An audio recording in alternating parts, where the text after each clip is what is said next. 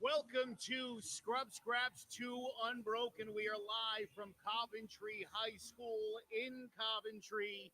We'll be getting started in just a couple of minutes. I am Joe Aguirre with my man D-Lo, Daniel Lopez, and Jeremy Torres, JT. Guys, we got a schedule for 20 fights.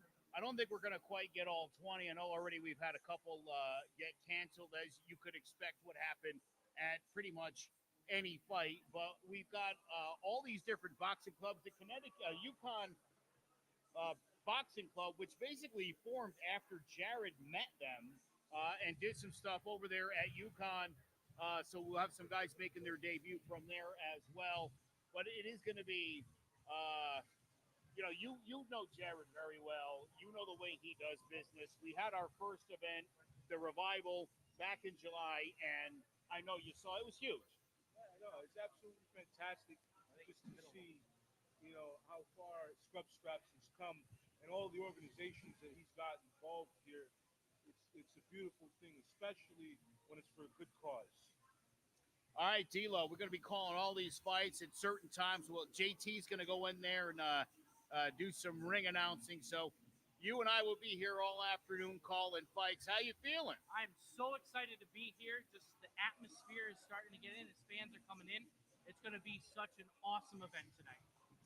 All right, we have wonderful sponsors. We're going to run you a quick commercial, and then we'll come back and we'll sort of get things started here at Scrub Scraps 2 Unbroken. Scrub Scraps 2 Unbroken is brought to you by Fox Hill School of Music, Connecticut's most progressive music school dedicated to serving the needs of the modern musician.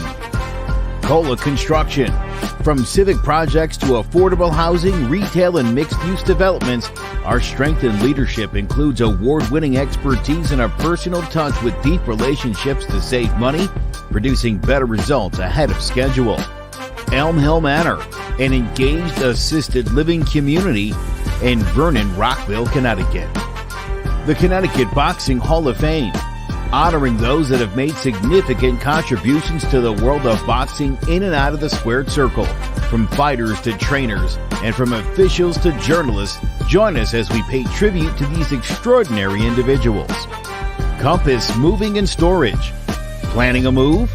Give us a call at 508-385-7070 or contact us by email to arrange a free estimate with one of our expert moving consultants.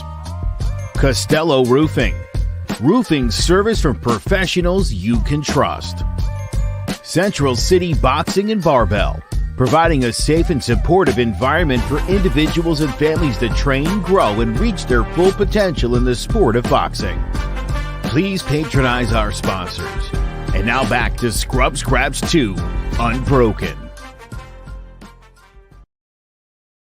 Week, Jared Jones, the founder of Scrub Scraps, was honored by the Totland Chamber of Commerce for Business of the Year. We just launched in February. Congratulations to Jared, who gave an unbelievable speech. We're going to cut to that right now. My name is Jared Jones. I run a nonprofit treatment-based boxing program called Scrub Scraps, if you didn't figure that out. And Scrub Scraps has found a way to be able to succeed treating people where other treatments fail.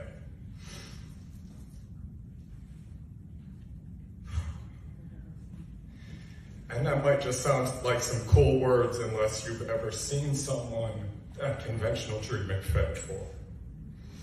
If you've ever been close to an addict or an alcoholic and seen NA and AA fail, they're not just cool words. If you've been close to someone who's depressed or anxious and seen conventional therapy and medications fail, then they're not just cool words. And I'd love to stand up here and tell you the hundreds of Scrub Scrap success stories, but in the best interest of your time, I'm going to tell one. And I think it really encompasses the Scrub Scrap story well. I've had a lot of time with the family, got a lot of chance to discuss the history, and got the green light to tell one of our stories today. So, Anna, If you just raise your hand. That's Anna. Anna's son is a member of Scrub Scraps. And when I say conventional treatments fail, nobody knows better than her. She is strong. She is smart. She is resourceful. She's a mathematician and an engineer, so figuring stuff out is kind of what she does for our country. She works for the government. And she tried to help her struggling son. Therapy, medication, inpatient, outpatient, everything that was available to her, she tried. And when none of the treatments and none of the medications and none of the integrative processes worked, sports teams, big brothers, big sisters, Cub Scouts, nothing worked. And then he wasn't a little boy anymore. Got into addiction and alcoholism. Now Anna's flying to rehab programs and detoxes that she's flown him out to.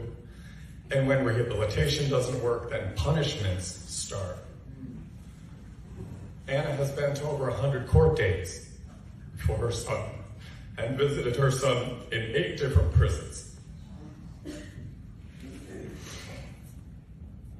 And then her son walked into Scrub Scraps, not desperately looking for the thing that would turn his life around, not clinging to hope like his mother Anna was, but because he thought it would be fun. He volunteered for it because he thought it would be fun, and it turned his life around. And when we come to understand that a program has the ability to succeed where conventional treatments fail, it's our responsibility as a society to make that program available to the general public. When I say he turned his life around, what do you measure failure and success by? Because every metric I have, this guy was a failure. And for every metric I have now, her son is a success. He has a nice home, a gorgeous wife, 3 beautiful kids, over 10 years of recovery, went back to school, got a master's degree, runs his own business. I bet you wouldn't even recognize it. There should be a Scrub Scraps program in every school and every prison in America. And there should have been a Scrub Scraps program available to Anna much sooner. But I know based on the results and the number of people that Scrub Scraps has been able to help, my mom, Anna, she wouldn't change anything. Thank you, everyone. Such an amazing speech, and such an amazing organizations. And just for the sake of, I don't even know what you call it. I serve on the board of directors for Scrub Scraps, and it is such an amazing organization. And for anybody who doesn't know the story of Scrub Scraps, it was started back in 2005. It was basically a fight club out of Jared's house, him and his buddies. And eventually the state shut it down. They were like, it's Fight Club. You can't have a fight club. And so Jared went through the efforts of working with Connecticut State Legislature and USA Boxing with the help of the Connecticut Boxing Hall of Fame to make this literally the only beginners boxer club in the United States of America. This is a one-of-a-kind situation as far as beginners or boxing, amateur boxing club. There's nothing like this in the entire country, and we're hoping to see this. It is amazing. You know, there's a lot of these fighters that we're going to see here today. I've had a chance to talk to them, D-Lo, and they're amazing kids. And they are putting all of their efforts into training, and it's not only making them good boxers, it's making them better human beings.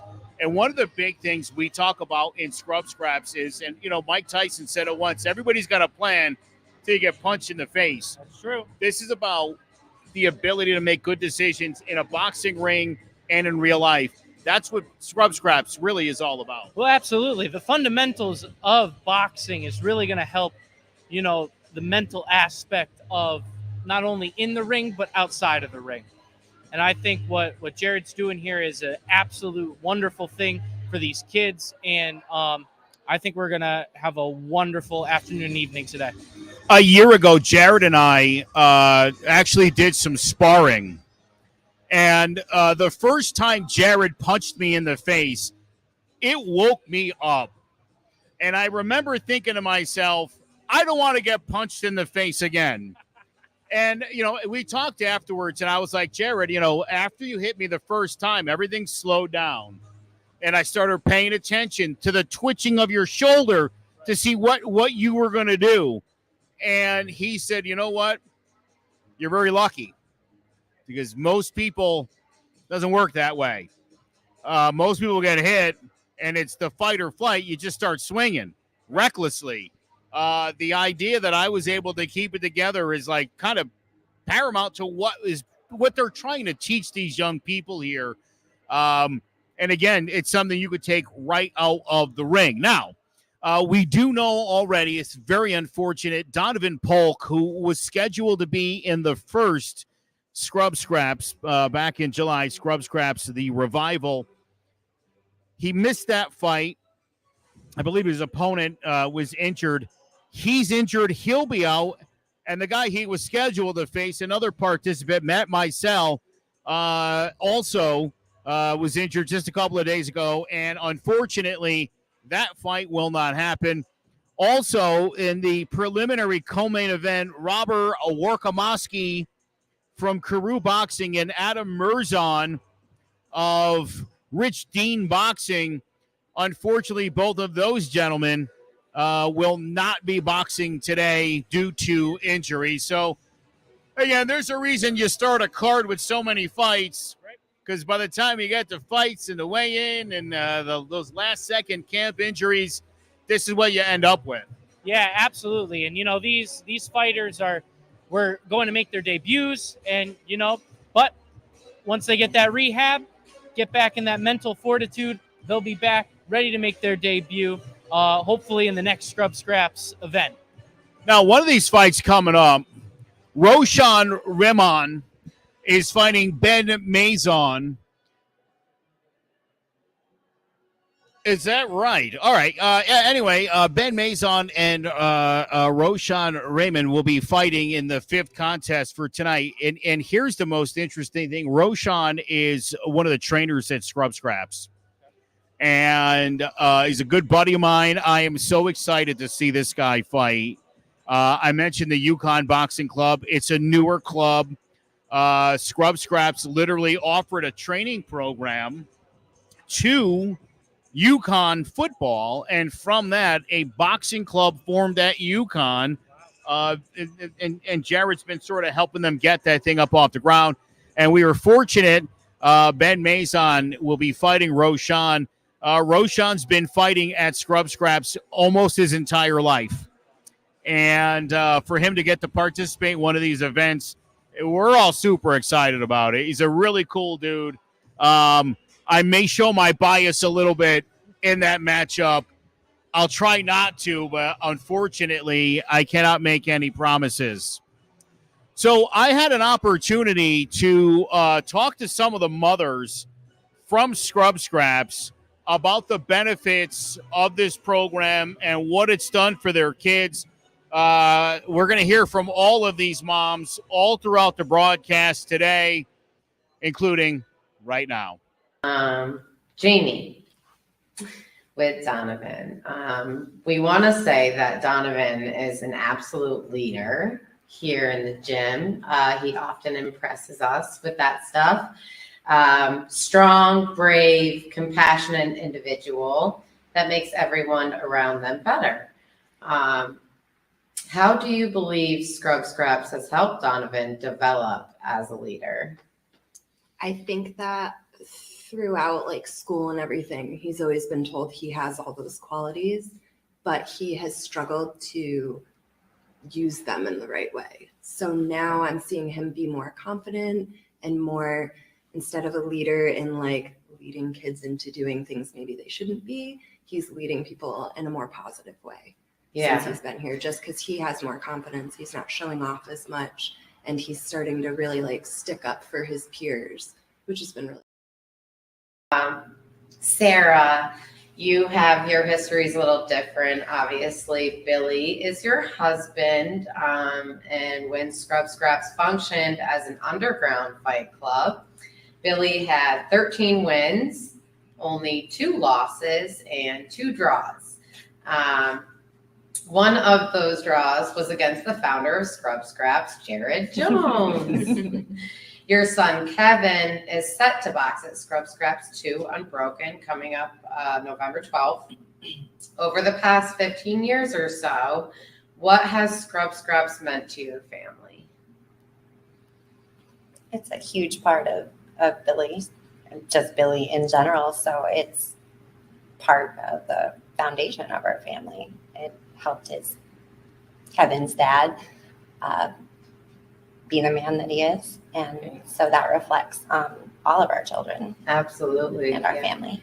And then your son has been like wrestling since he was three. You said? Yeah. And then, so he's kind of always had a little bit of an interest in boxing. Always. And then with his dad's history here, he came right in pretty confident. He is confident. He was excited, so excited. And Dad always made it very clear that, like I said, decided when he was about 3, because Kevin had like limitless energy when he was a little guy. Like my son. He just Like started my son. to kind of grasp and get it under control the last few years. But Billy was very adamant that it was going to be Jared or himself training him. So it's worked out, time-wise, worked out so perfect. Yeah.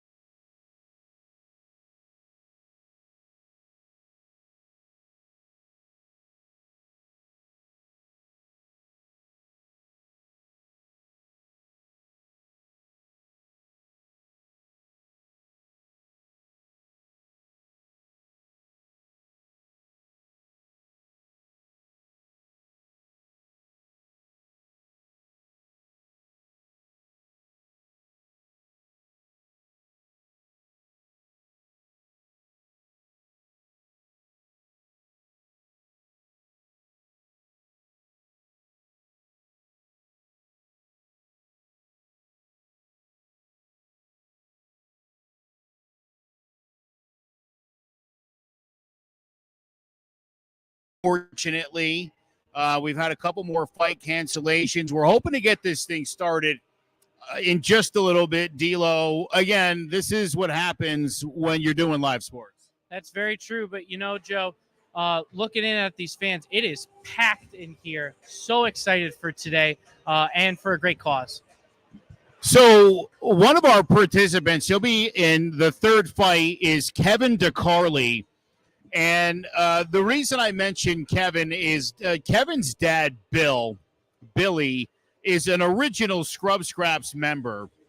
And way back in the day, Bill DeCarly and Jared Jones, in the first edition of Scrub Scraps, at Scrub Scraps 19, they had an epic bout.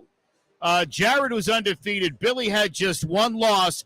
We're going to play you that fight. We're going to flash back to Scrub Scraps 19, and then hopefully when we get back to live, we'll be ready to start Scrub Scraps 2 Unbroken. You did it last time. You did it last time.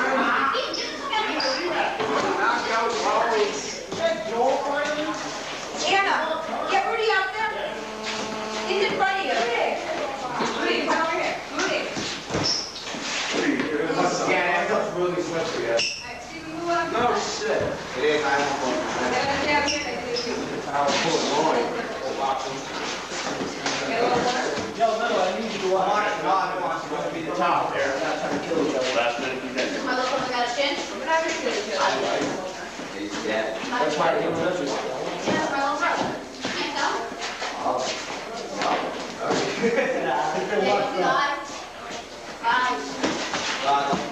So he's doing a run, right? 1 minute, guys. Anybody? Mr. Watson. Not even.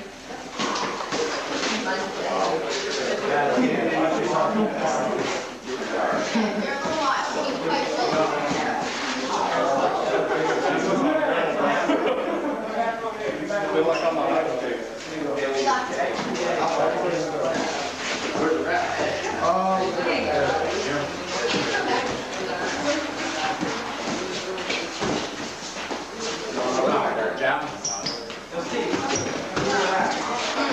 Great.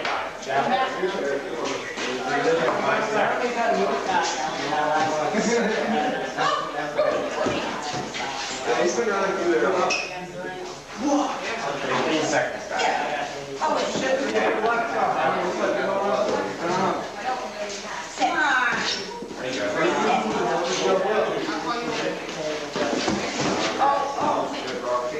Good, Jack.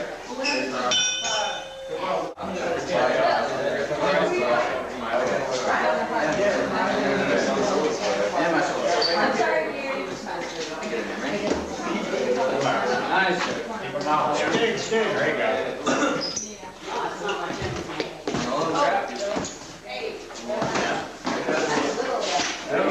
Yeah, be careful. What, Jared?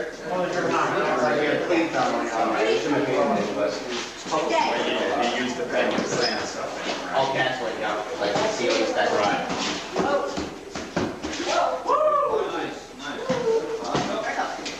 Come out there.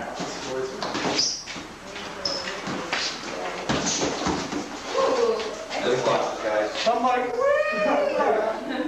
trying to stand it.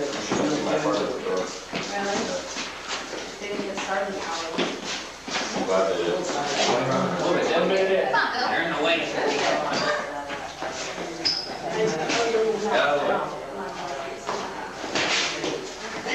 What? Nice.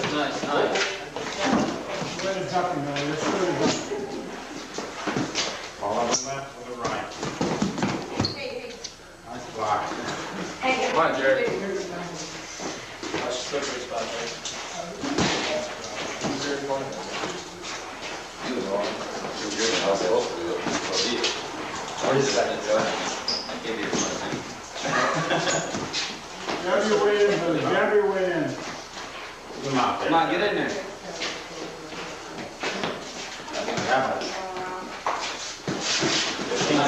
Nice.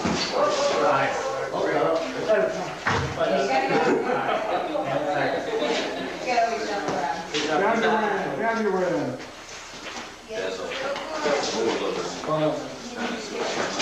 That's fine. Round 3. Keep him out there, Jared. There you go. Grab your way in. Keep him out there. There you go.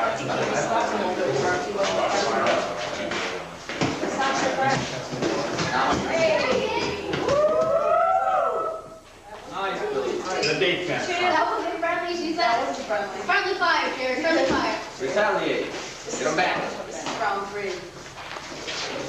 Start growling at it. Take your left up. You guys are 5 rounds, yeah.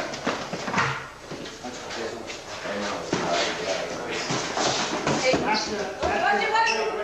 Good back off, Billy. Good back off. That's the way it's everywhere. Working behind the jab. Everything comes off that guy. Oh, you can't remember. Back here. Come on, Jerry. That's the way you're ready. Follow your jab in. Yeah. Come on, See you, get out the jab. Over here, okay. Actually, let's go.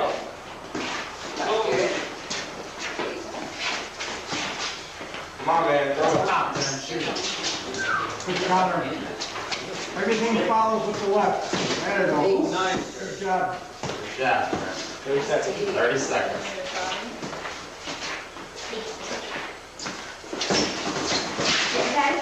Oh, you should let that go. Gotta let the hand fly, man. Not what we wanted. Nope. Let the hand fly. Last 30 seconds, man. Follow with the left hook to the body. That's it. 5 seconds. Here, Rick. One more. 5 seconds. Go. Get it. Open up. Good, Mark. Come on. Tap him out there. You hear that? Move it. Don't give him a target. I gotta see an elbow. Follow your jab in. There you go. Yeah. Slide across the Jab him up. Work behind it. There you go. Work behind. Good jab. Working. Oh. Nice. Hey. That's it. Don't back. There. Aw, you should let that go. Should let that go. Right? I finally saw it coming. He grabbed the shoulder. That's what counter's allowed. Finally sees over and doesn't stop. Follow your jab in. Follow it in. Follow it in. Come on. Let it out now. Good. Last one, left hook to the body. Good counter. Good counter.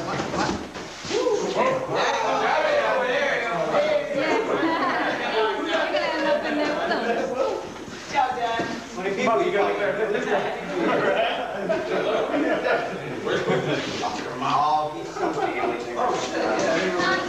Smash him up. No. Corn. Yep, 20 seconds, guys. do 2. Work it. Work it. Yep. Get in. Too much time. You're punching there. There you go. Too much time. We gotta be quicker. Snap out there. Let's go. 10 seconds. Come on, him up. Come on. Get him in the Turn hand. around. Get in there. That boy. Go to the body. Who's the champ? Who's the champ? Yep. Do 2. Come on. Follow your jab. That's it. Come on, you gotta throw a combo, Jay. Yep. You got it. Here you go. Get into it. Come on, Jerry. Don't let him out. Come on, Jake. Open up. Open up. Retaliate. You fucker. Throw straight punches there, Jay. When he comes in, straight punches. That's it. Open that body. Rib. Jab, Jerry, jab. There you go. Nice. Jab again, Jerry. Keep it out there. Keep quicker. Jab. Let your hand go. Watch it. That way. Up close and personal shot. There you go. Billy always had to think for the camera. Whoa. Slap that. That's just 1 minute down. 1 minute to go. I think I can take it. Gotta dig deep now. I don't know. Whoop, whoop. Uppercut, Billy, uppercut. This is it. This is it. Oh, no, this is plenty of room. Open up.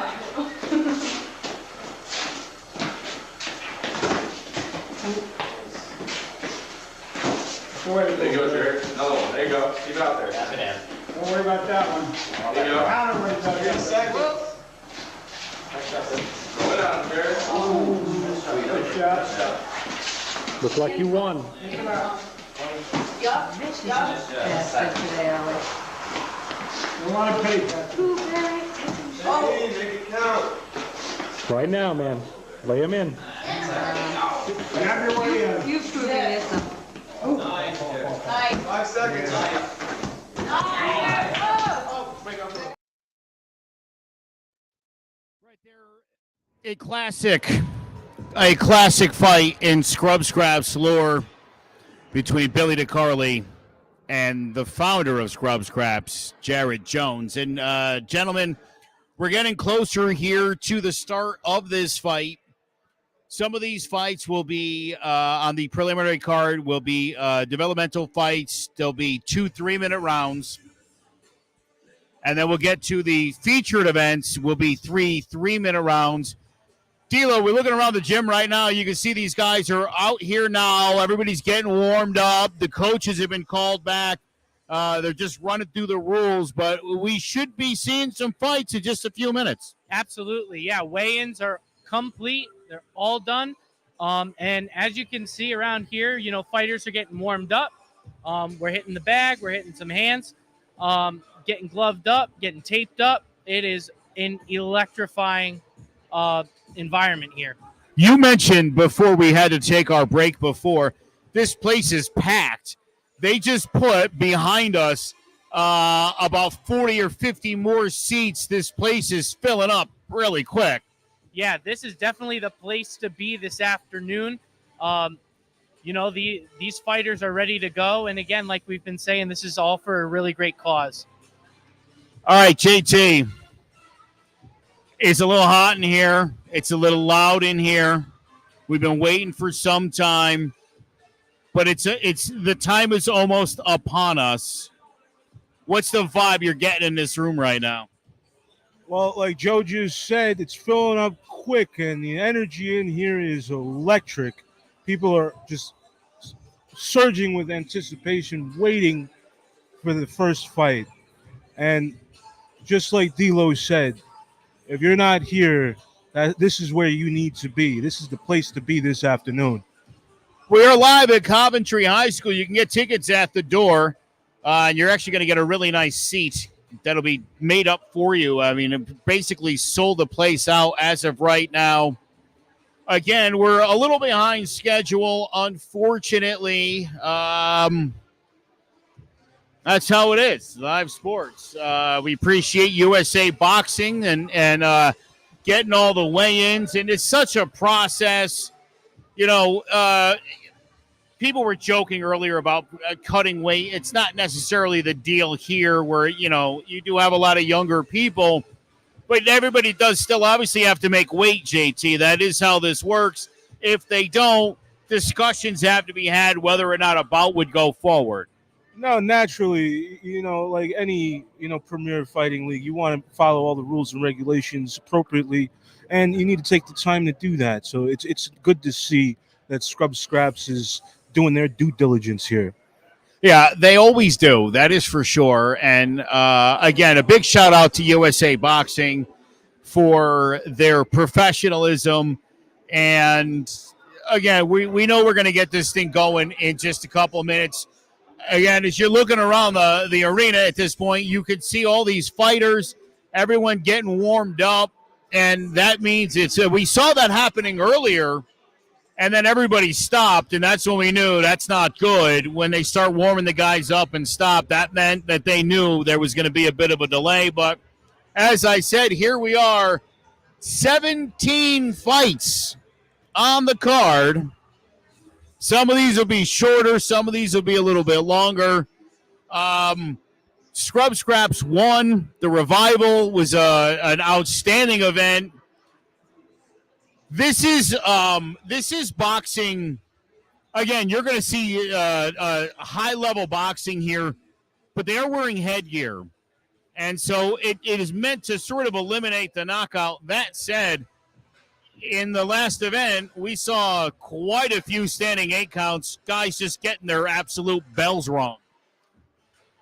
Unfortunately I wasn't here for the revival, but I am so excited to see what's going to happen here at Unbroken. I hope nobody gets too hurt, but at the same time, that's what we're here for. And that's what it's all about. And it's interestingly enough, nobody, fortunately, nobody got hurt in the first one, and we saw some really fantastic fights. Mohamed Benamor and Mark Solis. That's the main event here today. And last time through, Solis fought a guy who had a pretty poor record. But interestingly enough, if you know anything about journeyman, this is one of those journeymen who fights everybody. And he loses a lot because he fights big names. And he came in with a pretty bad record. He looked really good against Mark Solis. And so this week we have Mohamed Benamor matching up with Mark Solis. So we are expecting quite the main event this evening. In the co-main event, Victor Nieves and Admiro Morales will be duking it out, fighting at 140 pounds. Again, this is a really good-looking card. 4 ropes, KO Boxing, Wales City Boxing, Cholito's Way, Central City Boxing, Martinez Boxing, Wilner Mendez Boxing is here. Ninu's Martial Arts. Obviously, I know people have been asking about it. Yes, the Yukon Boxing Club is here and will be participating.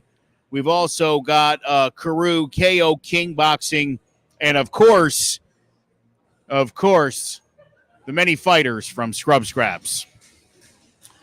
So, why don't we take a quick break? We'll thank our sponsors, and as we come back, we're getting closer and closer to the start of Scrub Scraps 2 Unbroken. Scrub Scraps 2 Unbroken is brought to you by Fox Hill School of Music, Connecticut's most progressive music school dedicated to serving the needs of the modern musician.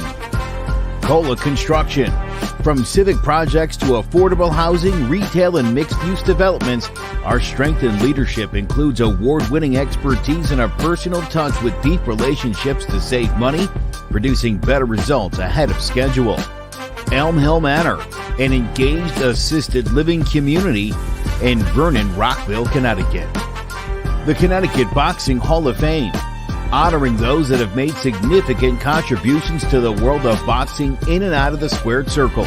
From fighters to trainers, and from officials to journalists, join us as we pay tribute to these extraordinary individuals. Compass Moving and Storage. Planning a move?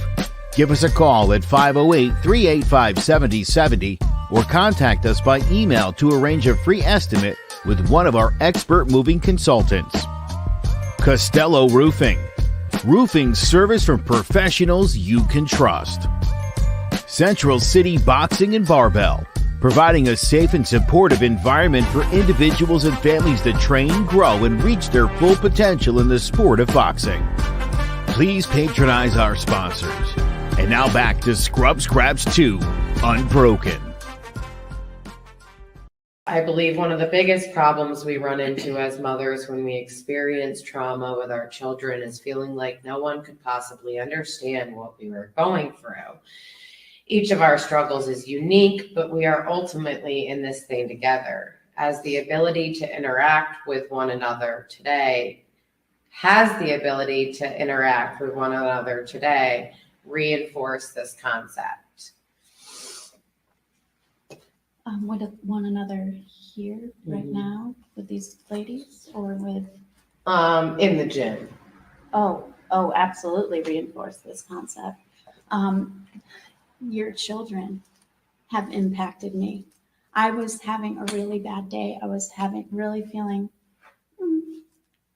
just not great in the gym. You know, we all have those days where you just Absolutely. don't feel good about yourself, Yeah. like our children, right? And Kevin, I was in the corner, like thinking I was being all sly. No one knew I was upset, you know? And he came over and he noticed and he's like, "Are you okay?" I'm like, "I just feel like, you know, I should be doing better." He's like, "You're doing great. Just keep it up, you know?" And Donovan, I think he was the first one that told me good job, you know? It was awesome. I really, really, like, I just can't express it, how much they've impacted. Donovan's always been super athletic. He plays pretty much every sport, and he's pretty good at all of them, which he would love to tell everybody about all the time. But there was always something missing, because it's like you said, you're playing with a team. So I almost feel like he used that as a place to hide. So it would be like, "Oh, we didn't win that game, but it's because this person dropped the ball, or this person did this, or the other team was, or the ref." Or here, I feel like he doesn't have that place to hide.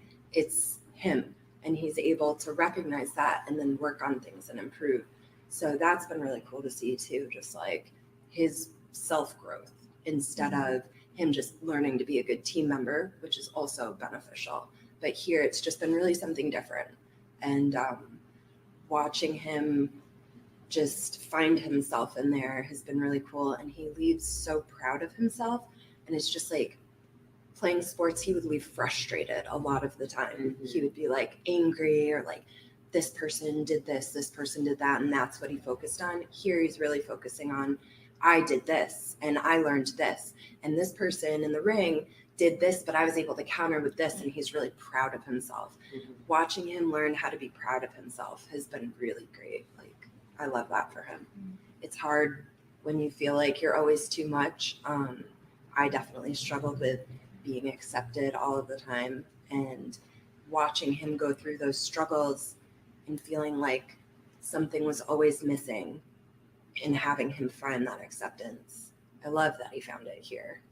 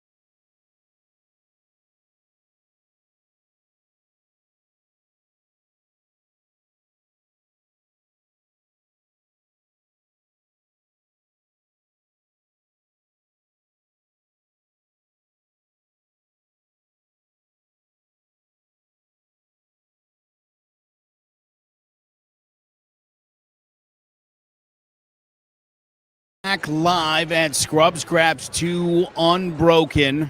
We are live from Coventry High School. I just made the announcement. We've called the first 3 fights to come down to ringside. So we are ever closer to the official start.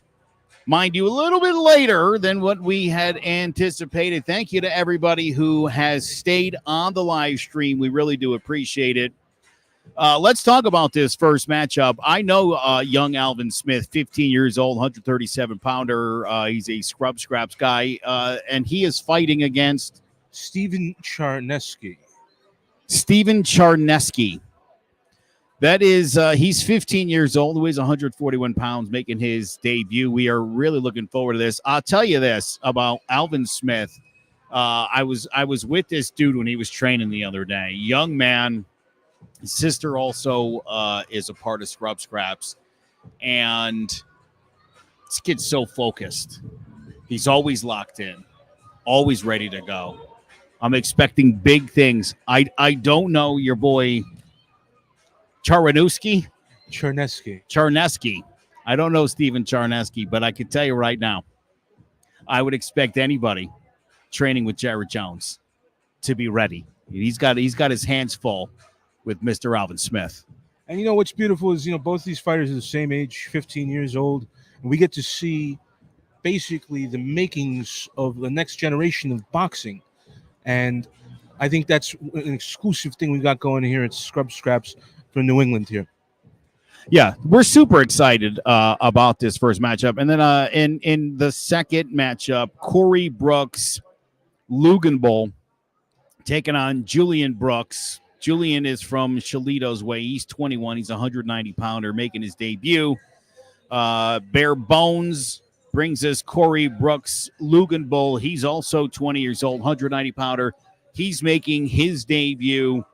Couple of other gyms, developmental fight guys making their debuts. We'll see exactly what these gyms are doing and what kind of talent they're churning. Yeah, absolutely. Making your debut, definitely got those butterflies. But, these kids and, young adults are definitely getting that mental fortitude. Iron sharpens iron. And in this case, I think we're going to see a really great fight. Iron sharpens iron. I like that. And then the third fight we're getting prepped up here for on our preliminary card, as I mentioned. Mentioned his dad, Billy DeCarly. We showed you the fight earlier, Scrub Scraps 19, between Jared Jones and Billy DeCarly. That's Kevin's dad. And we've been playing clips from, I did a series of interviews with the moms from Scrub Scraps. And I talked to Sarah DeCarly, who is Kevin's mom and Billy's wife.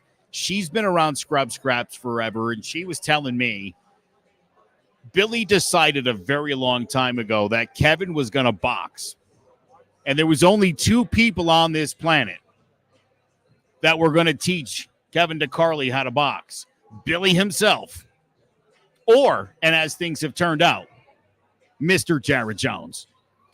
Which is fantastic because you can't ask for a better trainer than the head of the organization himself. But I think the lovely thing about today's fight is that you see everybody here with their families and their entire support systems coming out and showing out, not just for a great sporting event, but for a good cause. Yeah, and we've mentioned that more than a couple of times here, what a great cause this is. And by the way, a big shout out to the Connecticut Boxing Hall of Fame, which has been pretty much from day one such an ardent supporter of Scrub Scraps, as well as USA Boxing. Always got to give a big shout out to Jason Concepcion from USA Boxing, who was instrumental in helping Jared get this boxing club formed and legal. The only beginner and amateur boxing club in the entire country. And we wouldn't be here today if it wasn't for some of the wonderful people like Jason Concepcion, who helped us get this going. And then went so far as to advise Jared and I when we put on this first event back in July. Scrub Scraps won the Revival. got to say just thank you, really, to so many people who have put in the time to make this happen, that understand what's going on here, that see the big picture, that see that, yeah, there's going to be great boxing today. D'Lo, we talked about this. There's so much more. Oh, absolutely. Yeah. Giving these kids and young adults a place to not only learn the fundamentals of boxing, but to use those skills in the ring and outside of the ring. And I think, again, what Jared is doing is just a phenomenal thing for not only these young men, but also just for as we've said, the future of boxing is right here in this gym. Yeah, again, as I mentioned, I've been spending a lot of time up at the gym, not working out or anything like that. Don't get me mistaken here. But in just talking to these young competitors, and listen, more and more of these kids are literally in here and they're thinking about a professional boxing career. It's great for your mental development. It's great for your confidence. It's great for everything. But, you do, when you start putting the time in, JT, you're training, you're sparring, an opportunity like this comes where you get to compete against another person in an arena. And it's starting to feel like a professional. A lot of these young guys, Alvin Smith told me he's very interested in pursuing a professional career because of all the great stuff he's experienced through Scrub Scraps. I think it was Arnold Schwarzenegger who said that there's nothing more liberating in life than having a purpose. And I feel like, being able to have a sport that you can focus your energy and your ambitions on is so meaningful, especially for the youth that are here today. One of the moms was saying to me the other day that her son had always competed in sports. And he'd always been pretty successful in sports, but he could always, if the team wasn't successful, he did what he was supposed to do. But he could sort of hide behind the idea, you're the wide receiver on a football team. It's the quarterback's fault. When it comes to this sport, the sport of boxing, there is no one to pin any blame on outside of yourself. And she said, she's just sort of saw him owning up to the idea of not hiding behind a team or being able to scapegoat another person because this is such an individualized kind of one-on-one sport. Right, absolutely. You really got to have a good, clear mind, focus. And these athletes are really getting that one-on-one training. They got all their coaches are really helping them out and getting them into that mind space. But yeah, once that bell rings, it's them and their opponent. And you gotta stay focused. You gotta stay in there, and may the best man win. Yeah, it really is. It's as simple as that. And man, I'll tell you, you guys, I know you're both excited for this, but I don't think you know how good this is going to be. I'm telling you right now, you are, by the time this thing's over, you're going to be sitting on the edge of your seat. I've been hanging on the edge of my seat in anticipation. So I feel like people don't really focus their energy the way that these kids are here today, these days anyways. You see in several parts of the gym, kids shadow boxing and just getting ready. And it's nice to see. It puts that faith right back in humanity.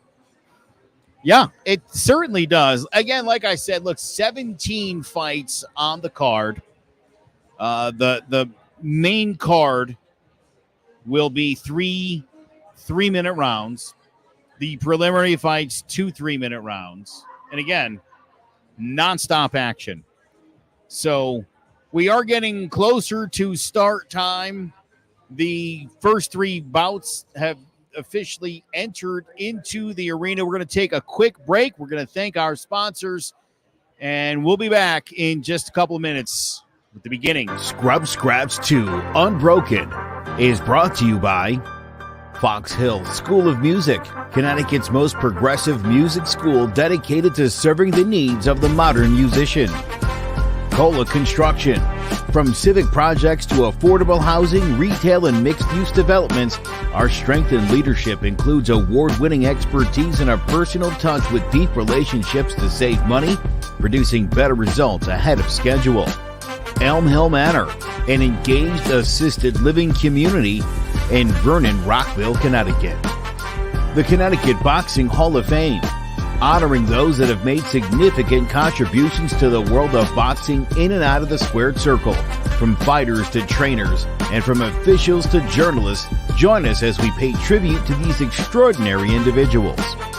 Compass Moving and Storage. Planning a move? Give us a call at 508-385-7070 or contact us by email to arrange a free estimate with one of our expert moving consultants. Costello Roofing. Roofing service from professionals you can trust. Central City Boxing and Barbell, providing a safe and supportive environment for individuals and families to train, grow, and reach their full potential in the sport of boxing. Please patronize our sponsors. And now back to Scrub Scraps 2 Unbroken. Acceptance is so important because to have acceptance for that to happen, connection needs to happen first. And I think that's what Scrub Scraps does.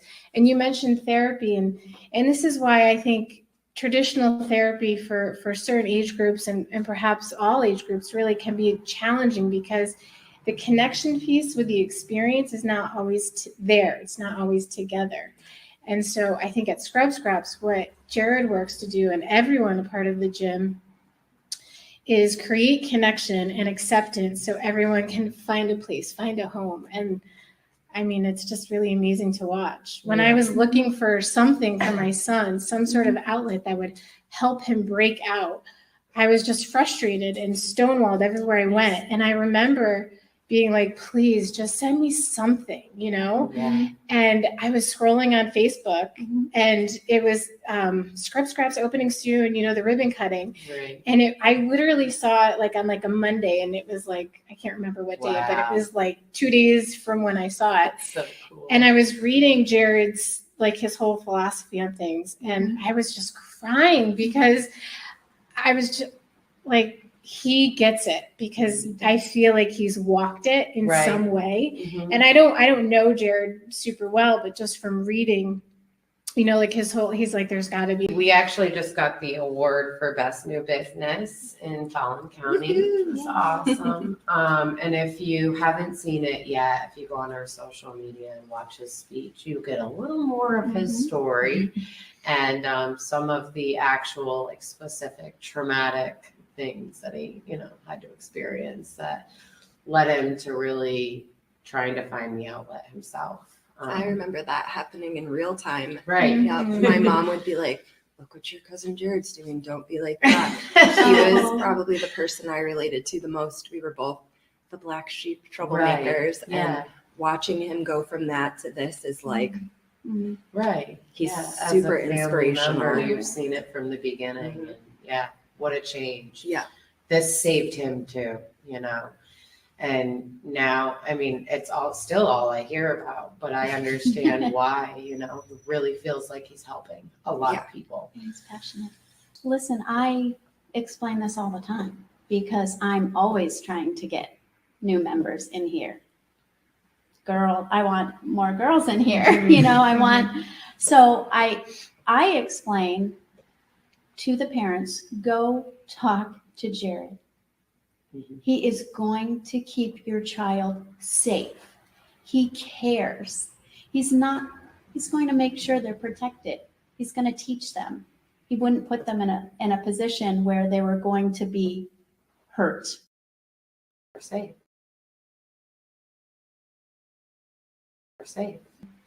Stress, anxiety, depression, it's all a part of life. And it's energy that we have to work out. It's somatic energy that we have to work out in a productive way. And when you give people a chance to work things out in a productive way with boundaries, with connection, with a sense of feeling and community, people can work that out in a way so that when they have a stressor happening in life, they can handle it without anger and frustration mounting up and not having an outlet. And it's not an outlet to get out the anger and frustration. It's a way of reworking the energy that's already happening inside there out in a much more productive movement kind of experience. And I think that's why it's important, because talking about anxiety, talking about frustrations, talking about stress, that's where it stays. Moving it out of our bodies in a productive way is the experience. Boxing, I believe, my family believes, boxing in general is more than just fighting.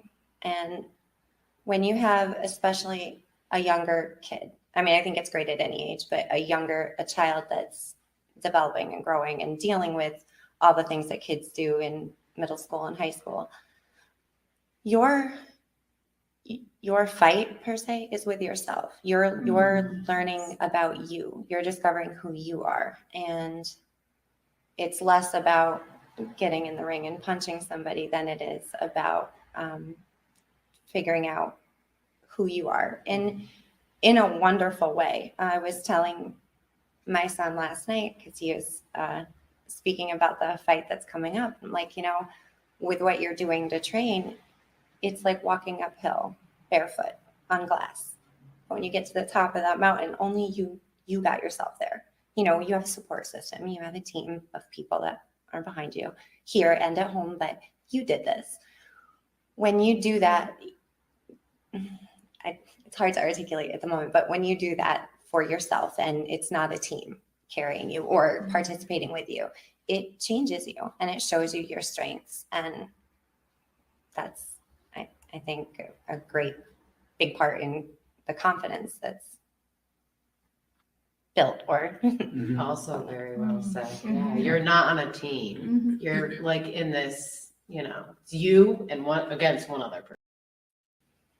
Donovan's always been super athletic. He plays pretty much every sport and he's pretty good at all of them, which he would love to tell everybody about all the time. But there was always something missing, because it's like you said, you're playing with a team. So I almost feel like he used that as a place to hide. So it would be like, oh, we didn't win that game, but it's because this person dropped the ball, or this person did this, or the other team was, or the ref. Or here I feel like he doesn't have that place to hide. It's him, and he's able to recognize that and then work on things and improve. So that's been really cool to see too, just like his self-growth instead of him just learning to be a good team member, which is also beneficial. But here it's just been really something different. And watching him just find himself in there has been really cool. And he leaves so proud of himself. And it's just like playing sports, he would leave frustrated a lot of the time. He would be like angry or like, this person did this person did that. And that's what he focused on. Here he's really focusing on, I did this and I learned this. And this person in the ring did this, but I was able to counter with this. And he's really proud of himself. Watching him learn how to be proud of himself has been really great. Like, I love that for him. It's hard when you feel like you're always too much.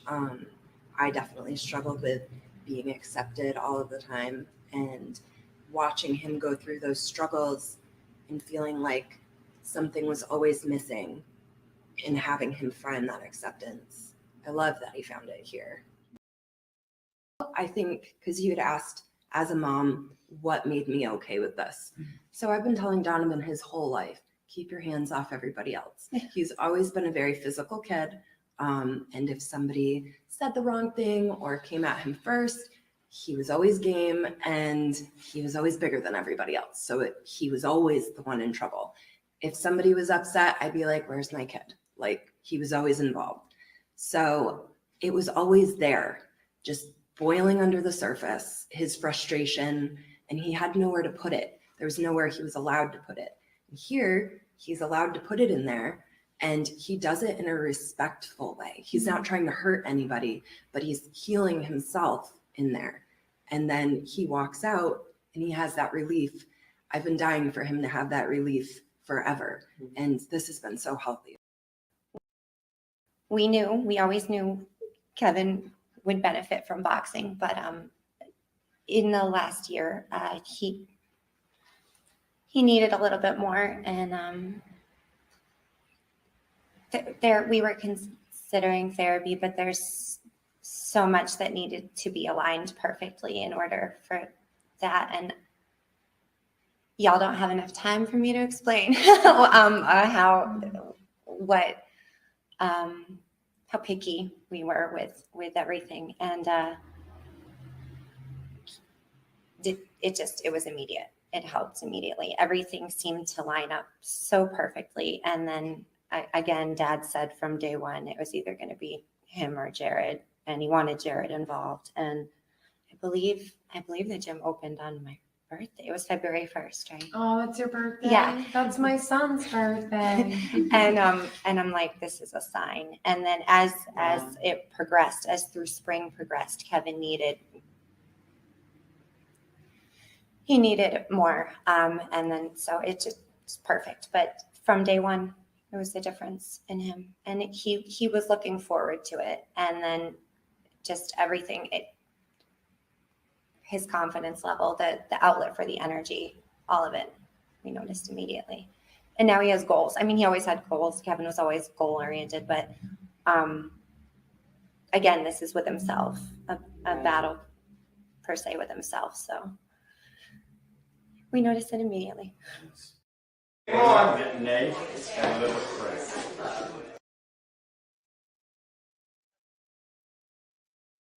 All right. We are back here. We are watching right now as the USA Boxing officials talk with the fighters and the coaches and the cornermen as they run through all the rules. And then in just a couple of moments, we will have the playing of our nation's anthem, and then it will officially be showtime here live at Coventry High School in Coventry.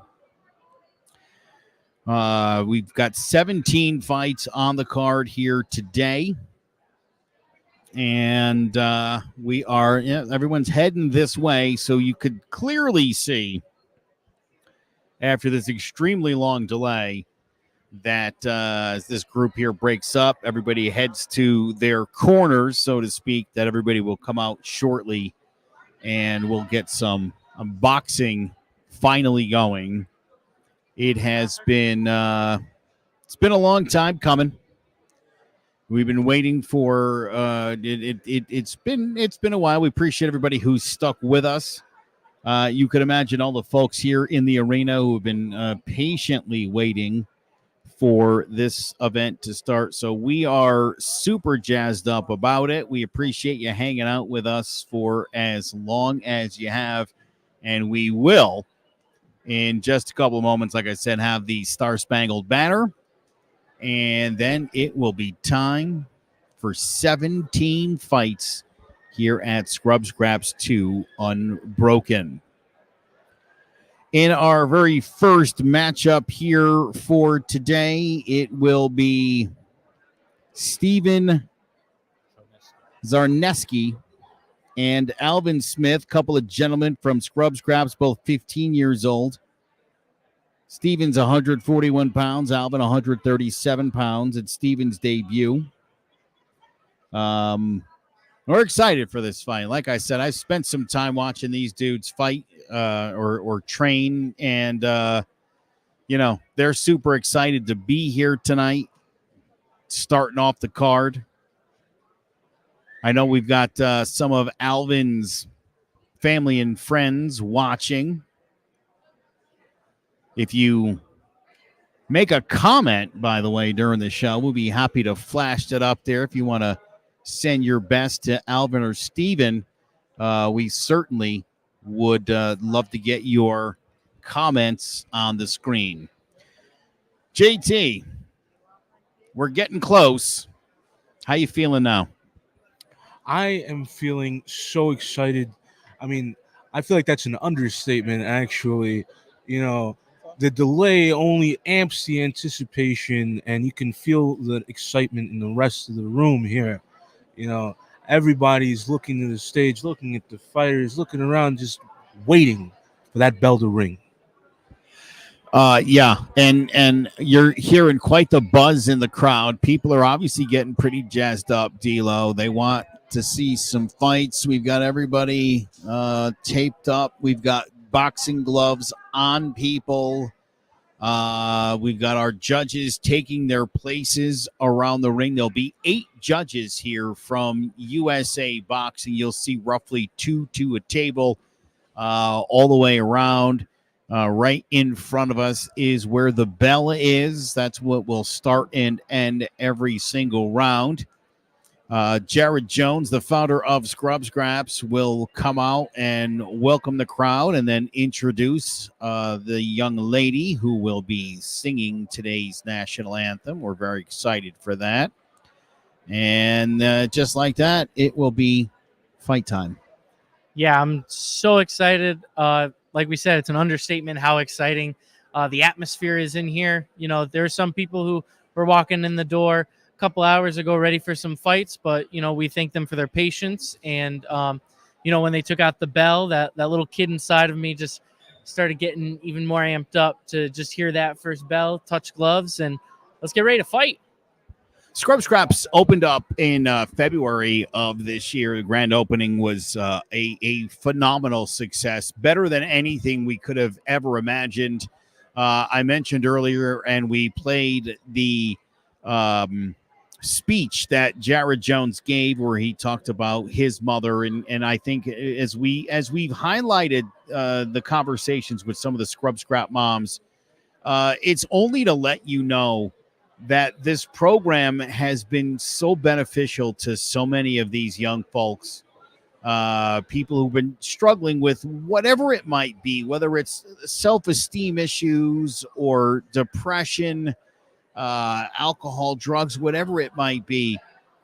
You know, for a lot of these kids, conventional therapy's never really been their thing, and they're getting something extraordinary with Jared Jones through the Scrub Scraps program. And again, I know so many of these young folks have been training their little butts off in anticipation of this event. We know some folks, for a variety of reasons, there were some injuries.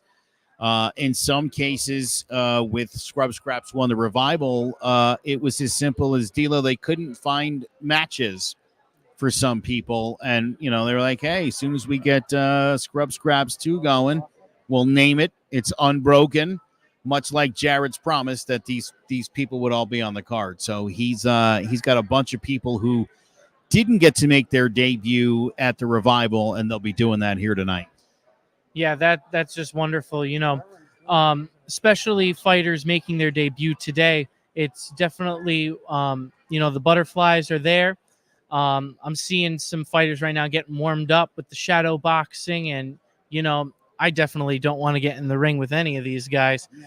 They've been definitely putting in the work. We've been talking about, you know, mental fortitude and having this this sport not only be beneficial for them, but also inside the ring, but beneficial outside of the ring. Like we said, conventional therapy might not be for everybody, but you know, seeing these athletes get ready for today has definitely put some new ideas and new perspectives into my brain.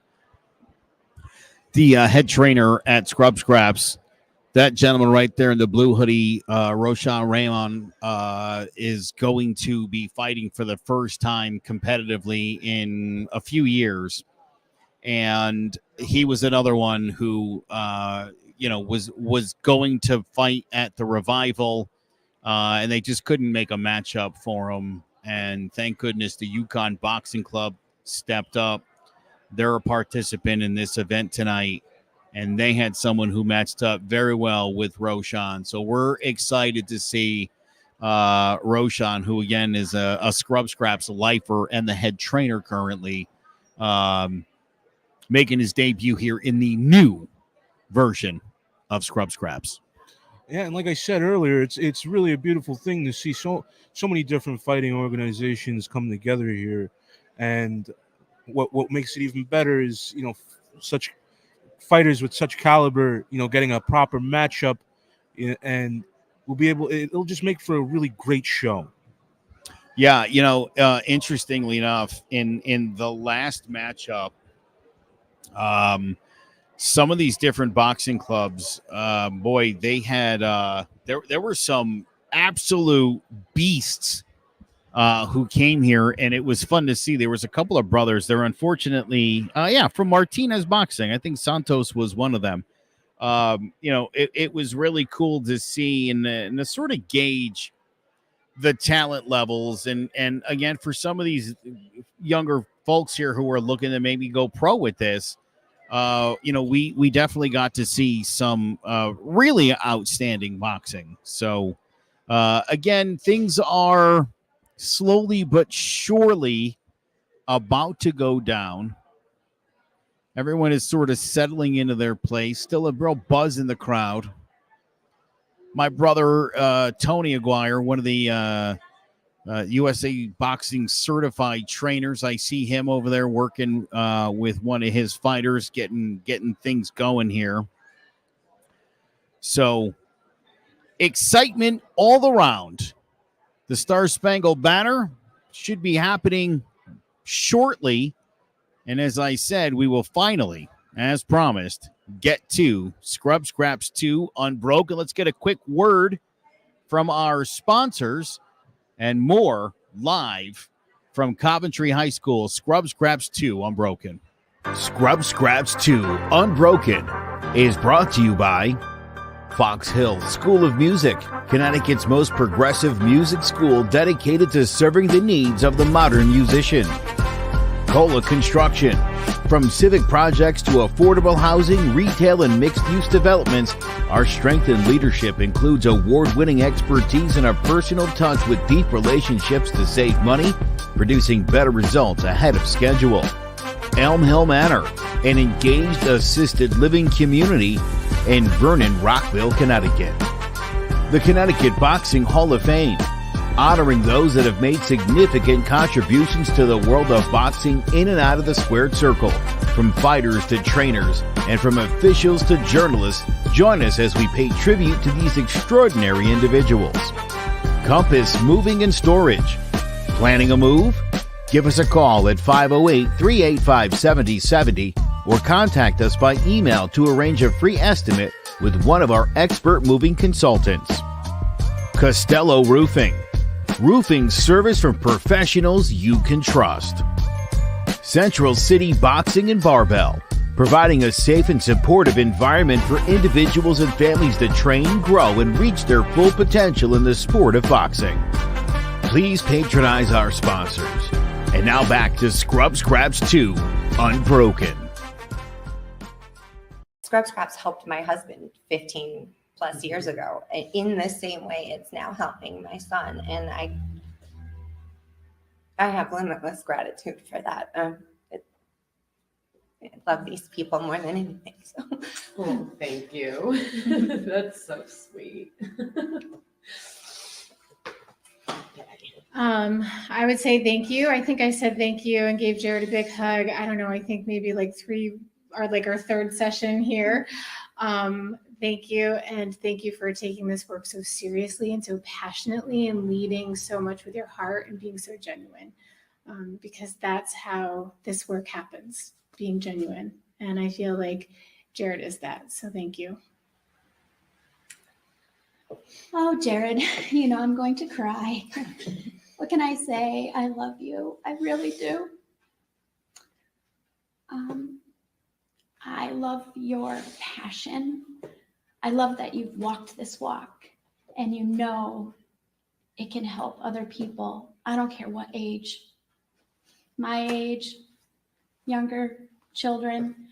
You welcome everyone, and I feel like you truly want what's best for everyone, and I love that about you. Scraps is amazing, and I just really, if anyone out there is looking for some place to go, Jared, they need to come to you. They need this outlet. Yeah. Thank you, Jared, for providing a non-traditional path for everyone to take to find acceptance in themselves out there. You've been a positive role model to me my whole life, watching you work so much harder than anyone else I know to prove that anybody can do it. A lot of times throughout my life, I know you know, I've been told that I'm not doing things the right way, and the right way was never the way I needed. And Donovan is my literal clone. I don't know how that happened, but having him have a place to go where he doesn't have to do things the right way and the traditional way, it's exactly what I wanted for him. And I'm so glad he has it at this age, because as you know, it's really hard to have to work to find that spot for yourself in life, and comes a little later for some of us. All right, we are back and we are about to go live. The microphone is being turned on and they are heading into the ring to get this thing officially going. And we will get the Star Spangled Banner going, and then we will get into our very first fight. So here we are. You see in the ring right now, that is Jared Jones, Scrub Scrap founder, president, and CEO, and one heck of a human being. And we would not be here today if it wasn't for the vision and the fortitude of Jared Jones. And so, again, we are starting about an hour and a half later than what we were supposed to be doing. We appreciate your patience. So many wonderfully patient people, both here and watching around the world. So Scrub Scraps getting ready to host its second event. Again, this one called Unbroken. And here we go. They are starting to get them all lined up. I see 6 judges around the ring. There are 2 more. The young lady who will be singing today's national anthem is just about ready. So this should be going down, I would say, within about 2 minutes here. Up, here comes the microphone. And I will now turn things over to Jared Jones at ringside.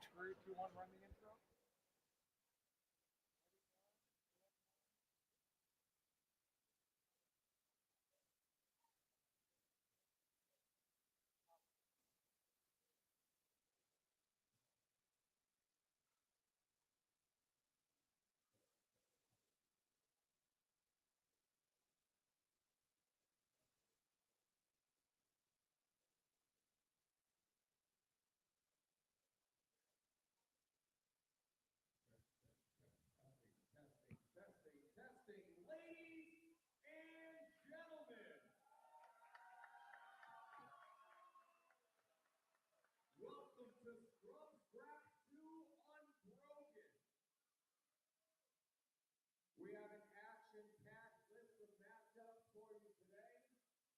We're going to start with my amazing niece, Sophia Rose Tomko, to give us our national anthem. If everybody would please rise and remove your cap.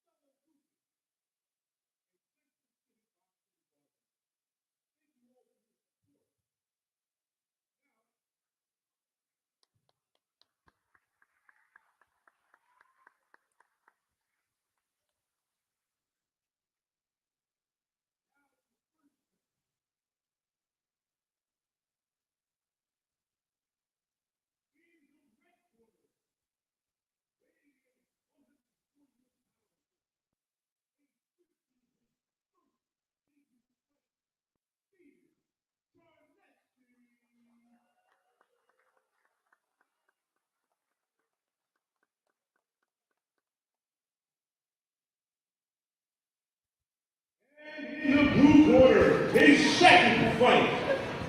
Also age 15, weighing in at 137 pounds, Alvin Smith. All right, so here we go. Our very first matchup. And by the way, an absolutely fantastic rendition of our Star Spangled Banner by Jared Jones's niece. She was tremendous. And now, finally, D-Lo, everybody's all jazzed up, and the action is about to start. It is absolutely electric in this building. It is standing room only. There are no more chairs. We have people all around the gym standing, exciting, ready to get into action. All right, so Scrub Scraps putting in here both of these first two fighters, Steven Kazarnowski,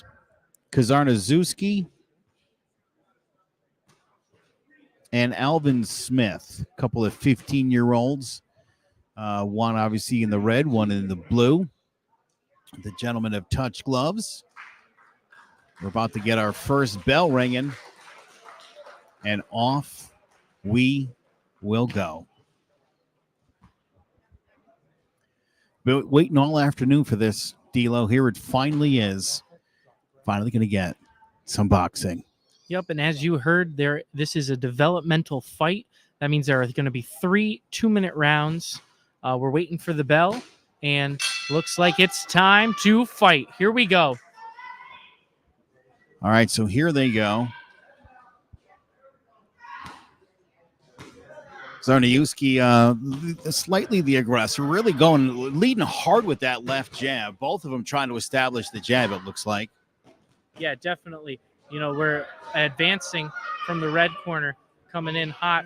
But, you know, they're really focusing on their footwork here, trying not to catch the other one off guard and balance. And as you can see, they are wearing their headgear because, again, this is a developmental fight.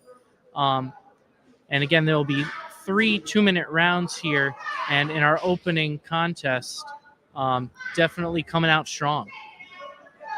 Yeah, definitely what we were hoping to see here. Seeing some pretty solid fundamentals. Again, leading with those jabs. Everybody's always out there looking to do the head hunting. Head hunting doesn't work. Working the body, setting up the jab, working off the jab to throw other things. That's kind of where boxing is at, and that's what you're seeing right here. Yeah, and Steven's really starting to now go to the body, showing that, you know, trying to feel him out and really trying to push him towards the ropes, getting him a little off balance here. Looks like Alvin Smith kind of shaking one off there a little bit. He got his bell rung a little bit, but he's doing all right. Looks like Zarniewski a little bit there, using the body, using the arms, kind of keeping the distance here from Smith. Nice to see a couple of 15-year-olds kind of working off the jab, getting things set up. Yeah, definitely pushing him to the corner with just a couple seconds left in this round. I really feel like Steven definitely won this round here. And that's the end of the first round here. Yeah, Zarniewski, for sure, definitely, I think, established a little bit more, landed a couple of pretty solid punches. I would say you're probably right, D-Lo. I would say you give the round to Zarniewski. We'll see if Smith can't bounce back here with a better second round. Yeah, absolutely. Definitely, these coaches have to give some really good guidance to these fighters and giving more advice on, you know, how to dodge those jabs, try to get out of the corner. I know definitely Smith was up against the ropes. As we said, he got his bell rung a little bit, but he can definitely get back into this fight. Well, this is the kind of fight we were hoping to get right out of the gate. And here we go. We get ready for round 2 between Alvin Smith and Steven Kazarnowski.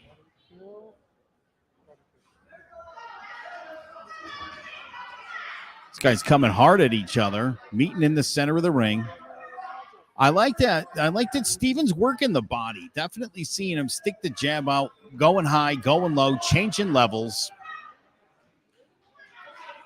Here comes Smith. Oh, big right from Zarniewski. And he's staying on Throwing it. nice couple of combos there. Ref giving the count one more time. Going to get a standing 8 count here for Alvin Smith, who definitely got clipped with a big right hand from Zarniewski. Definitely getting reminders to keep those gloves up. And, ooh, nice dodge by Smith here. Definitely trying to feel him out, but also keep his ground. You know, Steven's really been on him, keeping that pressure on, whether it's to the head or to the body. Nice left hook and going back. They're tying up, pushing him back towards the ropes in the corner. And this is It just snaps Smith's head back again. Yeah, this is definitely the fight that we were looking for. Great way to start our opening contest here at Scrub Scraps 2 Unbroken. Zarniewski been somewhat the aggressor most around too here. Did get a stunned him for a standing 8 count. And here comes Smith, sizing him up, got him towards the ropes. Another big right from Zarniewski. Follows that up with another left-right combination. Referee warns him with the paw hand. No more pawing. Another big right. And another one. Smith retaliates, catches a big left just before the end of the round. Yeah, he definitely got 3 big jabs right to the cheek, right to the head. Definitely hard-hitting first bout. Yeah, oh, for sure.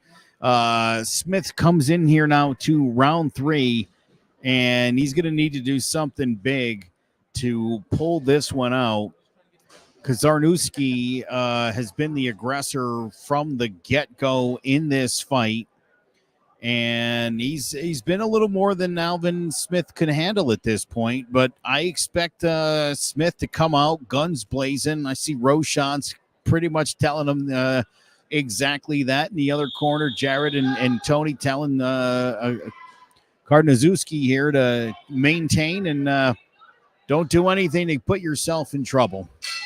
Right, you definitely have to keep your hands up, especially when they're coming out hot and fast. It's trying to stay low, watching out for that big left hook that Zarniewski has been given. You can hear the crowd. They are into this first opening bout. And Alvin Smith's throwing haymakers right now. He's not going to go out without a fight. Absolutely. And it looks like the ref has called it. Has called this first fight.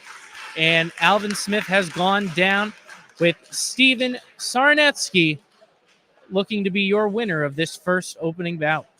Yeah, we see the stoppage here. He was, look, it's as simple as working that jab and then setting himself up with either the left hook or the big right cross. Referee thought he had certainly had enough.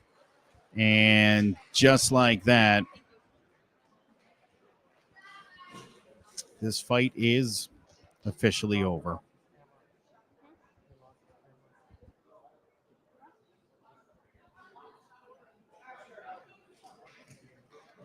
The referee calling both competitors back to just inspect again, shaking some hands, and a show of respect. Definitely teaching these kids right to have good sportsmanship, and we are about to get the official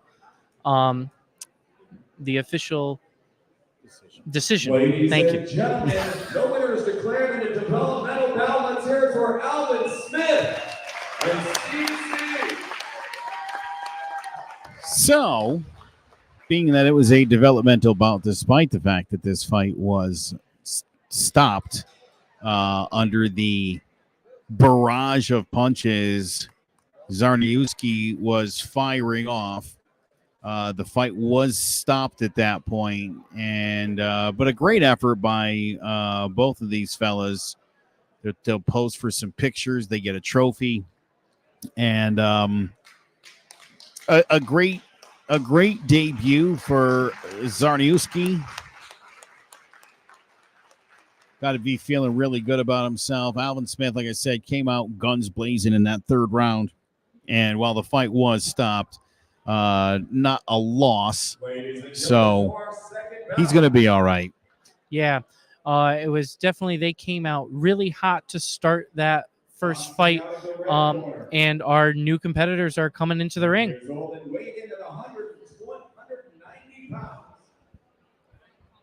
This is a developmental bout. So another developmental bout. Corey Brooks Leginbull, 20 years old, 190 pounder, making his debut, fighting out of bare bones. 21 years of age, he weighed in at 190 pounds. Fights out of Shalito's way of boxing, Julian Brooks. So Julian Brooks representing Shalito's way, 21-year-old, 190 pounder, making his debut. 3 2-minute rounds in this second matchup. A little bit older, a little bit bigger here for the second fight. Yeah, definitely. Both competitors in at 190 pounds. You can definitely tell when you look at them. A lot of muscle on these guys. They touch gloves for, the respect. And we're definitely going to get another barn burner match. A couple of big boys in here, cruiserweights even, at 190 pounds. Corey Brooks Leginbull and Julian Brooks. No relation at all. So here we go. Scrub Scraps 2 Unbroken. We are live from Coventry High School in Coventry, Connecticut for Scrub Scraps 2 Unbroken. So these two gentlemen come guns blazing here.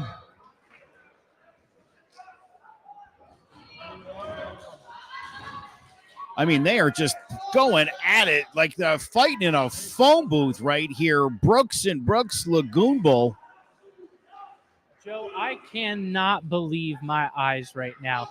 These two gentlemen are going at each other so fast, so hard, hitting them right on the body. Kind of a tie-up here. He's gonna have a standing 8 count, I think. Right? No. What are we gonna do here? Well, I thought, because it looked to me like the blue corner had a little bit of a knee buckle. I thought he could do a standing 8 count, but apparently that will not be the case. So Jillian Brooks and Corey Brooks Leginbull here will continue on with this first round. Yeah, and our official here was reminding both fighters to listen to the directions before, in our very long intermission before we started. The officials got together, brought all the fighters around just to make sure to go over the rules. Corey is up on the ropes, and the blue corner is getting hit in the head. This crowd is going wild. Yeah, here comes the standing 8 count. Oh, man. He snapped his head back a couple of times there, and referee had to jump in there and slow things down a little bit. Man, these guys literally fighting in a phone booth and just lots of short hooks and jabs. Here comes Corey Brooks Leginbull again, just mounting the attack.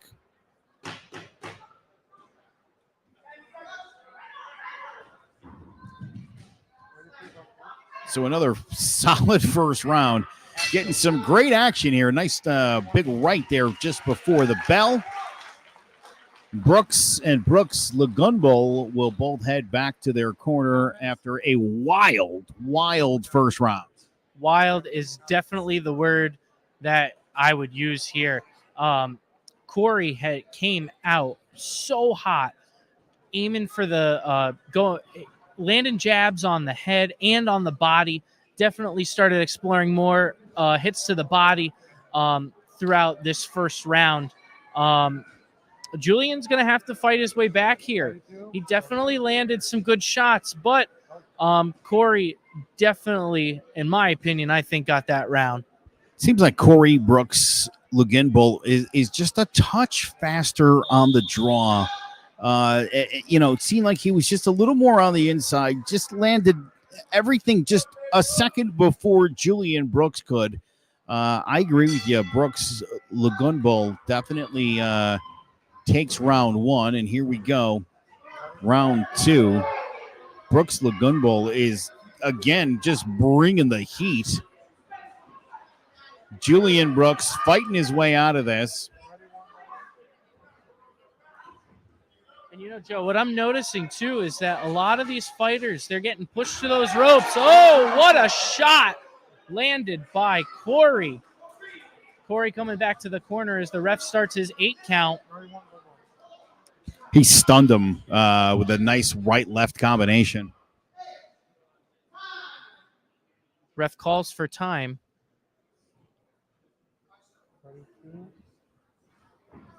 Bringing both fighters to neutral corners. The doctor's checking them out. Definitely, Joe, we're here at Scraps 2 Unbroken. Safety is one of our number one concerns here. We definitely have a doctor on site and to make sure that our fighters are safe. Yeah, safety is paramount to everything that's being done here today, thus the headgear, the smaller gloves. Man, oh man, Corey Brooks Luginbull is just, I think the speed is a little too much. Another big right hand knocks the head back. He drops a big left. He connects. Julian Brooks is just eating lots of punches here. Dodges that one. Looking good. Good footwork. You got to admire Julian Brooks's footwork. He's putting himself in a position where he's certainly taken some hits, but nothing that's taken him up off his feet. Yeah, definitely, Joe. These two fighters are giving it all that they can. Landing right shots from Brooks. Yeah, definitely. Big right. And Corey responds. Julian and Corey have been absolutely on top of each other this whole bout. Yeah, totally fighting in a phone booth, and they pretty much have been from the get-go. Here comes Corey Brooks Luginbull, and they're going to pull him apart here as this round comes to an end. So 2 in the books. Both of those rounds seemingly go to Corey Brooks Luginbull. Julian Brooks has he's landed some spots, but the speed really seems to be doing him in right now. Yeah, Corey has been pushing Julian to the ropes. Landing that 1-2 combo right to the head, which, in my opinion, I thought that was the fight right there. But again, these gentlemen are definitely showing all that they can bring to the table. As we were talking about earlier, that right here in this very gym is the future of boxing, and it really does look like the future is in very good hands with these two fighters.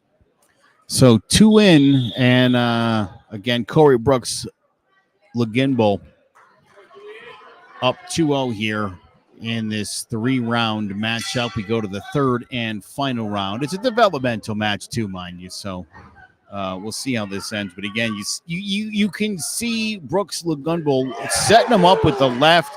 Big hit there, big right from Julian Brooks. Again, these guys, neither one of these guys relenting at all. Absolutely. Great left jab for Brooks, who takes a big right to the face. Referee pulls him apart.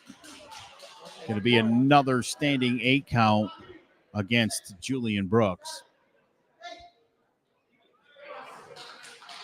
Referee has waved off the fight. Corey Brooks Luginbull will get the stoppage, representing Bare Bones Boxing. Julian Brooks, unfortunately, there it seemed like the speed. Brooks Luginbull just on the inside, landing faster and more furiously. Yeah, right before the referee stoppage, the Corey was just landing jab after jab to the ribs. But definitely, what a debut for these two gentlemen. Yeah, really fun second fight here this afternoon. Corey Brooks, Leginbull, and Julian Brooks. Ladies and gentlemen, let's hear it one more time for Corey Brooks and Julian Brooks. Crowd's going to give both of these fellas a really great ovation for 3 fantastic rounds. They will both accept their trophies. There'll be some photos, and then we will look to our third fight of the afternoon. Again, sadly, Matt Micel and Donovan Polk, couple of scrub scrappers, 13 and 14 years old. Polk would have been making his debut. That fight unfortunately canceled. Both of these fighters suffered injuries and were forced to pull out. Just so tragic. You know, you train all this time, D'Lo, for something, and you get within a couple of days of the event. I think in one case it was a wrist injury. In the other case, it's a rib injury. And both fighters seemingly hoped to wake up this morning thinking to themselves that maybe, just maybe, they would have been able to fight. We're going to take a quick break. We'll be right back as we prepare for the third match of the afternoon. Donovan's always been super athletic. He plays pretty much every sport, and he's pretty good at all of them, which he would love to tell everybody about all the time. But there was always something missing, because it's like you said, you're playing with a team. So I almost feel like he used that as a place to hide. So it would be like, oh, we didn't win that game, but it's because this person dropped the ball, or this person did this, or the other team was, or the ref. Or here, I feel like he doesn't have that place to hide. It's him, and he's able to recognize that and then work on things and improve. So that's been really cool to see too, just like his self-growth instead of him just learning to be a good team member, which is also beneficial. But here it's just been really something different. And watching him just find himself in there has been really cool. And he leaves so proud of himself. And it's just like, playing sports, he would leave frustrated a lot of the time. Mm-hmm. He would be like angry, or like, this person did this person did that, and that's what he focused on. Here he's really focusing on, I did this and I learned this, and this person in the ring.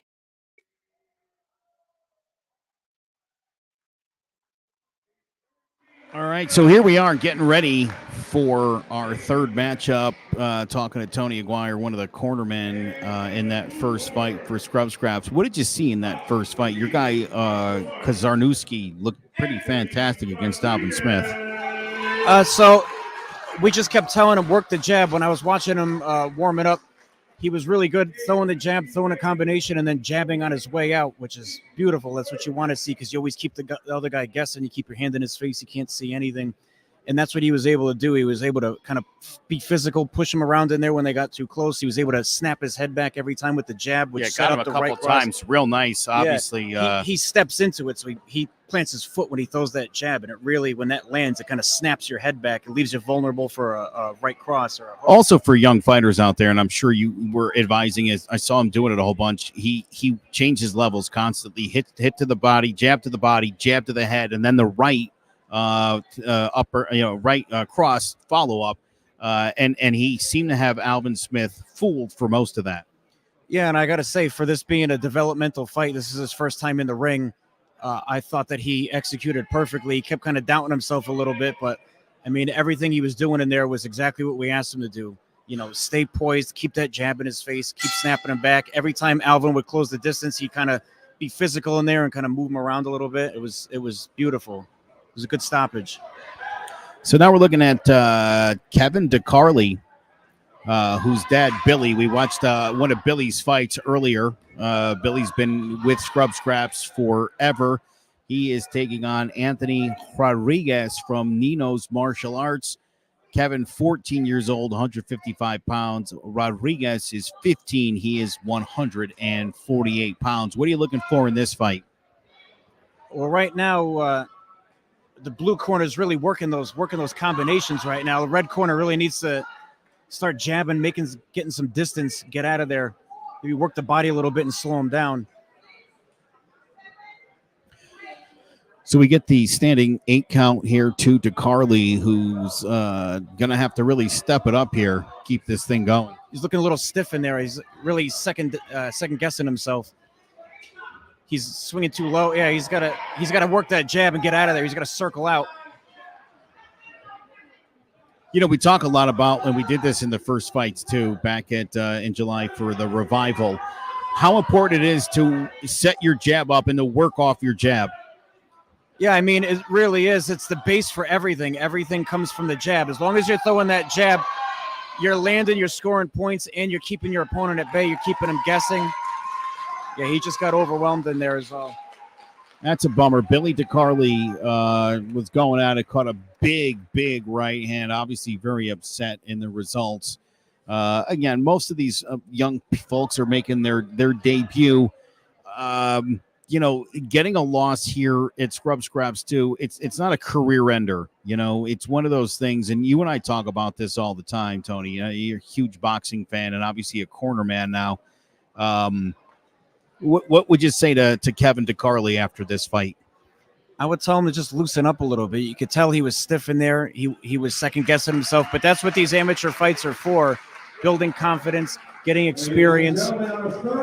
You know, he could have used the jab a little bit more, maybe got a little more physical in there, kind of pushed him off of him. Instead, he was just getting worked over.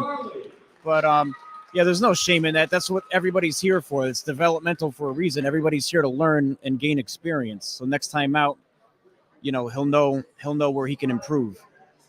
Earlier in the broadcast, we actually replayed Scrub Scraps 19, where Kevin's dad, Billy DeCarly, who had suffered just one loss in his career at that point, fought Jared Jones, who at the time was a 10-0 fighter, in a classic Scrub Scraps bout that Jared Jones was victorious in. So I'm sure Kevin, young Kevin here, 14 years old, he's been, his father, Billy, said either he would teach him how to box or Jared would, but those are the only two people on earth he would trust his kid to learn from. Oh, yeah. I mean, it's in the blood, you know. His father did it, you know, and Jared's a hell of a guy. You know, that's a kind of guy that you want in your corner. You know, he keeps his guys confident. He teaches them all the tricks of the trade. And, I mean, the kid's got potential. He just needs to, you know, be a little more focused on, have a game plan, what he wants to do in there, you know? Yeah.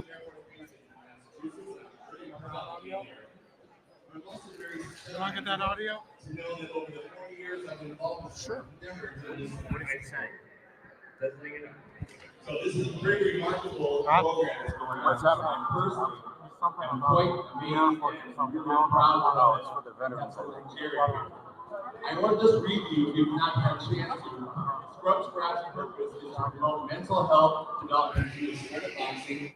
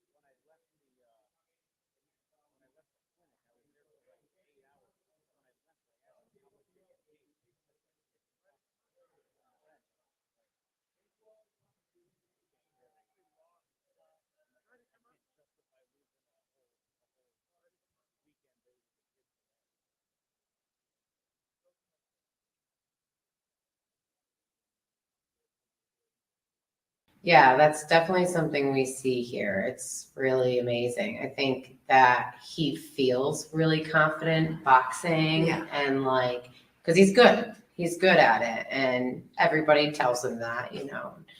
but he feels like he's good at it and he is confident. And then that gives him, more ammunition to like cheer people on. I mean, I think one day with you, he was like, "Go Tracy," and just this random trying to motivate another member, that he didn't even know very well. And one of the first people to tell Jared, good job getting out of the ring. So he's got a big squishy heart. Yeah, we've definitely seen a big part of that in here. He's awesome. So thank you for.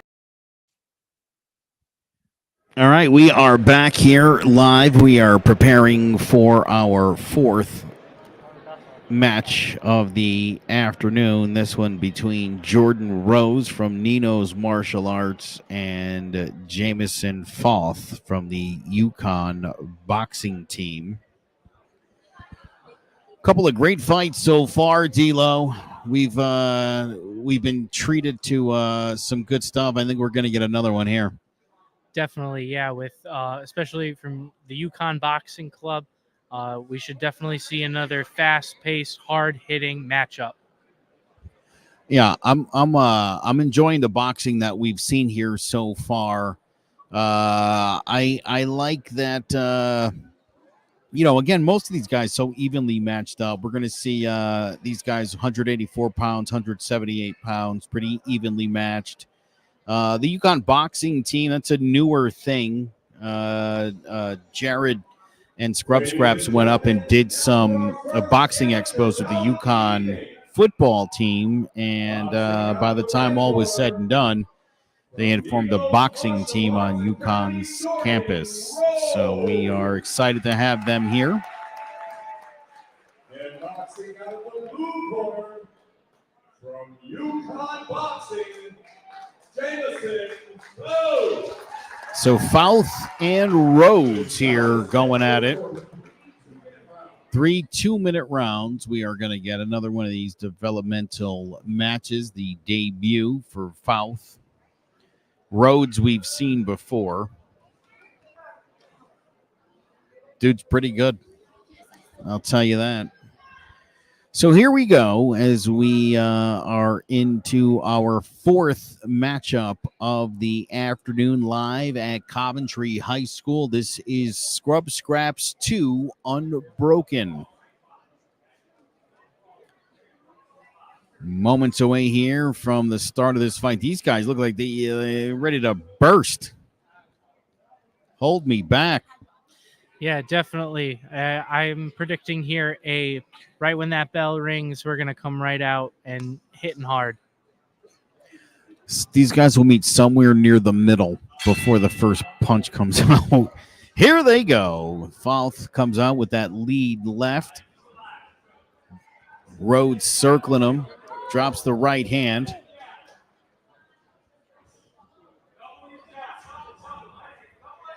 Corner's calling for the double jab. You like the double jab. I love the jab. It's so underrated. As long as you're landing it, the other guy's not doing anything. It's working beautifully for him, too. Look at him working him over. So Fouth, they're off to a pretty fast start. Oof. Couple of big connects here. And ref's going to give him the old standing 8 count. Boy, Fouth just came out guns blazing here and caught Jordan Rhodes and rang his bell a little bit. But nothing reckless. He came in guns blazing, but everything off of that jab, everything off of the head movement and the footwork. Big right hand, by the way, there from Rhodes. Got now Fouth's got him up against the ropes, and he is just teeing off on Rhodes. Going to be another standing 8 count. Jordan Rhodes not off to the start he was probably hoping for. Yeah, definitely. Those jabs are definitely underrated. And like we said, if you hit it right where it's supposed to go, it's going to be very helpful in this bout. Just teeing off to the body, back to the head, back to the body. Referee. It's over. Match. What a fight. Referee has to put a stop to it here. Jamison Foth. Just too much there for Jordan Rhodes. I felt that was a little bit of a premature stoppage, but yeah, he was just all over him from the start. working him. I would have given him a little more time to try to get out of there and do something. But I mean, he could see better than we can on the inside. But yeah, beautiful stuff from Foth. Beautiful jab, and then he just started working that body. It was only a matter of time. He was just wearing him down, you know. Again, for any young people watching at home, and you got aspirations for boxing, or if you've, you ever been out there in a schoolyard scrap, boy, we're going to talk about it a lot all afternoon. How important that jab is. How setting everything up with your jab. Double jabs are always a great idea. You could do so much, like you said, Tony. If my left fist is in your face, it's hard for you to do anything, and then I follow up with a right. It's like a curtain you're putting in front of their face. Every time you're throwing that, he's dodging out of the way, he's blinking, he's moving, he's trying to parry that. You're keeping him on the back foot, thinking what's coming after that jab. As long as you keep that in his face, you're basically controlling the action there. That's ring generalship, what he was just doing in there, controlling it from the start, keeping that jab, and then he started once he got him hurt, started working that body, and then it was just a fantastic matchup there between Jamison Foth and Jordan Rhodes. Again, with all these developmental fights, we're not going to say who the winner or the loser was, but obviously a fight stoppage is a fight stoppage. Right, and definitely for, as we said, UConn boxing is kind of brand new. They definitely have a bright future going forward now, getting that first win for UConn boxing. Yeah, a lot of people jazzed up about the... Sarah, you have your history's a little different. Obviously, Billy is your husband, and when Scrub Scraps functioned as an underground fight club, Billy had 13 wins, only 2 losses, and 2 draws. One of those draws was against the founder of Scrub Scraps, Jared Jones. Your son, Kevin, is set to box at Scrub Scraps 2 Unbroken coming up November 12th. All right, so here we go with our next matchup, contest number 5 between Roshan Rahman, the Scrub Scraps trainer. Roshan is 30 years old, 150 pounds, making his official debut here. He's a longtime Scrub Scraps participant, and he's going up against another UConn boxing team member, this 19-year-old Ben Mazon. I just talked to Roshan a couple of days ago. He's super jazzed up to be fighting. You know Roshan a little bit. I think we're going to see some cool stuff here from a man Rowe. Yeah, I mean, he's got some good fluid movement. He's got a lot of boxing knowledge that he gives to these kids, and I'm excited to see this. The energy here is palpable. I told Roshan I might lose my my non-biased approach to boxing. I said I might get a little loud and excited when he goes at it. He was supposed to fight in the revival, and unfortunately couldn't find someone to match Roshan up with. So here he is making his official Scrub Scraps debut. Again, he's been with this program for many, many, many, many years. It goes back a real long way with Jared Jones. And as you mentioned, Tony, is so full of boxing knowledge and it just does an amazing job training all of these young people, and gets a chance to go out there and show them how to do it the right way. So here we go. Roshan Rahman and Ben Mazon, who's from the UConn boxing team. It's hard to not be like, come on, let's go, Roshan. But again, I cannot do that.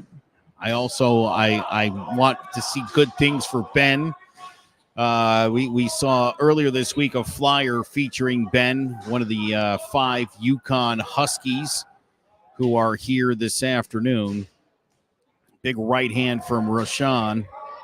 Misses with the left.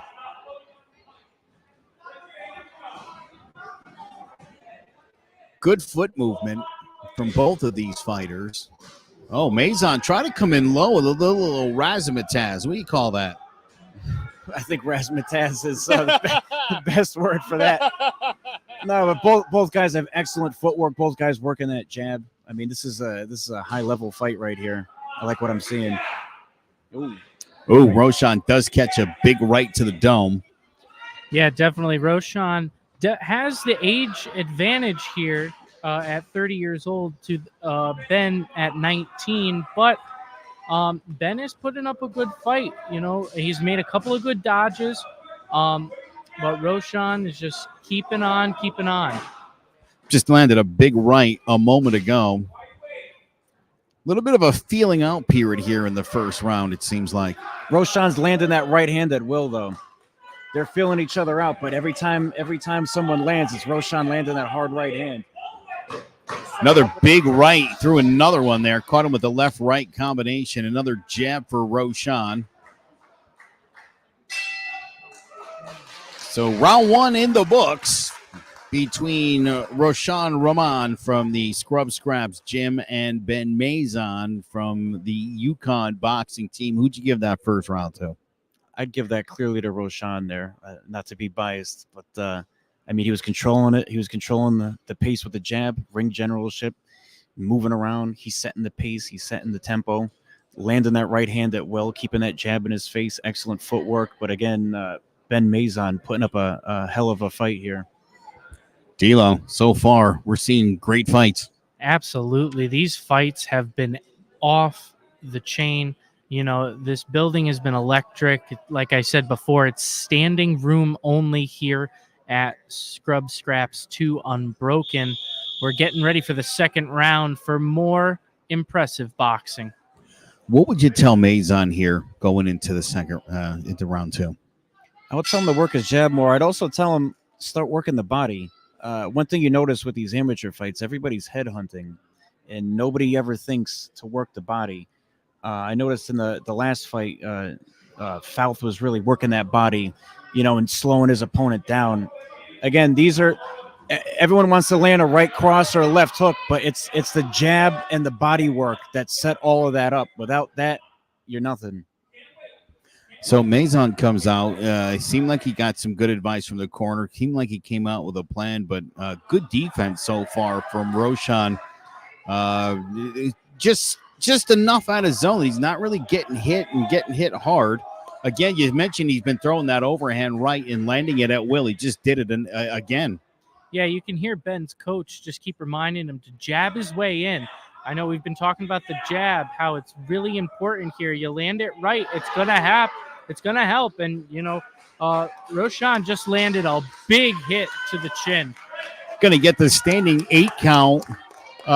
Big right hand from Roshan Rahman, who comes right out. He wants to end this thing if he can. Big left hand, another left. Mazon's coach telling him to keep the hands high. And there's another one, that right hand, as you said, as soon as you pointed it out, I've noticed that it lands every time. He lands it at will, even when he's not setting it up with the jab. He could just land that. If I were Mazon, I would try to move my head a little bit more, try to circle out, and keep that jab in his face. Mazon's head that did just move, but it wasn't by his own will. Exactly. He should also maybe start working the body to slow Roshan down. One thing about these USA boxing rules is once you've been tagged, they keep an eye on you. They don't want anybody getting hurt. So once you get a standing 8 count, I mean, you really got to step up the pace. Otherwise, they're looking to stop it on you. Great foot movement there again by Roshan Rahman. You could, again, see what this guy's teaching in the gym. Just watching what he's doing again at 30 years old. Right. At the end of that round, we saw a lot of good dodges from both competitors, really now starting to realize what these fighters are given to each other. And that was another great round in the books. Now, Roshan told me he was a little bit concerned about coming out for round 3. It's been a long time since he's fought competitively like this. What does he do here going into round 3? Do you think he sort of coasts a little bit, more defense staying out of the way, or you think he presses here? I think his natural instinct is to press, but at this point, he dominated the first round, second round dominated, and got a standing 8 count. I think he should probably you know, as this is the first time he's had to go 3 rounds in quite a long time, I would probably keep my distance a little bit, not let the younger guy catch up. Maison looks to be in amazing shape here. But again, everything Roshan's been doing up to this point has been perfect. He's been landing those shots at will. Oh, and here comes Maison. Again, we talk about this younger fighter, a little bit fresher perhaps, comes out, connects with a couple of big shots. There's Roshan again, though. That right overhand right has been there all fight long. Yeah, definitely. Landing that right hand is helping. Right to the face for that one. That 1-2 combo. Rashad is there. He's given another count. Referee going to the wrong competitor. But it's like the referee got his bell rung. He started counting out the wrong guy. yeah, and Ben's telling that ref he's ready to go. He wants in, and he wants to finish this fight. He's calling time. He's coming to the corner. He's going to talk to his coach, but he wants to stay in this fight. Tony, he got his bell rung again on that one. They just checked the eye, and Roshan could very well finish this thing up shortly. Like I said earlier, they're looking to stop it. He keeps landing that right hand. He's about to stop it. Yeah, it's over. It's over. And it seems to me, especially in the last 30 seconds, Maison's hands were definitely not high enough. Roshan landing that right overhand right over and over and over again, got the standing 8 count. And at that point, you got to be protective of that if you're Maison, yes? Exactly. With the rules as they are with the amateurs, once you've been tagged and they do the standing 8 count, they tell you at the beginning that it doesn't count against you. But as soon as you get tagged like that and they do the standing 8 count, they're looking at you hard. So you got to step up the pace. You got to pull some tricks out of the bag. You can't just keep getting tagged like that. You got to switch it up because it was only a matter of time before they would stop it. I mean, he must have landed, I don't know, 40 or 50 right. Yo, my goodness. Very excited for my man Roshan Rahman. Gets the fight stoppage against Ben Maison. Look at Roshan coming right to the corner. He's such a respectful dude, such a good fighter, such a great role model, and an amazing person. So excited that he's the head trainer for Scrub Scraps because look at him. He just put the medal on the other dude. He's such a good guy. Yeah, definitely a great show of respect for his competitor, and definitely is showing us why he is such a great coach. All right, we're going to take a quick break before we get ready for our 6th fight of the evening. Mandy, I'm going to start with you. Evan was the first person to have his wrist wrapped in this gym at our grand opening. Tell us about your experience at the ribbon cutting and your first impression of Scrub Scraps. Well, I think honestly, I wasn't thinking so much about Scrub Scraps when we came in. I thought about how this was just like it. This was the place. We were looking for, I specifically as a mom was really looking for an outlet for my son to have a place where he could really work through some of his stressors and anxieties. And, looking into different therapies for him just didn't seem like a right fit, didn't seem like the right thing for him for what he needed. So when we came here and he was getting his hands wrapped with Jared and he just, you could see his insecurity a little bit and he was a little shy and nervous, but he was excited. And so I thought, this is it. This is the place. So it was really exciting. See. Thank you for that. Tracy, the progress you and Kaylee have made here is difficult to put into words, for sure. If we were to somehow go back in time and remove Scrub Scraps, what do you think would be different about your life? That's all right. Take your time if you need to. Kaylee has been inpatient 5 times and outpatient 7 times. Traditional therapy wasn't working. Since she started at Scrub Scraps, she has not been hospitalized. And our relationship has become a lot stronger because I'm coming too. And there's so much as a mother with your child, you know, you want to protect your child, keep your child safe. And I felt like I was failing at that. And this gave me a place just to let that all out. And it formed a much closer relationship with Kaylee and I. So where do I think we would be? Oh, I'm not sure that Kaylee wouldn't be gone without Scrub. I believe one of the biggest problems we run into as mothers when we experience trauma with our children is feeling like no one could possibly understand what we were going through. Each of our struggles is unique, but we are ultimately in this thing together. As the ability to interact with one another today, reinforce this concept.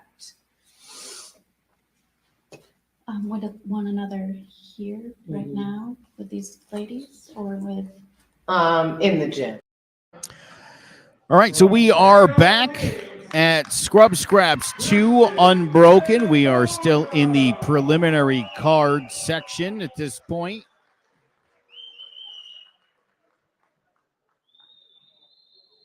Is that the fight that's going on right now? Oh. All right, so Christian Pantoja. And boxing out of the blue corner from Rich D. And Grant Stern. Grant Looks like they switched the order of the fights on us real quick, but that is okay. Christian Pantoja and Grant Stern. Pantoja from KO King Boxing. He's 17 years old, 155-pounder, making his debut. Stern is 16. He's a 156-pounder, also making his debut, representing Rich Dean Boxing.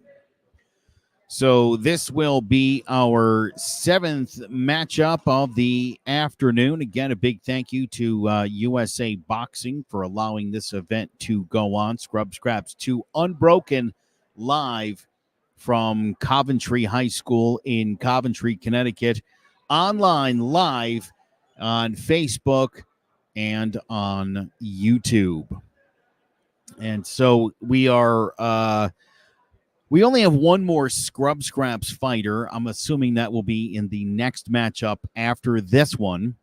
So KO King Boxing and Rich Dean Boxing will step up, get their fight in first, and then we will see our final Scrub Scrapper of the afternoon being Wayne Wendry, 18-year-old, 192-pounder. I just was talking to Wyatt at the gym a couple weeks ago. I know he was really looking forward to getting his fight on, and we will see him in just a little bit. Yeah, these fighters have been on fire today. Definitely looking forward to seeing Wyatt in the ring. But this next bout is definitely going to be another hard-hitting matchup here at Scrub Scraps 2 Unbroken. So now looks like we're having a little bit of an issue with some headgear as we prepare for matchup number 7. Looks like they swapped out headgear. Yeah, there was a bit of confusion earlier with some of the gloves with everybody and headgear. So it looks like they're just sorting that out now, and we should be getting underway shortly. Again, Christian Pantoja and Grant Stern, a couple of young lads, both right around the 155-pound mark. And we're just getting Stern strapped up. Strapping young man, and we will get this fight going is what will happen. That is where we're at. The gloves don't match the headgear, and that's okay. Here we go. They come out to the center of the ring. Again, Christian Pantoja representing KO King Boxing, and Grant Stern in the blue corner representing Rich Dean Boxing.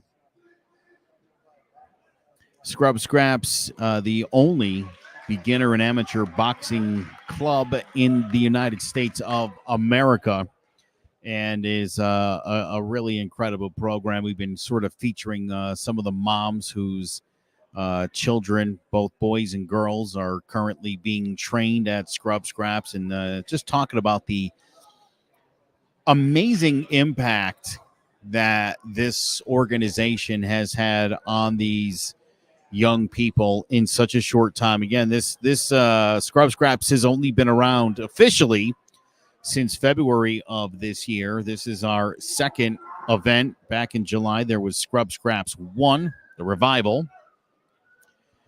And here we are, Scrub Scraps 2, Unbroken. So we are about to get underway. Matchup number 7 of the afternoon. There's your bell. And here we go.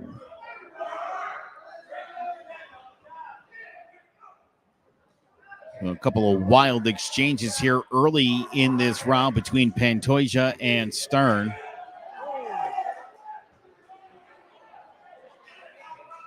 Pantoja lands a big left there.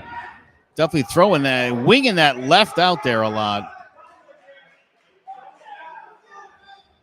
Stern trying to stick and move here. Oh! Gets caught right to the big right to the head. That's going to get you the standing 8 count every time. Stern's got power, but he's just a little too sloppy in there. He got caught because Pantoja's looking to load up with some hooks, and unfortunately, he can't just walk in like that. He's got to control the outside a little bit better. Looks like the referee might be suggesting. Looks like maybe not going to get a standing 8 count. He sort of suggested that Pantoja may have hit him with the wrist rather than with a glove. So no standing 8 count there, and they resume the fight. Pantoja goes on the attack.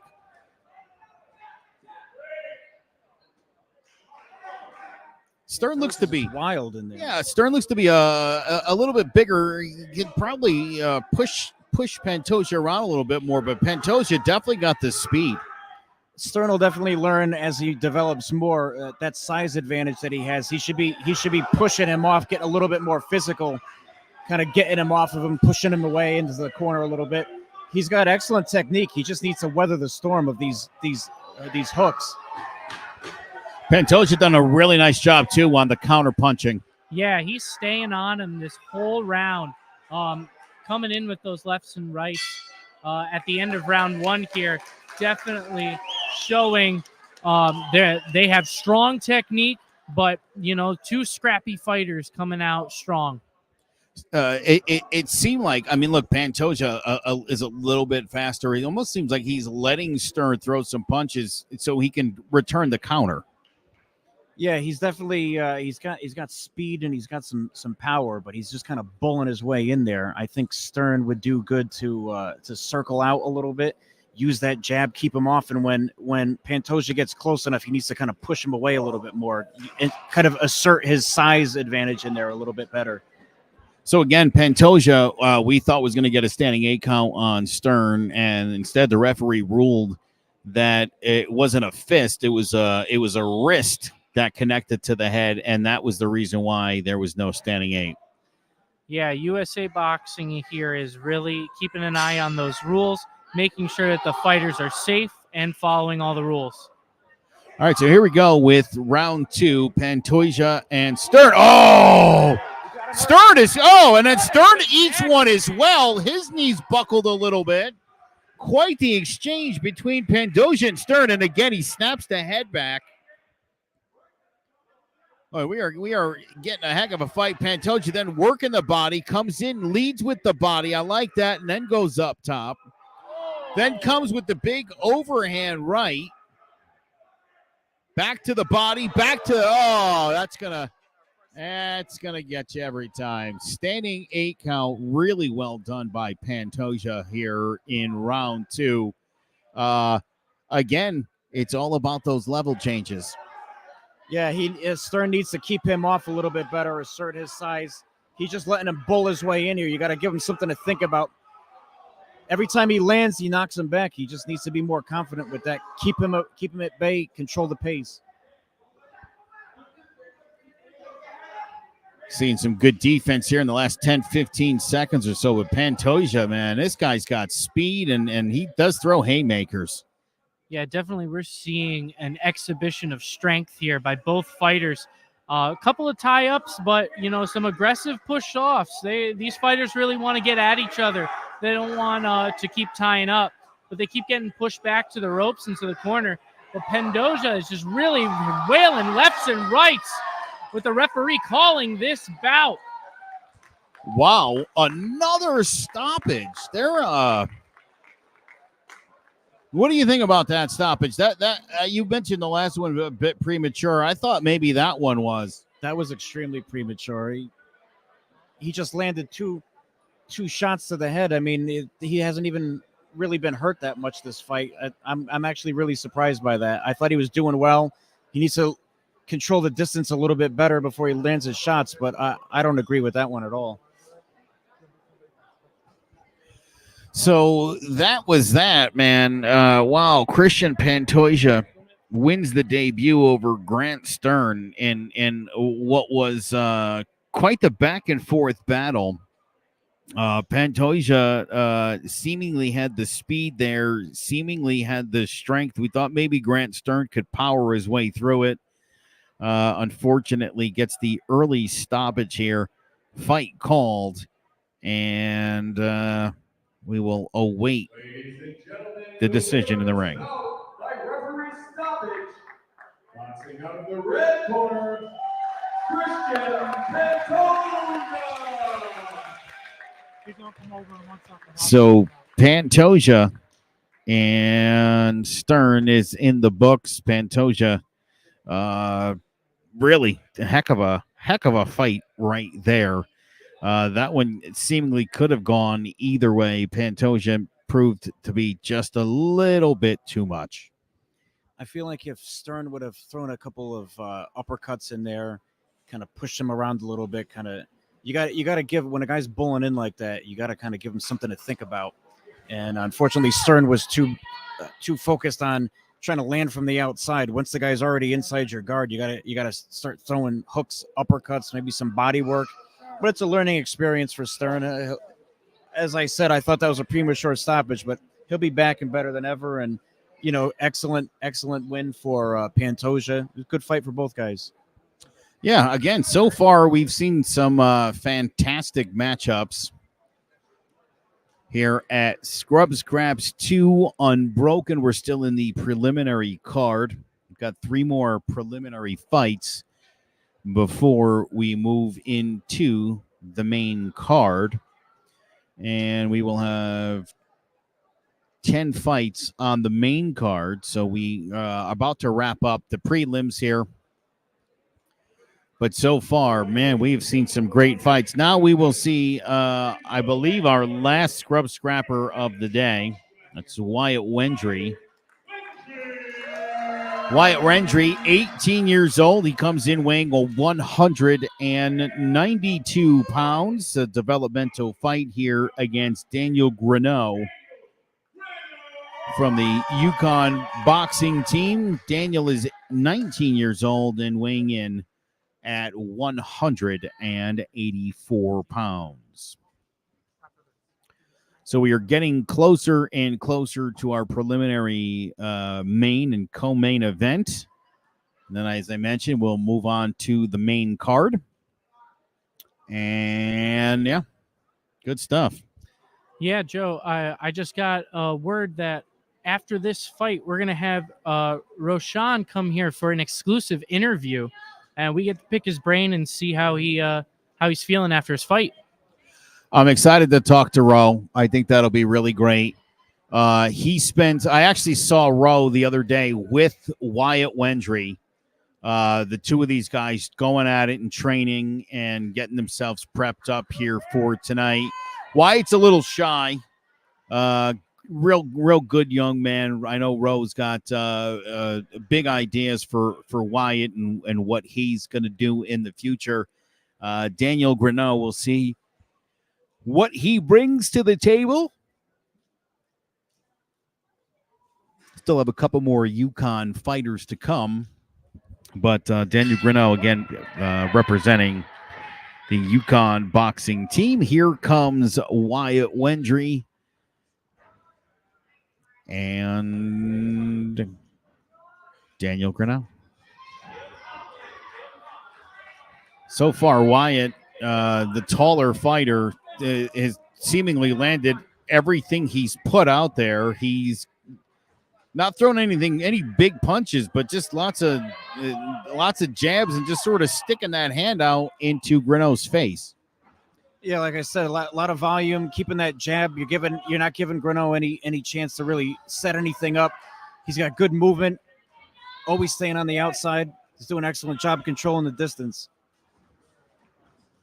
Grineau goes low and then comes back with a counter left jab, and it really moved Grineau. Yeah, definitely. Wyatt, as we've said, has the height advantage here, but is really putting up a fight as Daniel's trying to come back and, staying focused, staying relaxed, but keeping his hands up as his coach keeps telling him. With a quick tie-up here, referee pulls him apart. Grineau moving a little wild in that ring, and very well could end up walking right into a big Wyatt Wendry punch. Yeah, exactly. Again, that's why these are developmental fights. You see a lot of these guys just kind of rush their way in instead of setting something up, giving the guy something to think about. Wyatt should step down on his jab a little bit more, though. Keep him off. He also doesn't want to get caught with anything.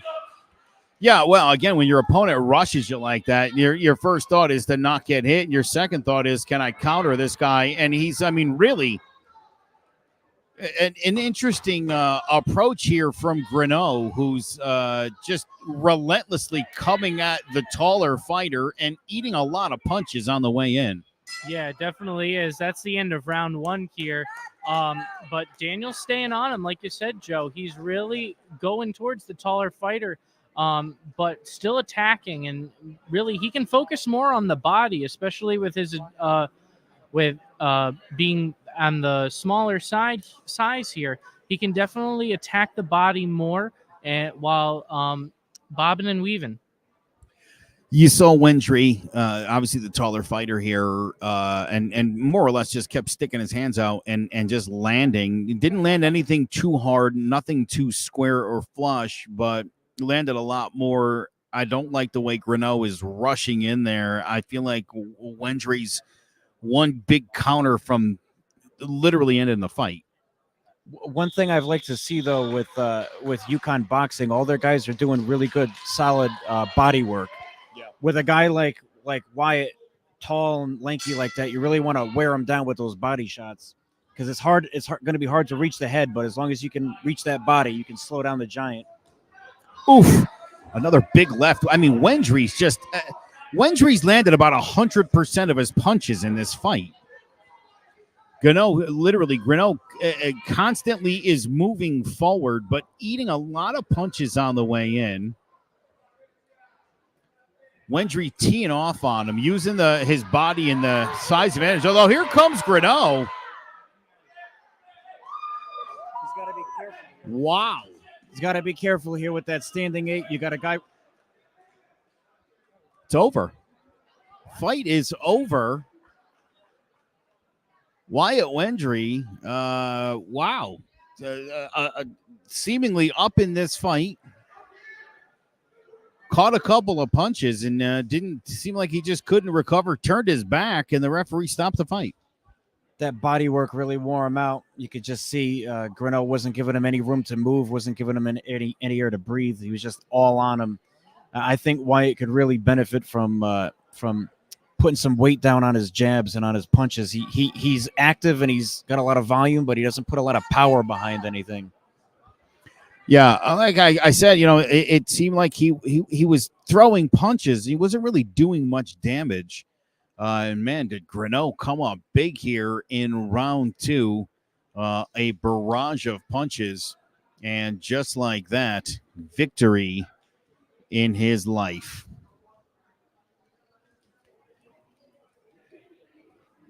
So we're getting a little bit closer to our main and co-main events.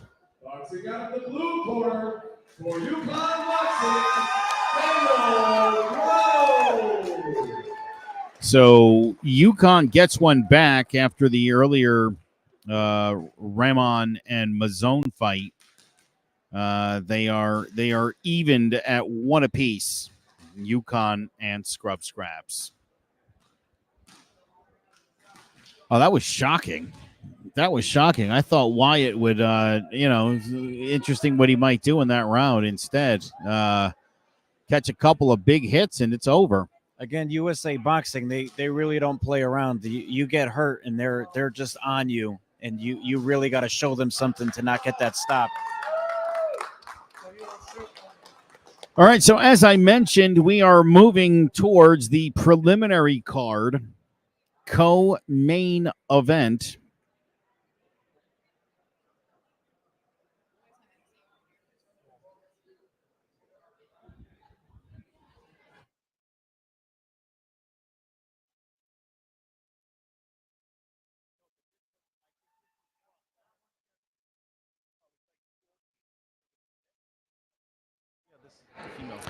All right, so here we go with our preliminary main event. It's going to be between Haley Schriever and Maria Akram.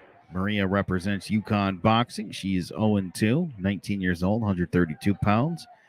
And Haley represents Shalito's Way, 21 years old, 132 pounds, is also coming into this fight with an 0-2 record. Boxing out of Shalito's Way Boxing, Haley Schreiber. And boxing out of the blue corner. So here we go, the main event. Boxing, Maria Akram. I've been saying it all afternoon, and when I refer to the kids, I say these young men and women, and there's the reason why. There's lots of young women here in boxing and participating, and we're very excited for this matchup, which is the preliminary cards main event, Schriever and Akram. We will be moving on to the 10 fights in the main card coming up right after this matchup. Referees got them in their corners, calling for the bell, and here we go.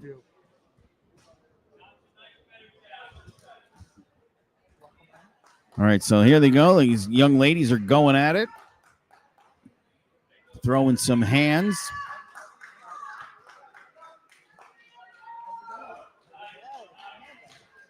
I gotta say, I've been really impressed so far with UConn Boxing. I like their program. A lot of focus on footwork and jab, a lot of economical punches.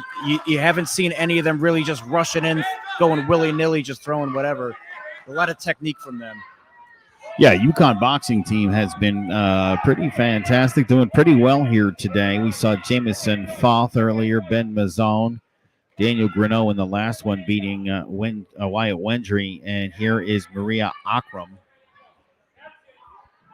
Off to a pretty decent start. Oh, she is just throwing the great punches here so far.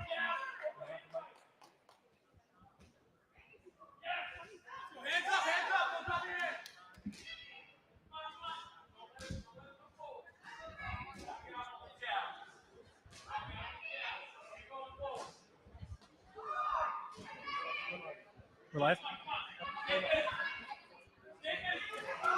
All right, fans, I'm here with Roshan Brenman, who was in our fifth bout today against Ben Mazzone, pulling out the win here. Roshan, how was it like getting back in the ring? It's nerve-wracking, but it was exciting and it was awesome. I loved every moment of it when I was out there. Yeah, that's great. How do you feel about being here at the Scrub Scraps 2 Unbroken?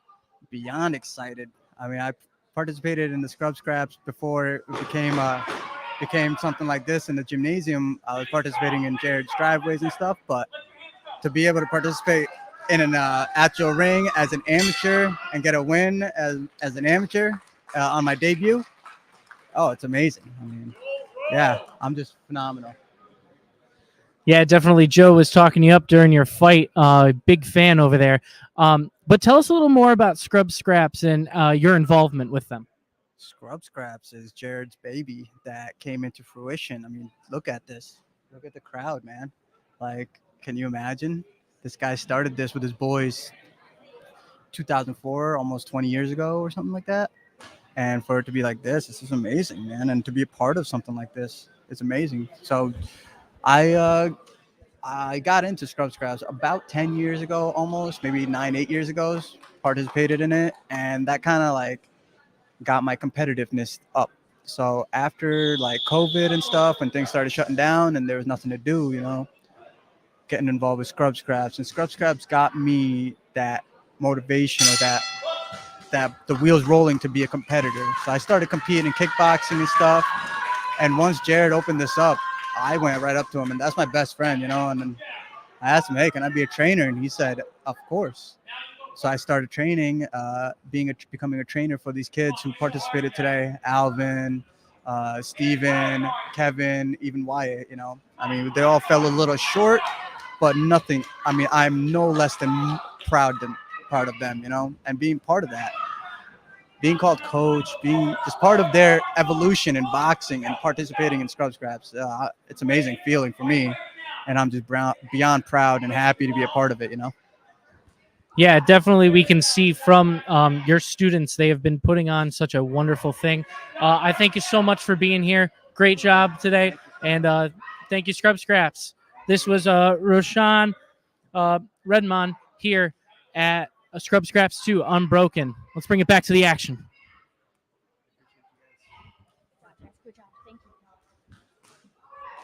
Yeah, very excited for Rashawn Raymond, who, again, not only won his fight, but is the trainer of Alvin and Steven, and unfortunately for Matt, Micel, and Donovan, who both couldn't be here, Kevin DeCarly, and for Wyatt Wendry, who you mentioned suffered his first loss. And, of course, before he could come over to get interviewed, Roshan went over there to talk to his fighter. What do you think he probably said to Wyatt Wendry after a very disappointing loss?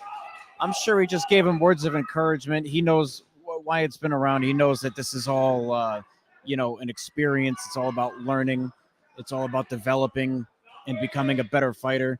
Like I said, I feel like for Wyatt, he could definitely benefit from really putting some weight behind his shots, really kind of, because he was landing that first round almost at will. Like you said, he had almost 100% accuracy rate. If he would have stepped down, put some weight on those punches, I mean, he could have really done some damage there. Appreciate your insight, of course. Tony Aguirre, my brother, and one of the cornermen for the Scrub Scraps organization. Love that you've been getting more involved. You took some training recently to become a judge. Tell us a little bit about that. Yeah, I went for a clinic to Massachusetts. It was about all-day clinic to become it's for judge, timekeeper, and referee, and it was really enlightening to see really what the USA boxing team looks for. And like I said earlier, you've noticed how quick they are to stop these fights. Safety's a premium value to them. Well, we are so thankful to have USA Boxing in our lives and to have you as a part of USA Boxing and to have this event going on today. Live from Coventry High School, this is Scrub Scraps 2 Unbroken. We are in the prelim card main event. Haley Schriever from Shalito's Way, the 21-year-old, facing Maria Akram from Yukon Boxing, the 19-year-old, comes in. Both of these young ladies, 132 pounds. And this has been quite a fight. Seeing them both connect. Excellent footwork from both of these young ladies. You mentioned how good Yukon's been. I've been very struck with their footwork. It seems like that's definitely something they're stressing at the Yukon boxing team. Yeah, like I said, a lot of these young fighters, they're all coming in and just kind of throwing caution to the wind. I've noticed that Yukon boxing, a lot more focus on technique and economical punches, trying to only throw when you're within distance and not trying to waste energy. Look at the way she's circling out of there. She's not trying to just stay in the pocket and waste energy. She's moving. She's picking her shots. Akram tried to throw a big overhand right there, and it sort of landed, but with nothing on it, as it basically was right up against Shriver's head before it could actually extend out. Here we go. Fight's winding down. Both of these women have done a pretty fantastic job so far. Akram throws a big right hand. She's trying to drop that right again. Hits her with another one.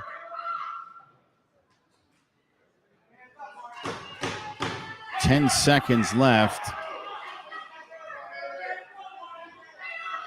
Some jabs.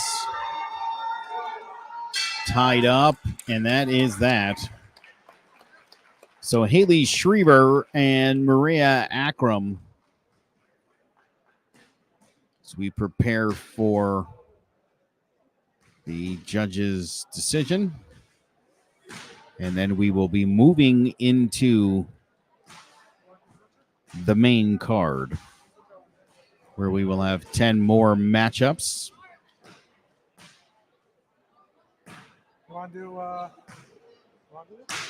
What'd you think of the main event? Oh, I thought that was a great fight between these two women. Female boxing's really come a long way. Got some excellent examples out there with like Amanda Serrano and Katie Taylor. I'm really glad to see the way it's come. I thought excellent fight from both of them. A lot of tenacity, a lot of skill. It was a hell of a fight. Yeah, as you mentioned, women's boxing is definitely growing in this country. And just this past week, I was talking to some of the moms at Scrub Scraps, and one of the moms is actually in training. She doesn't want to actually participate in fights, but she was saying she'd like to see more women come into the gym. And it's certainly, again, it's so safe, and you learn a lot. And, yeah. It really builds character, too.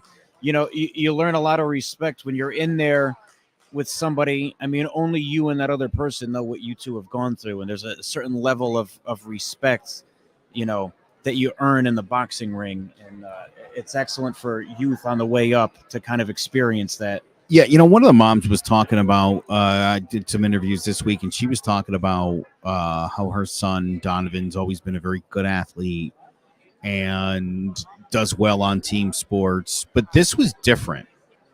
She liked this because there's no excuses. You're the wide receiver on a football team. You could say the quarterback didn't get you the football. It's I did what I had to do. Baseball, same thing. You know, you're a second baseman and you make your plays and you contribute, and the pitching staff is terrible. Your team is terrible. It's easy to hide behind that. This is such an individualistic sport. There's no one to blame out there in the ring other than yourself. And she loved the idea that it really helps this kid's development by being responsible for himself. I've always found boxing and combat sports really to be the perfect metaphor for life. As you said, you know, you have your coaches and your support team that kind of guide you and give you advice, and they get you to where you need to be. But once you're in the limelight, it's really just like life. It's on you. You live or you die by the choices that you make in there. And like you said, in any other sport, you could always say the team failed because of one person. With boxing, you are that one person. You live and die by the choices that you make in there. It's a beautiful metaphor for life itself. It's why we all love the sport. Yep, the sweet science that it is. This matchup number 13. This is the first fight on the main card. Anthony Ferranti from Nino's Martial Arts. He's 10 years old, 78 pounds, making his debut against Nasir Santiago from KO King Boxing, also 10 years old, weighs in at 75 pounds, and is making his debut as well. So now we are moving into the main card, D'Lo. We're going to probably see even better action than what we've seen across the first bunch of fights. Absolutely. And to start our main card, this should be definitely a good exhibition fight. the time change here. They will have 3 1.5-minute rounds here, especially today we're starting them young. At 10 years old, both of these fighters are going to give it their all, and let's see how this goes. So Ferranti and Santiago get this main card kicked off. They are meeting here in the center of the ring. 3 1.5-minute rounds for these two 10-year-olds. As I said, kick off the main card here at Scrub Scraps 2 Unbroken. By the way, you could visit scrubscraps.org to learn more both about the organization if you want to sponsor and or if you'd just like to contribute or donate. We could certainly use your support. This is an absolute barn burner right out of the gate. Ferranti and Santiago just going at it like mad. Santiago worked the body a little bit there. Big right hand from Ferranti.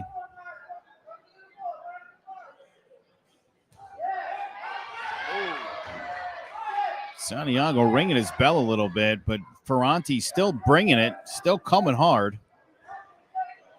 Seems like maybe nothing has hurt Ferranti so far because he is just relentlessly moving forward. Slowed down the punching a little bit. These two both came out like they were on fire. Yeah, I think Ferranti's kind of wearing down a little bit. He's more just kind of following him right now instead of. He should probably back off a little bit, regain his footing, get some air. He was warned for holding, but excellent fight by both men so far. By the way, I love these two 10-year-olds. I mean, in close, and you've seen Ferranti twice go right to the body. Oh, yeah, great stuff from both kids. I mean, this is really the age you want to start off at if you hope to have a future within the sport. To learn the ins and outs, this is the kind of sport you need to learn young. It's like learning a language. You need to be immersed in it from a young age to really grasp it and be proficient in it. What a really good point that is. Yeah. I mean, right. There is a reason they tell you when you're young, it's the best time to learn a language when you can completely control your brain and train it to what you want it to be. It seemed to me there, D'Lo, that Ferranti came out, both of these guys came out guns a-blazing. And while Santiago eventually slowed down, it seemed like Ferranti, I like the idea that every time he was in close, he threw one right to the body. Yeah, absolutely. It's kind of like a car crash. It's you don't want to look at it, but you also can't turn away. Definitely these two, it was a great analogy of like learning a language, starting them this young. As round 2 starts, we're going to really see these two come right back to where they left off, right after each other, going to the body. Wow. I mean, right, dude, every time Ferranti gets in low, they get tied up. He immediately goes down low to the body. I love it. You don't see that a lot with the youngins. No, Nino's is obviously, they drill that in their heads. You kill the body and the head will eventually fall. Well, this is a great way to kick off our main card. Ferranti and Santiago both bringing it. Ferranti looked like he just threw a forearm a second ago. Looks like he got away with that one pretty good.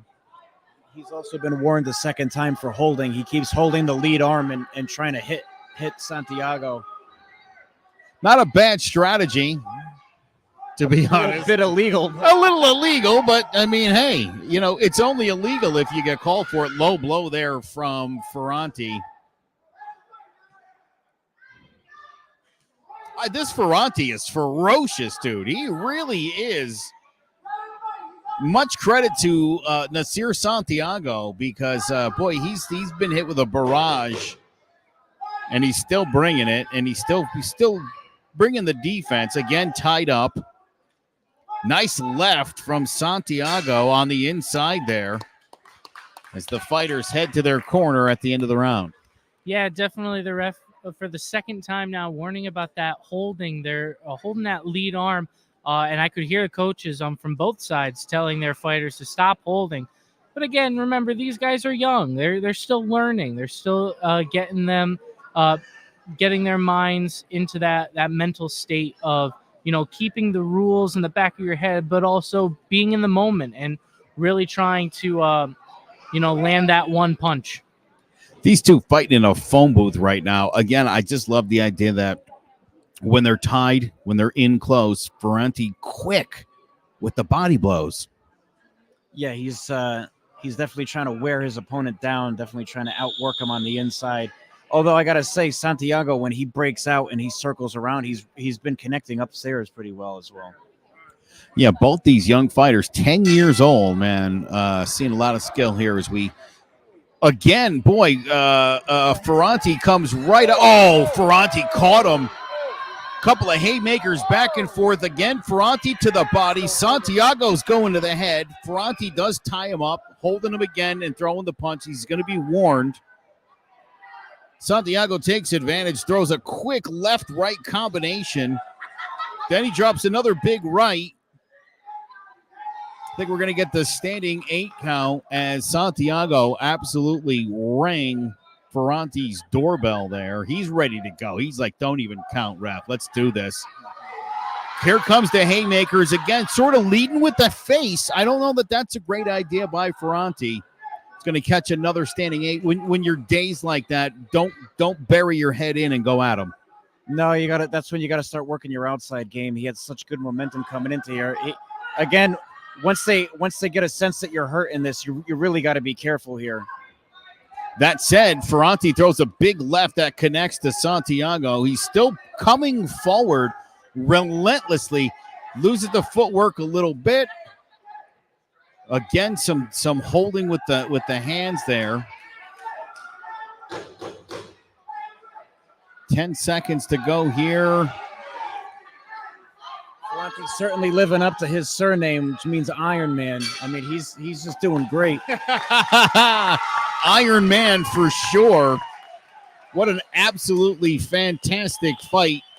KO King Boxing and Nino's Martial Arts should be very proud of these two young men. Yeah, both of these organizations are really showing what they can do at this young age with training these athletes. Definitely, they put on a show, and what a way to start our main card here at Scrub Scraps 2 Unbroken here in Coventry High School, Coventry, Connecticut. So, wow. It looks like this one will go to a decision. Ferranti and Santiago. A lot of action in this one. Quite a bit of holding, but a lot of action. We'll see what the judges say. Figure out who the winner is in this matchup. We will see more from Nino's martial arts studio. The next 3 fights will all include fighters from Nino's who represented pretty well at Scrub Scraps 1 back in July. So Santiago is going to pull out the victory. I think that was deserved. To me, Santiago did maybe just a little bit more than Ferranti. A couple of great young fighters, and I think both have quite the future ahead of them. Both scrappy young men, both iron chins. They each took a good deal of punishment, but also both showed tenacity and willpower in there. Excellent fight. You know what I really enjoyed was every time they got separated and came back at each other, Ferranti immediately came with winging that overhand right. Nino's guys they're all scrappy at that gym. They should all be proud of themselves today. All right, we're going to take a quick break. We'll be right back here to Scrub Scraps 2 Unbroken. We're going to do one more fight, and then we will take a quick break. And that's cool by me. It looks like up next, like I said, more from Nino's martial arts. It'll be Logan Rivera and Alexi Perez. Rivera, 14 years old, 110 pounder, making his debut against Perez, who is 13 years old, weighing in at 114 pounds, also will be making his debut. Both fighters are heading towards the ring And our main man, JT, in there about to announce the next matchup here between Perez and Rivera. And Perez is fired up, getting the crowd going. Yeah!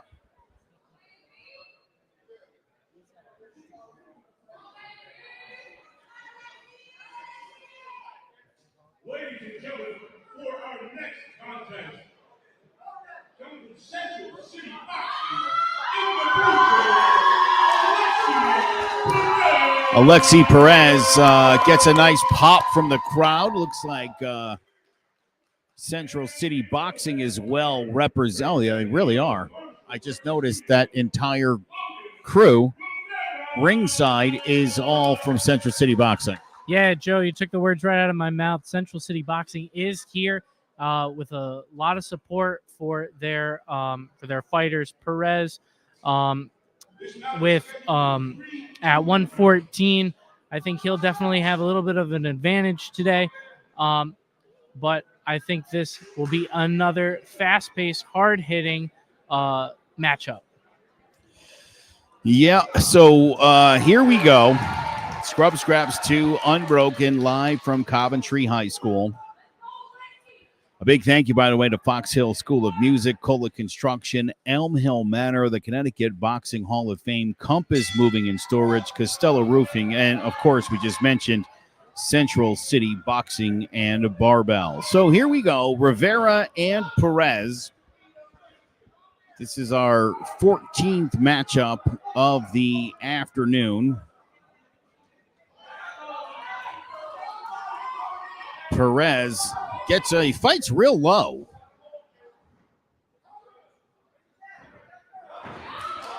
He fights from a low crouch. It reminds me of old school fighters like Jake LaMotta and Rocky Marciano fighting out of that low crouch like that. Yeah, you don't really see a lot of that often.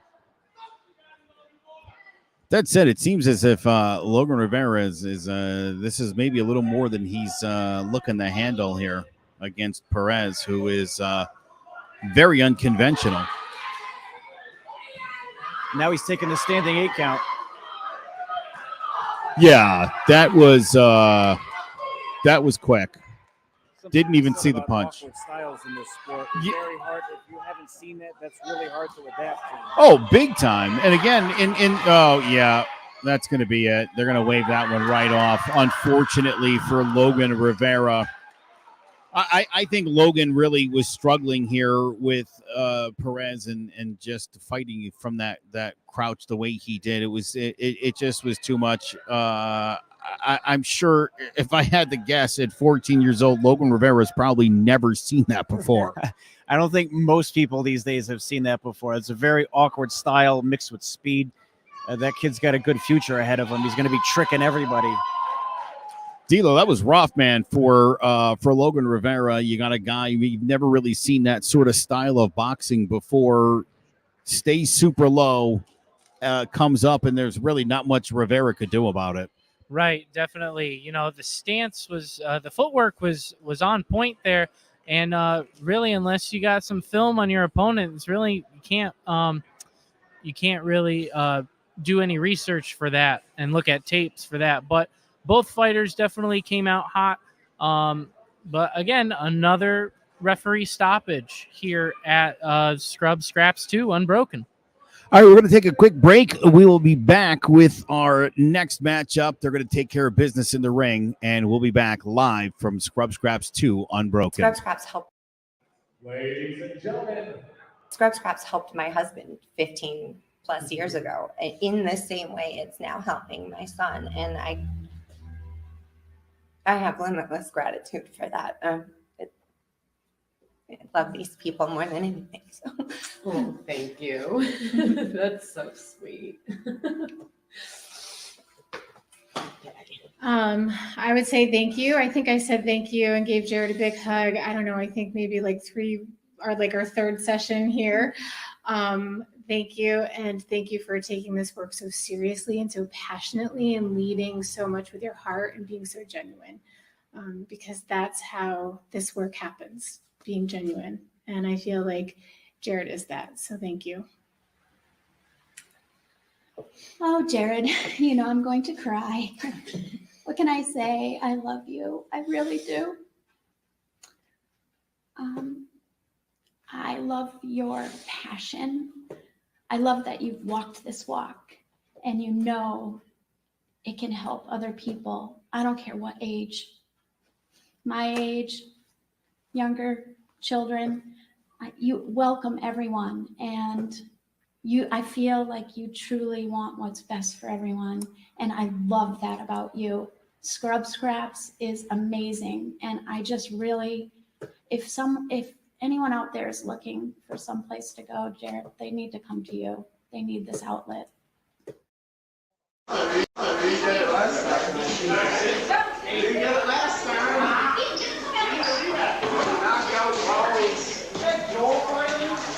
Anna, get Rudy out there. He's in front of you. Rudy, come over here. Rudy. Yeah, that's really switchy, yeah. No shit. It is, I won't go. I'll pull it going. Yo, Little, I need you to watch it. God wants to be the top there. I'm not trying to kill each other. Last minute, you guys. My little one got a chin. We're not going to kill each other. He's dead. That's why he was Yeah, my little brother. Can't tell.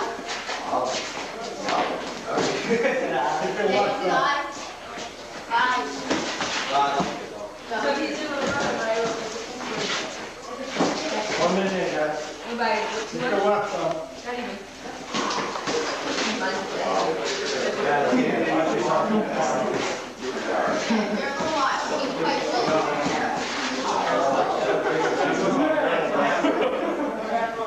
Good luck on the highway.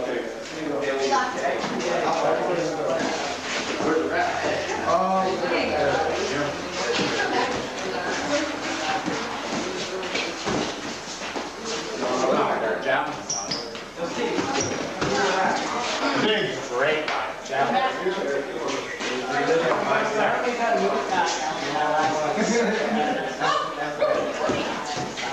He's been running through there. 15 seconds, guys. Oh, it should be. Come on.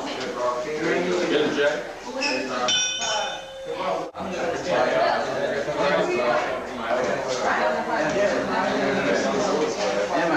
I'm sorry, Nice. Keep him out there. There you go.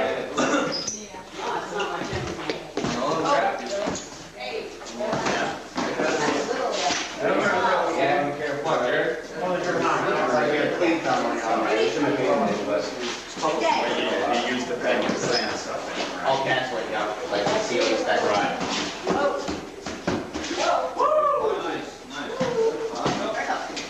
Come out there.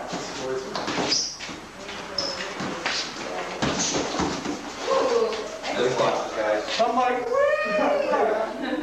trying to stand there.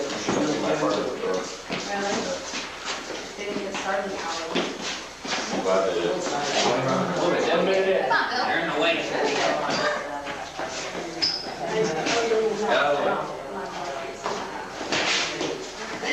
What? Nice. Way to duck him, man. That's really good. All on the left or the right. Nice block. Come on, Jared. Watch the slippery spot there. He was on. He was good. I'll say, hopefully, it'll be it. Or just second, so I give you one. Jab your way in, brother. Jab your way in. Come on, get in there. 15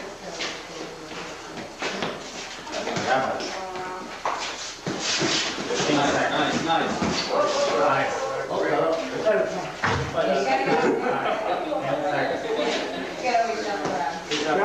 Jab your way in.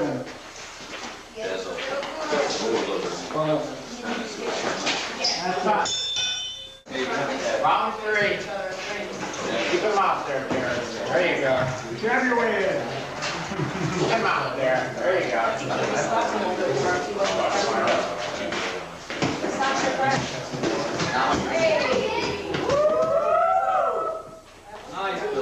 a defense. That wasn't friendly, she said. That wasn't friendly. Friendly fire, Jared, friendly fire. Retaliate. Get them back. This is round 3. Start growling out. I guess. Take your left up. You guys are 5 rounds. Yeah.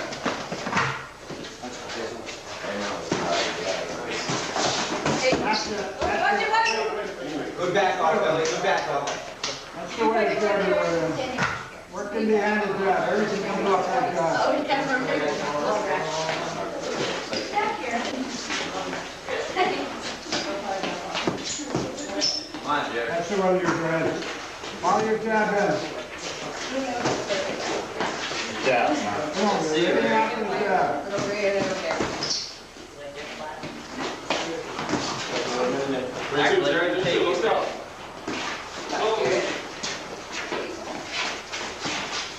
Come on, man. Throw it out there and shoot it. Good counter.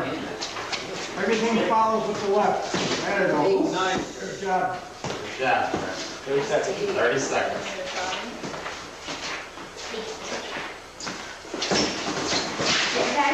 Oh, you should let that go. Come on, dude. Gotta let the hand fly, man. Not what we wanted. Nope. Let the hand fly. Last 30 seconds, man. Follow with the left hook to the body. That's it. 5 seconds. One more. 5 seconds. Go. Get it. Open up. That's fine. You have fights here, Mark. Come on. Check them out there. Move your head, that's it. Move with it. Don't give him a target. I gotta see an elbow. Follow your jab in. There you go. Yeah. Slide across the Jab him up. Work behind it, son. There you go. Work behind it. Good jab. Working. Nice. Hey. That's it. Don't back. There you go. Whoa. Aw, you should let that go. Should let that go. Right? I finally saw it coming. He grabbed a hold of me. That's what counters allowed. Finally sees over and doesn't stop. Follow your jab in. Follow it in. Follow it in. Come on. Let it out now. Good. There you go. Last one, left hook to the body. Good counter, good counter.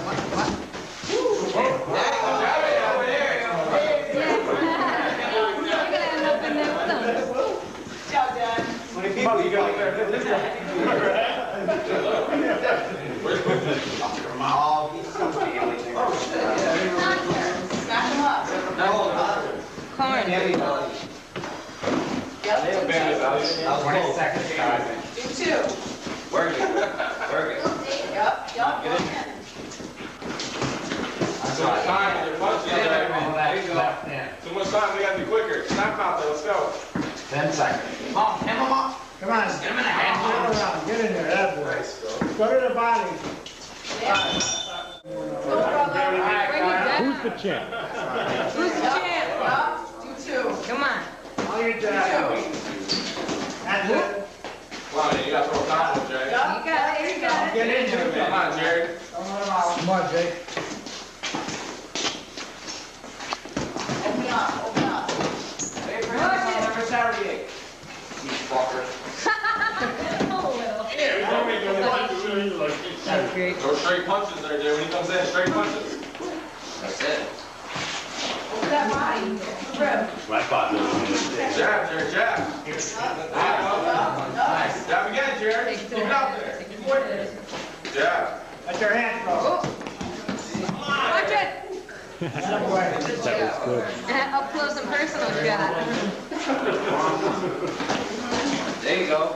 Billy always had a thing for the camera. Whoa. Clutch that. A minute down. 1 minute to go. I think I can get You gotta dig deep now. I don't know. Uppercut, Billy. Uppercut. You get in This is close. it. This is it. Oh no, this is for you. Open up.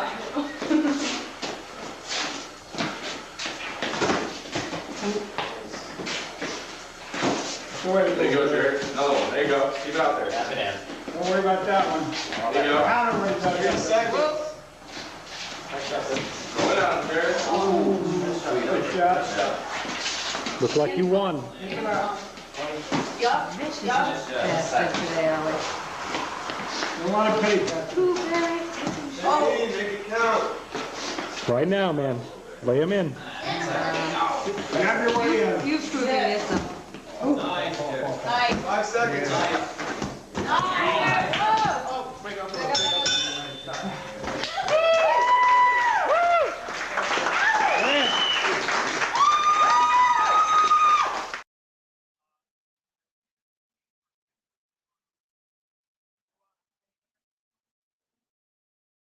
Imagine meeting the alcoholic, the severely depressed, the loner, the drug addict at the treatment center. Imagine them showing up on time and voluntarily.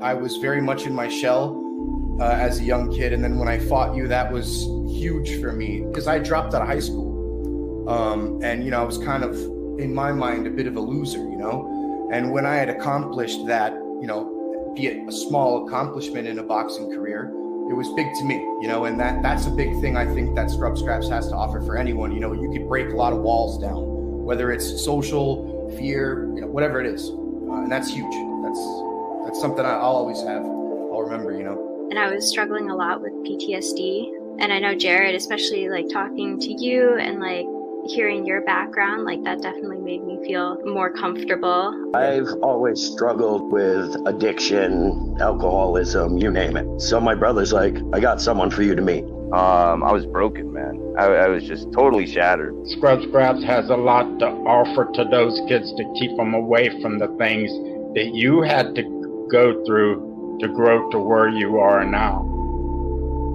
Imagine being given a chance to talk to them and intervene before they made poor decisions. Imagine them being excited about participating in the treatment program that would help them make better choices in life. Consider the reach such a program would give us as a society. Now, stop imagining. At Scrub Scraps, we have experienced all of these things. Got involved in a lot of dumb things. Doing Scrub Scraps kind of gave me my outlet to get away from it all. And that was kind of what changed me. It made it so that I had more time to focus on becoming an adult. It's not necessarily about a competition or about the sport even. It's just about, let's see who you are and maybe we can grow you as a person. It didn't matter if we were competing against each other. It was just the simple fact of how close everybody was. I'm so happy that I'm in the place that I'm in now because I had a positive role model not only teach me a sport, but in a controlled, safe environment where I knew I'd leave happy, healthy, learn something. Those are the things that Scrub Scraps brought to the table. If we would have had something like Scrub Scraps, I would have seen some of my cousins that are gone now from alcohol, gone now from fighting with guns. I would have seen them grow to be like some of the kids that I seen you train. Since 2004, many members of Scrub Scraps have entered the program for the mental health aspect, the exercise, the camaraderie, or to learn about the sport of boxing. However, the demographic that appeals to the program specifically to compete tends to be a bit different. The majority of them are overwhelmed by some kind of trauma, which makes sense. Why else would the idea of fighting be appealing to them? Fight, guys.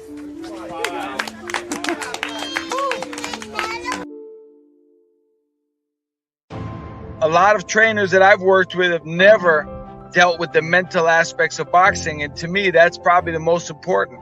It's the camaraderie after all the fights are done. And after, there was kind of the sense of equanimity, like, if I apply myself to this, cut down on the bogeys, quit drinking. And taking it and running with it.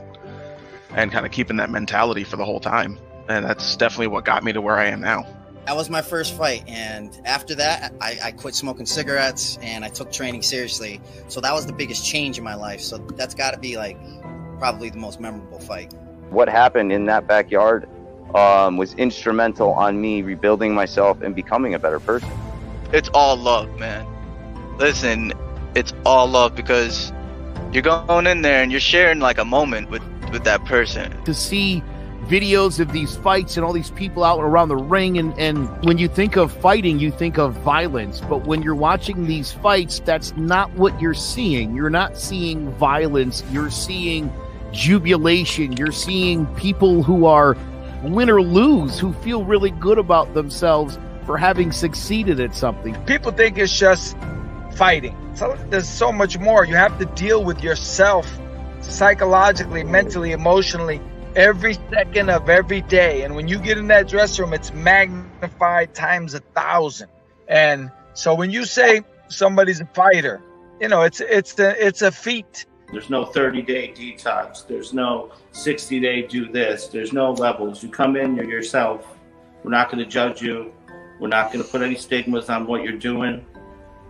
Every time you fall down, we're going to be there to pick you up. And that's it. Scrub Scraps is the only treatment-based program this particular demographic will volunteer for. The individuals among us that are in the greatest need of treatment make up the largest demographic of Scrub Scraps participants. For many of these individuals, Scrub Scraps is our only chance at an intervention. For more information, visit our website at scrubscraps.org or visit our social media pages.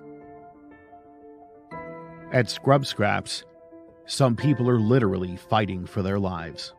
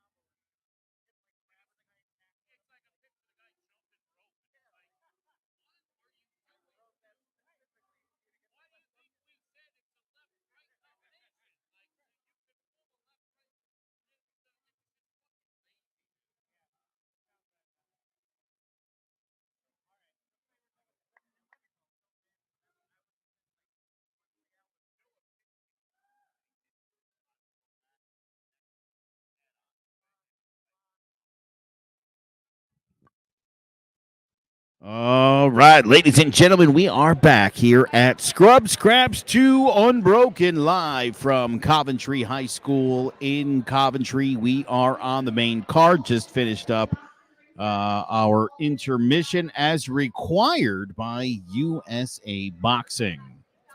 Believe me, nobody after this late start wanted to stop down for 15 minutes. Hope you enjoyed the different stuff that we've played for you, sharing some old Scrub Scraps fights as well as these interviews with the moms of Scrub Scraps. As obviously there's a lot of downtime, ladies and gentlemen, in between these here fights. And just trying to keep you entertained in between each of these bouts.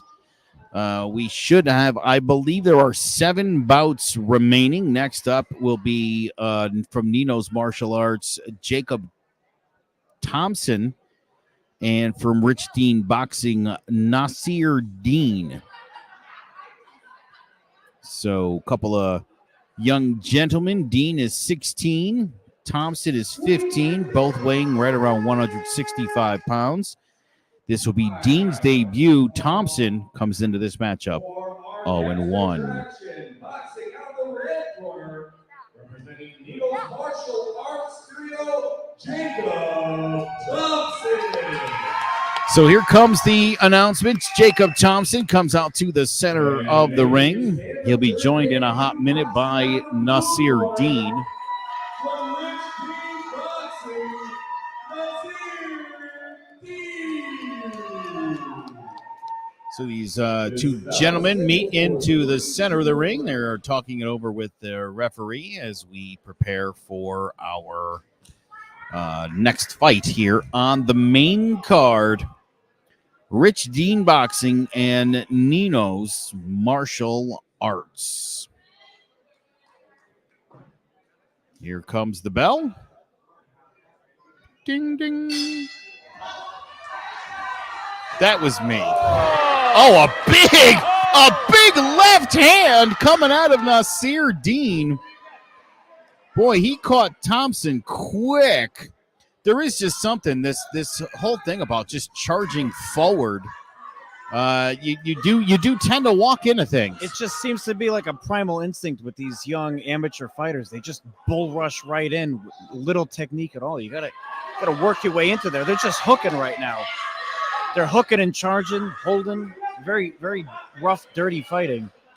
You seen both corners kind of up in arms. The cornermen here not liking what they're seeing from either fighter so far, as my brother Tony just said. Got a lot of wing in it. These guys coming at each other like a couple of bulls in a china shop. Yeah, definitely. And this is Nasir's debut match here, coming out right with the opening bell with that giant swing to the head. I've seen the officials on the side keep reminding their cornermen to take a seat. They must stay seated during the round.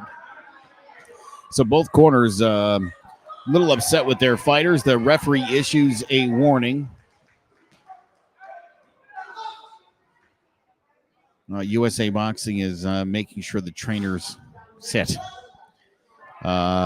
Boy, it's hard not to stand up when your guys getting beat up a little bit. But here they go, Dean and Thompson. Another big left. Oh, back-to-back big lefts from Nasir Dean. Both men just throwing caution to the wind. Not much technique here. All of Dean's shots are long, wide, looping shots. Meanwhile, Thompson looks like he's really trying to land his spot, if you will. He's a little more cautious. Just landed a big left to Dean's head. But as you said, we're both kind of winging it here. Another warning from the referee. Yeah, this is a real rough one here. All technique thrown right out the window. And listen, that is prone to happen. Again, especially with young people. You spend a lot of time in the gym. You know what you're supposed to do. You get out here, and as I said this right towards the start of the broadcast, Mike Tyson famously said everyone's got a plan till they get punched in the face. And that seemed to be the second these two met at the center of the ring. They both threw looping fists at one another. Technique out the window for the entire rest of that round. Yeah, definitely. Even when that bell rings, that technique went right out. Sometimes when that bell rings, the fighters' brains just go into autopilot and they just go right in to what their instincts are. And, you know, I know once that bell rang to end that round, Nasir's coach stormed into the ring, needed to talk to his guy right away. He's the one who's getting a lot of reminders to stay seated.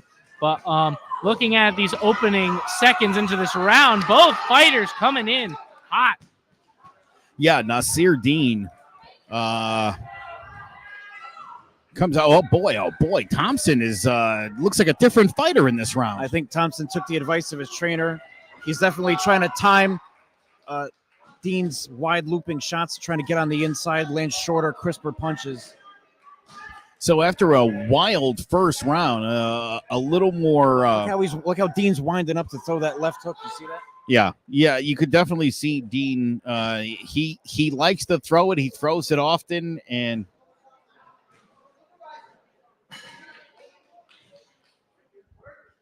looks like we have something going on here in the ring. He's getting a warning for hitting below the belt. A low blow warning given to Jacob Thompson. Another big. Oh, man. Nasir Dean, boy. Yeah, he buckled him, and that's going to do it. That's going to be the end of the. Oh, he's going to give him a standing 8.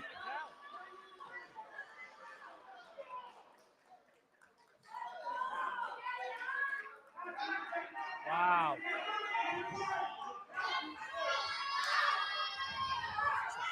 Oh, Thompson takes another big left.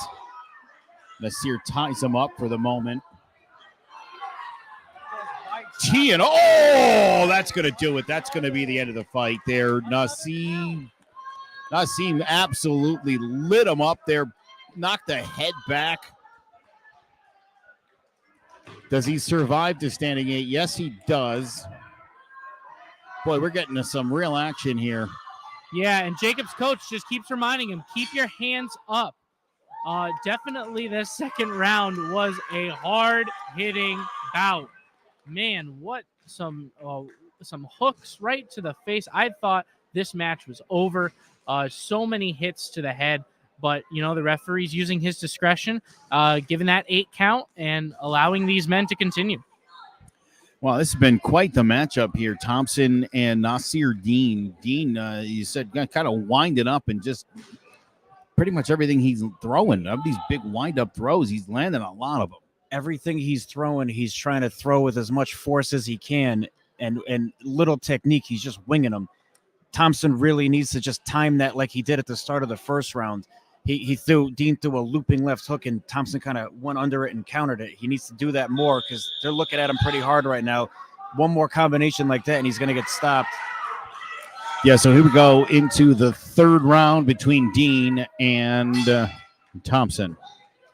Yeah, referee reminding them again to keep their hands up, nothing below the belt. And we are starting out strong again. Ooh, nice dodge by Jacob here as Nasir giving that 1-2 again. The hook, big dodges, but Jacob is really trying to get back into this fight. Well, Thompson really got the counter working in this round. He's done a really nice job. He's making Dean miss and countering very well with that left. Now going to the body. They get tied up for a moment. Ref breaks him up, resets him, and here we go. They get tied up. A little rabbit punch from Thompson.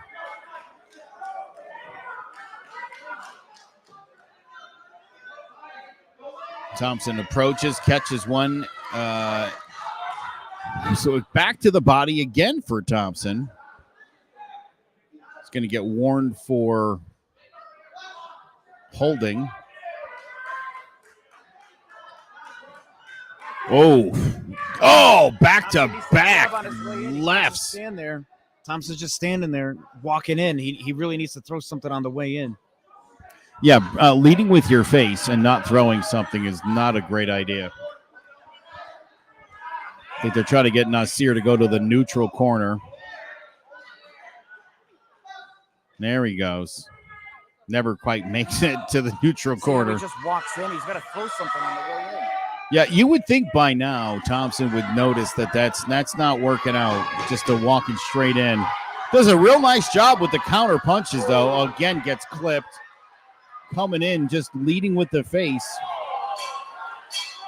I can't even believe that he lasted that long. That was very well done. Boy, Jacob Thompson, heart of gold there because, boy, he was getting lit up. Yeah, this definitely went the distance in this fight. Jacob really took a beating here, but so did Nasir.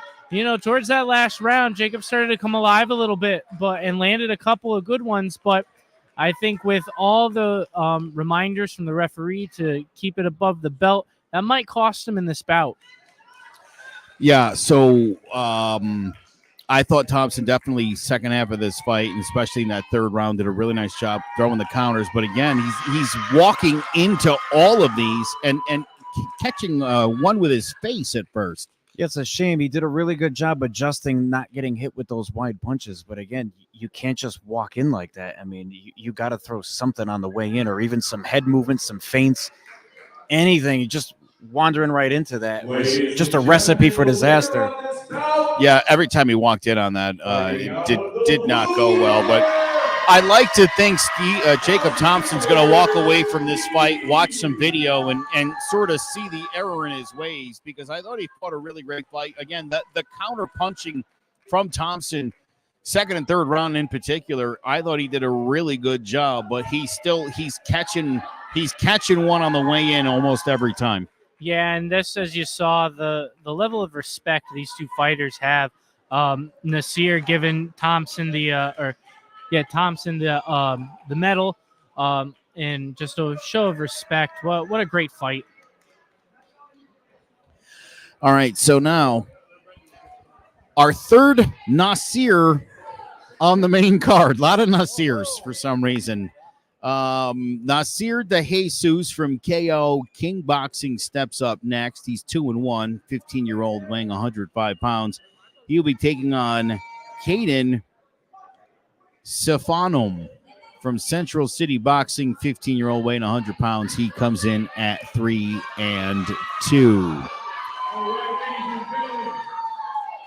Stefanum.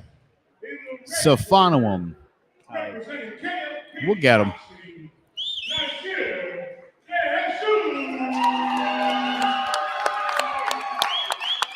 Nasir De Jesus makes his way into the ring.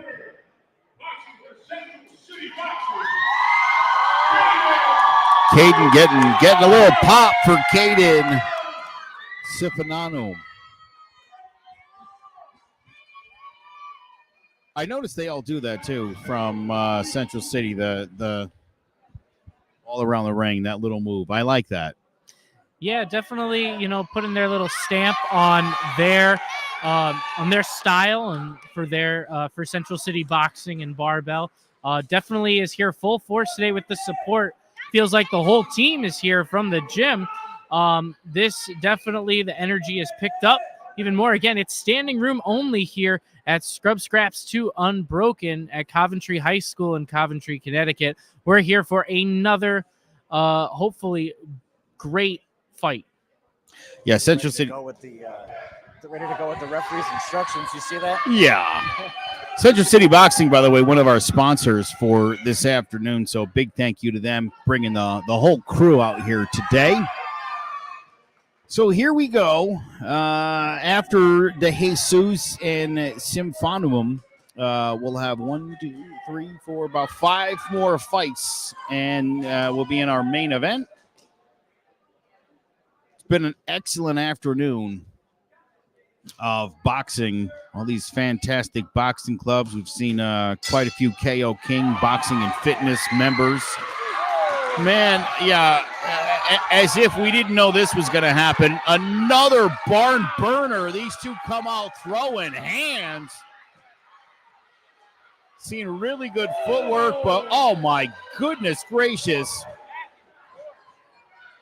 Stefanum and De Jesus are absolutely brawling right now. What a fight we've seen so far here, D'Lo. Yeah, this went 0-60, and just once that bell hit, both competitors coming right to the center of the ring, just laying haymakers with each other, trading blows left and right, back and forth. This is a amazing bout. Love what we're seeing here. Stefanum and De Jesus. Finally, they tie it up a little bit, but my goodness, these two come out of the gate on fire. Yeah, both guys on fire right now. Both guys landing it solid. Stefanum has a really good 1-2. He needs to stick with that to keep the other guy off of him. So again, you see Stefanum dropping the haymakers, and De Jesus is just countering right back. He's got him pinned here in the corner. Great job by De Jesus to get himself out of that. Let's see if he can't mount himself a little bit of offense now. There he goes. Throws a couple of nice jabs. Stefanum, big right hand. De Jesus the counter. Really good head movement and footwork. He's really good at getting out of there when he's getting cornered. A couple of really fantastic, young, talented 15-year-olds going at it. Stefanum is a little on the ropes here as De Jesus moves in. Nicely done. Stefanum and De Jesus. Yeah, he is fired up. Getting the crowd all fired up. What a fantastic round one. Yeah, Joe, these fighters are fighting like they have something to prove here. This gym is on fire. The fans are going crazy here for these two. Just from this opening bell, these two just came out haymakers, one after the other, trading blows. They're really, both coaches have a lot of good things to tell their fighters, and to get both of them back in, I feel like this is right now dead even. Yeah, absolutely. I mean, again, the pace of this fight, it did not relent at all through the entire first round. And this young Caden Symphonium got the crowd going. The atmosphere right now was electric. You could feel it in the air. That was one hell of a start to this fight. What do you think about Symphonium getting guys down in his corner, and he's like jazzing up the crowd? Real showman. He knows he's got better technique. He knows he's in control. Look at that footwork, the way he circles out. He lands it and he's out of there. Tremendous footwork. Great head movement. This kid knows how to fight. He's got the fighting spirit. He's doing an amazing job right now. Whipping the crowd into a frenzy. Yeah, they're going nuts for Caden Symphonium.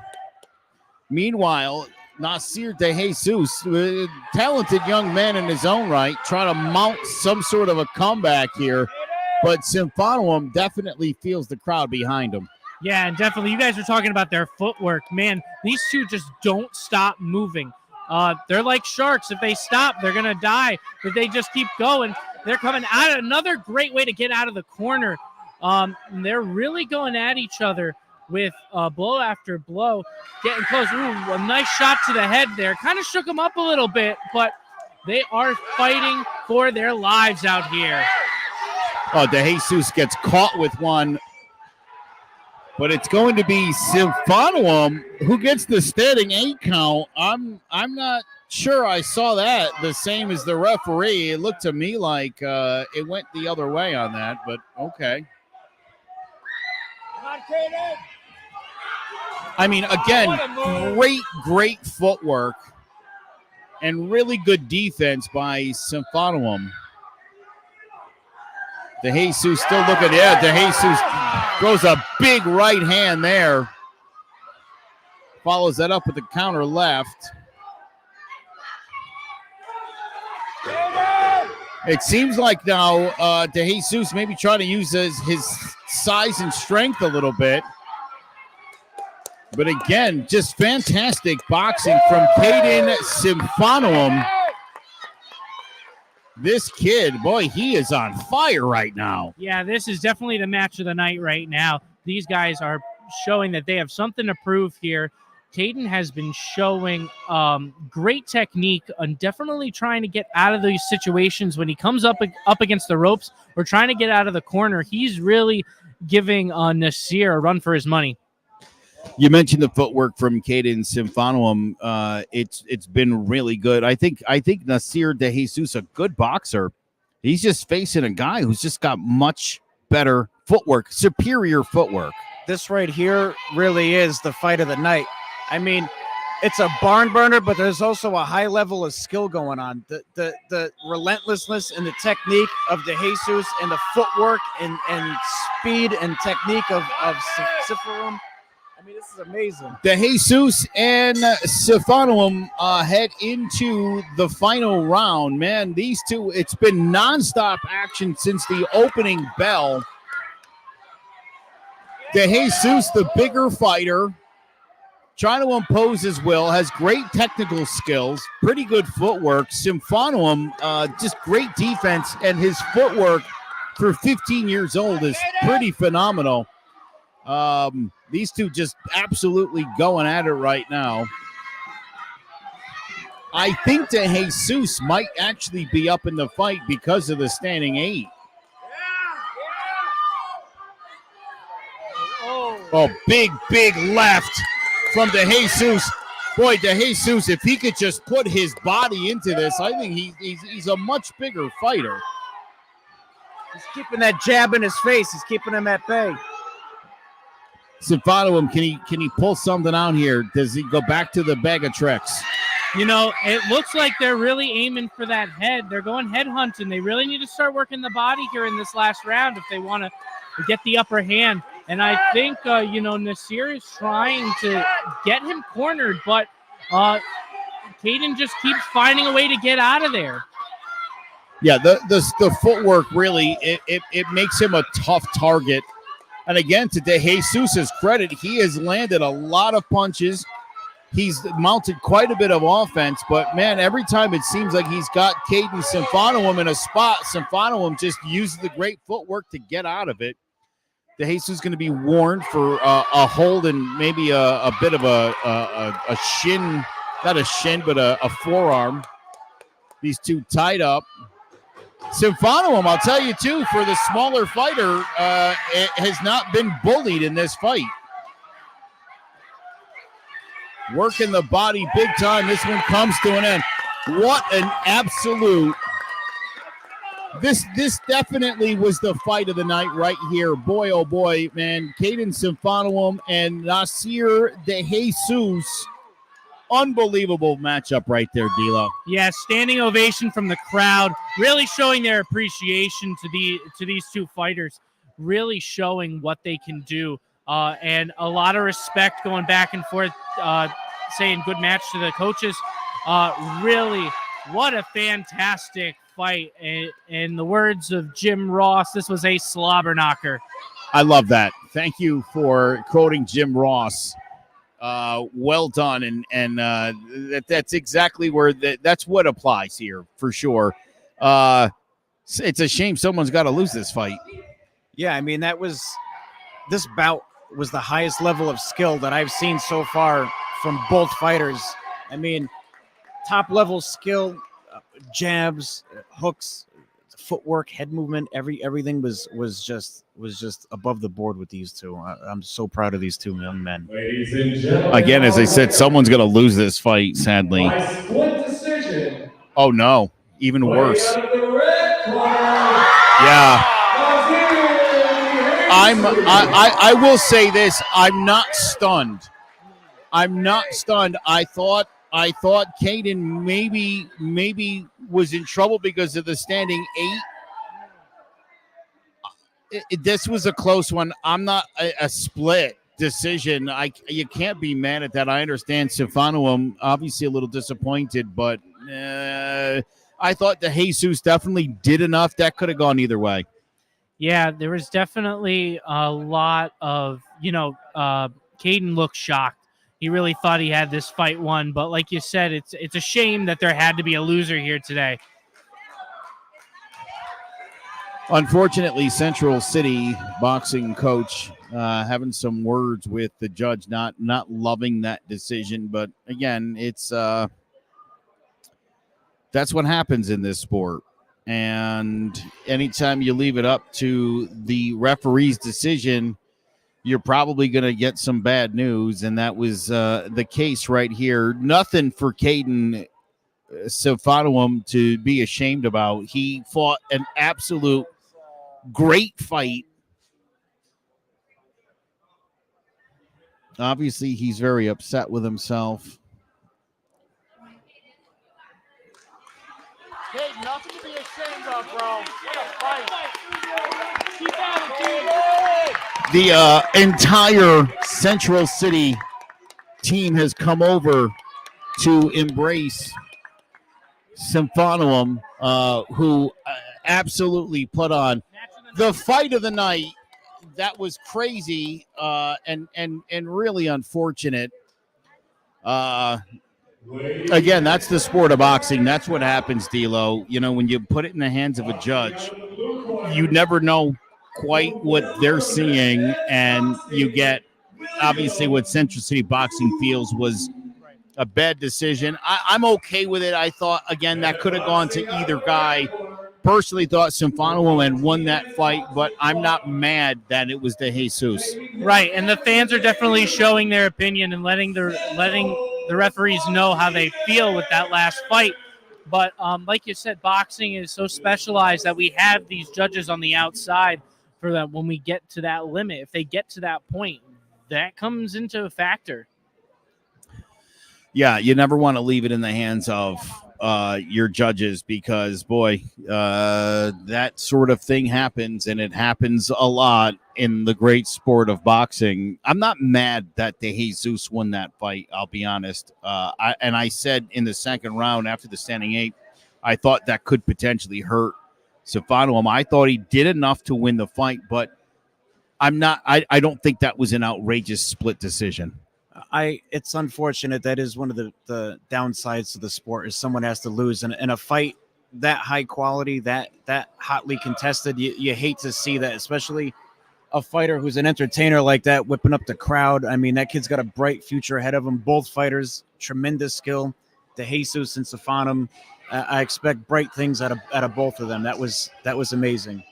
So definitely a little bit of a bummer for Central City Boxing. I think everybody over there thought they had it in the bag. Like I said, I thought it was a close enough fight. I thought it could have gone either way.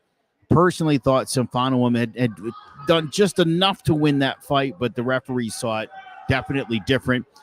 Here we now have Santos Martinez from Martinez Boxing, 17-year-old, 120-pounder making his debut against William Cruz from the Wilner Mendez Boxing Club. He is 16 years old, 120-pounder. He comes into this fight at 1-3. So far, Martinez seems to be the more aggressive fighter. Cruz doing a nice job with the countering. Although at this point, Martinez has him in the corner, goes to the body, goes to the face. A big left, another big left, misses with the right. He's got him up against the ropes here, really controlling him. But now Cruz caught him with a short, stubby right. Another big overhand right from Cruz misses. Martinez keeping it on the inside and is connecting much, much more frequently. Looks like he may have caught him in the back of the head. Referee issues the warning as Cruz and Martinez duke it out. Another big left to the face from Martinez. Yeah, definitely. Martinez is coming in with those rights and lefts, trying to put him back in the corner and on the ropes. But Cruz is starting to find an answer. You know, he's trying to really trying to have Martinez kind of get a little bit tired before maybe he starts his attack. So this first round, down about the last 10 seconds, another big left to the head from Martinez. Martinez has been landing that counter left an awful lot. First round comes to an end, and Martinez and Cruz will head to their respective corners. Martinez seemed to dictate the pace of that fight at the beginning. I think my brother just went over there and got Central Boxing all stirred up. What did you just do? I just told him not only was that the best fight all night, but he was the best fighter I've seen all night. He should be proud of himself.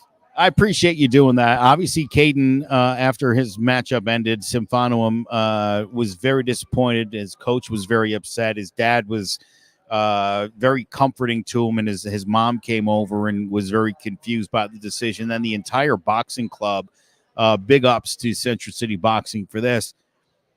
But they all greeted Caden and let Caden know what a great job he did. And then Tony Guire from Scrub Scraps just went over to reiterate that. And Central City Boxing really liked that. He really made their night telling them that. So it's what it's all about here. We're here. Look, there's a lot of teaching going on here. That's the most important part and the fundamentals, and it sucks.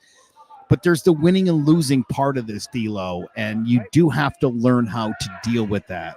Yeah, and remember, we got some of these competitors, they're still kids, and they need to, get that positive reinforcement and letting them know that, yes, you are doing the right thing. Because, yes, it's a learning experience, and we're seeing how it affects, the mental fortitude, but also how to deal with that loss. But these fighters back in the ring here are showing what they can do. Martinez has landed that left counter hook to the head repeatedly in this fight. It seems to be most of the damage that he's doing. Cruz, meanwhile, big haymaker guy here. Yeah, again, both guys could benefit from just the basics: footwork, jab, set those up. You can't just go out there and just wing hooks. You gotta lead up to it. You know, you gotta control the pace a little bit. If you're just slugging with each other, you know, again, a fight like that could go either way. You know, you got to really dictate what they're looking for is somebody that controls the pace, you know, controls the rhythm. When both guys are just going at it like that, you're leaving it up in the air for the judges. Yeah, I haven't seen anything definitive either way. I mean, so far, you know, like I said, Martinez has landed that left to the head a bunch of times. Cruz maybe has landed more volume-wise, but really hasn't done any damage here at this point. So we just saw what happens when you leave it in the hands of the referee. I don't suggest that again. No, exactly, and not to take anything away from either fighter. They're fighting a really hotly contested, fast-paced fight here. But again, after what you just saw, you know, you should know you got to do something to stand out to these judges. You got to control. You got to your footwork, feints, jabs, head movement. You got to razzle dazzle them, as you said earlier. You know, you want to give them something to think about after each round when they're scoring that. I'm a big fan of the razzle dazzle. I think if you're not bringing some razzle and you don't have any dazzle, I don't think you have any chance of winning the fight. No, absolutely. You know, these fighters are definitely going more at the slower, having a little bit of a slower pace than some of the other fights that we've seen tonight here. But as you saw again, when they that we have a little bit of a referee stoppage here, just trying to check on the belt of the fighter here in the blue corner, Cruz. But to start our third round here, we definitely have seen what happens when we leave it up to the referee's discretion. And hopefully, again, we see a little bit more fire from both competitors in this final round. So this will, after this, we will be down to the final four fights of the afternoon. Scrubs 2 Unbroken. This is the main card. Got a little bit of a late start this afternoon. We thank everybody for sticking with us, and we hope you enjoy some fantastic boxing. By the way, both of these guys both clipped each other back and forth. Cruz gets clipped again. Santos Martinez is really bringing the heat this round. Goes down low to the body, comes up top with the counter left to the jaw. And Martinez gets his bell rung, and they're going to give him the old standing 8.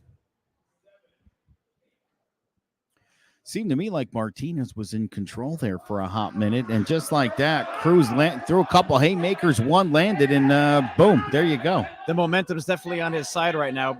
Again, from both guys, nice fast-paced fight. You know, both guys are fighting tenaciously in there, but you got to separate yourself from the pack. You got to start controlling this at this point. We're halfway through the fight. Seeing a lot of haymakers thrown and missing right now. These two obviously pretty fast pace, throwing some big punches. I just haven't seen anything D'Lo damage-wise from either guy.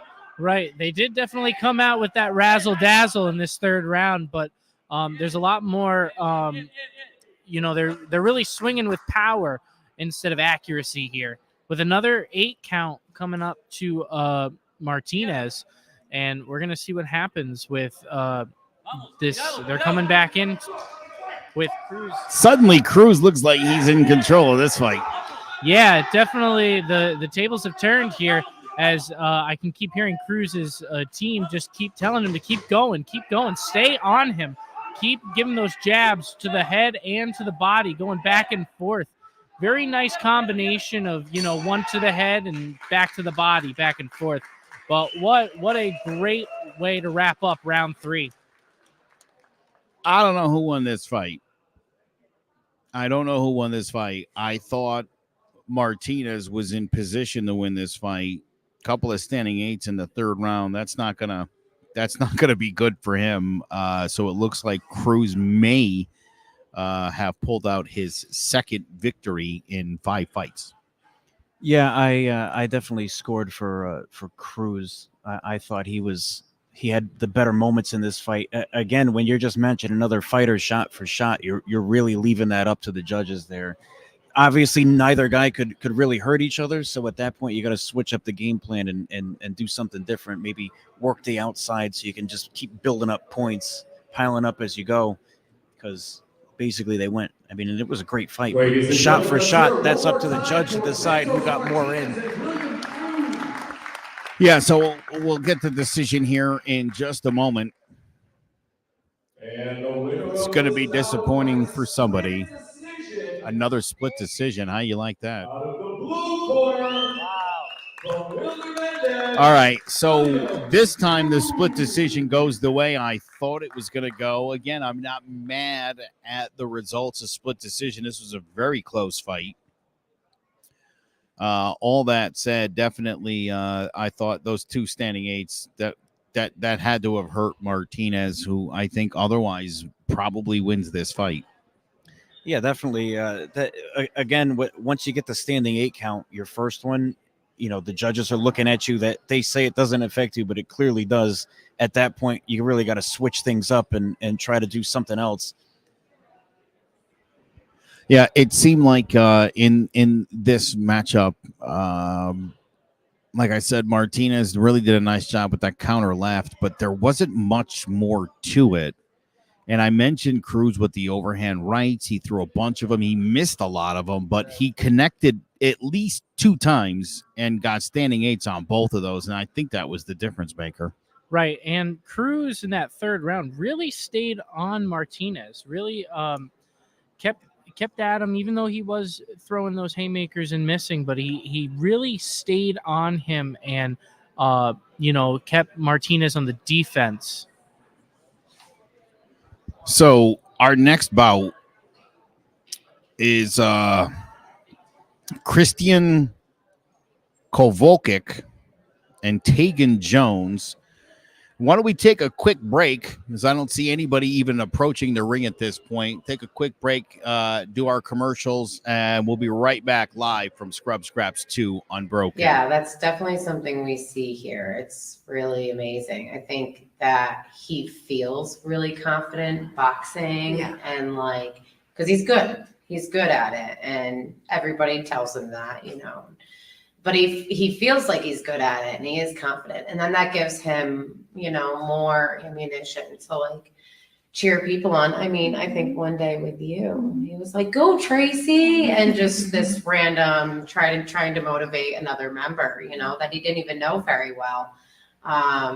And one of the first people to tell Jared, good job getting out of the ring. So he's got a big squishy heart. Yeah, we've definitely seen a big part of that in here. He's awesome. So thank you for Scrub Scraps 2 Unbroken is brought to you by Fox Hill School of Music, Connecticut's most progressive music school dedicated to serving the needs of the modern musician. Cola Construction. From civic projects to affordable housing, retail, and mixed-use developments, our strength in leadership includes award-winning expertise and a personal touch with deep relationships. All right, here we are. We are back. We're down to the last 4 fights. This is another contest between a couple of female boxers. Kristen Kokjovic, who comes in at 0-1. She's 24 years old, 132 years old, and not with any specific gym. So apparently she just does this out on her own, I guess. She's taking on Tegan Jones, who comes in at 3-1. The 24-year-old weighs 132 pounds, and she represents Shalito's Way. So it's been a few matches here since we've had a female fight. Some women's boxing on the card. We're always excited for that. Again, gearing up for Muhammad Benamor and Mark Solis. in our main event. 17-3 for Solis. Benamor 8-3. We saw both of these guys at the first Scrub Scraps, and looking forward to seeing them again. The co-main event is between Victor Nieves from KL King Boxing, a gym mate of Mark Solis, and then Edmiro Morales from Whaling City Boxing. He's 3-2. The 28-year-old came in weighing 145 pounds against Nieves. So that is what is coming up. Right now, though, Kristen Kolkovic and Tegan Jones, referee has them meeting in the center of the ring. And we are about to get underway. One of the final fights as we start to wind down this card. It's been pretty fantastic. D'Lo, thank you so much for being here. I hope you've enjoyed it as much as I told you were gonna. Oh, absolutely. I'm having a wonderful time here.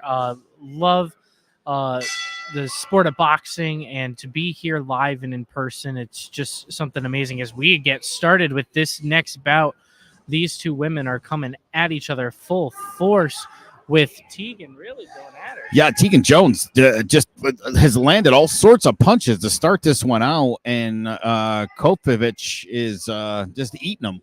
Right, and Tegan definitely has an advantage here, being affiliated with a boxing gym here. But yeah, Tegan definitely is showing what training can do. But Christine is also showing, putting up a good fight for just training on her own. So yeah, here we go. Boy, this one started out with Jones just kind of lightening Kocevic up, but she has started to mount her own offense. These two dancing around the ring and throwing a lot of punches at this point. Seeing pretty decent head movement from Kocevic, who goes down low to the body. Jones still kind of working upstairs. Haven't seen her go down low at all at this point. Liking the head movement from Kocevic. That said, Jones going to have to do more than throw a punch at a time. She's going to have to start throwing some combinations here if she really wants to expose her opponent. Right, and I don't know if you can also hear Jones's coach keeps telling her to stop chasing her and just really stand her ground and really try to land those punches that she's doing. With 10 seconds left in this round, they're really coming and giving all they got here in this opening round. Yeah, Jones finally started to move the head a little bit more.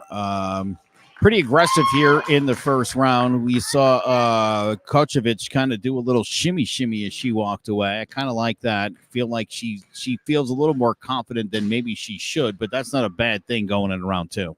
Yeah, definitely. Talking again about your razzle dazzle, it's definitely being shown, especially with Tegan with the rainbow colored socks up to the knees.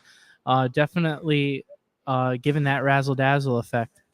I'm such a big fan of the dazzle and the razzle. I'm a socks guy too, so I'm totally digging Jones and the knee highs with the rainbows. It is definitely the right look. Kocevic getting some good lessons in the corner. Coach down on one knee, really hopefully has some good advice for her here in round two. Round one didn't go especially great for Kocevic.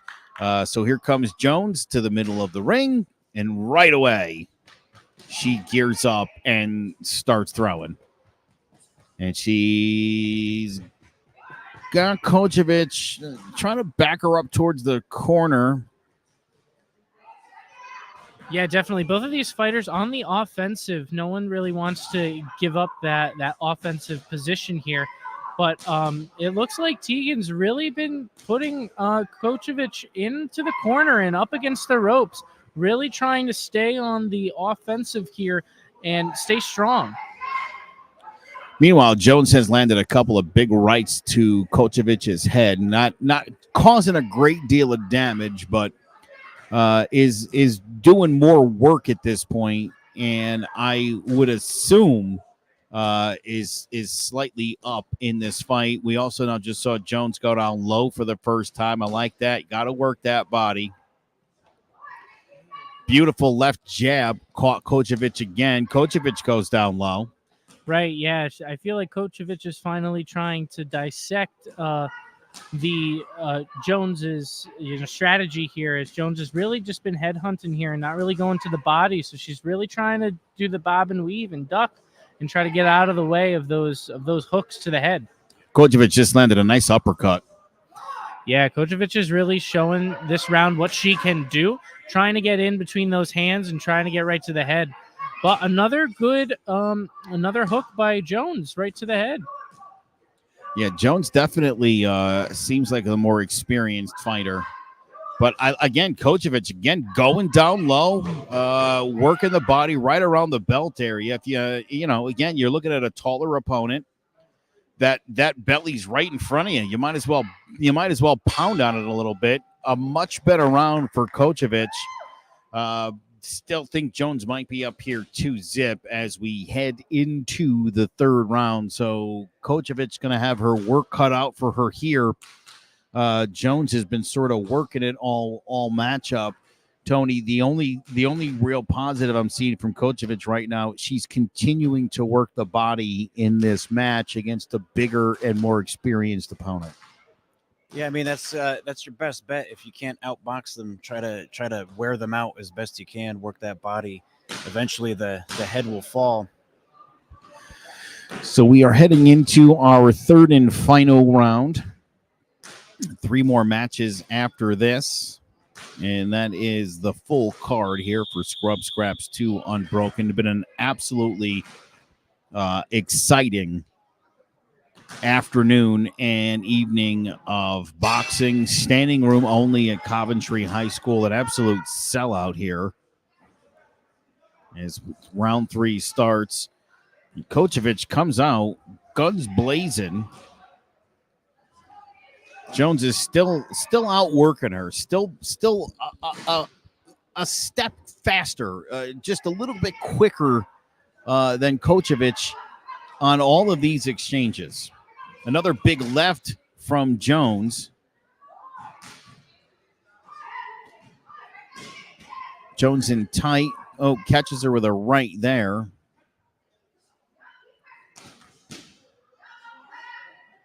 Jones has only thrown 1 punch to the body this entire fight.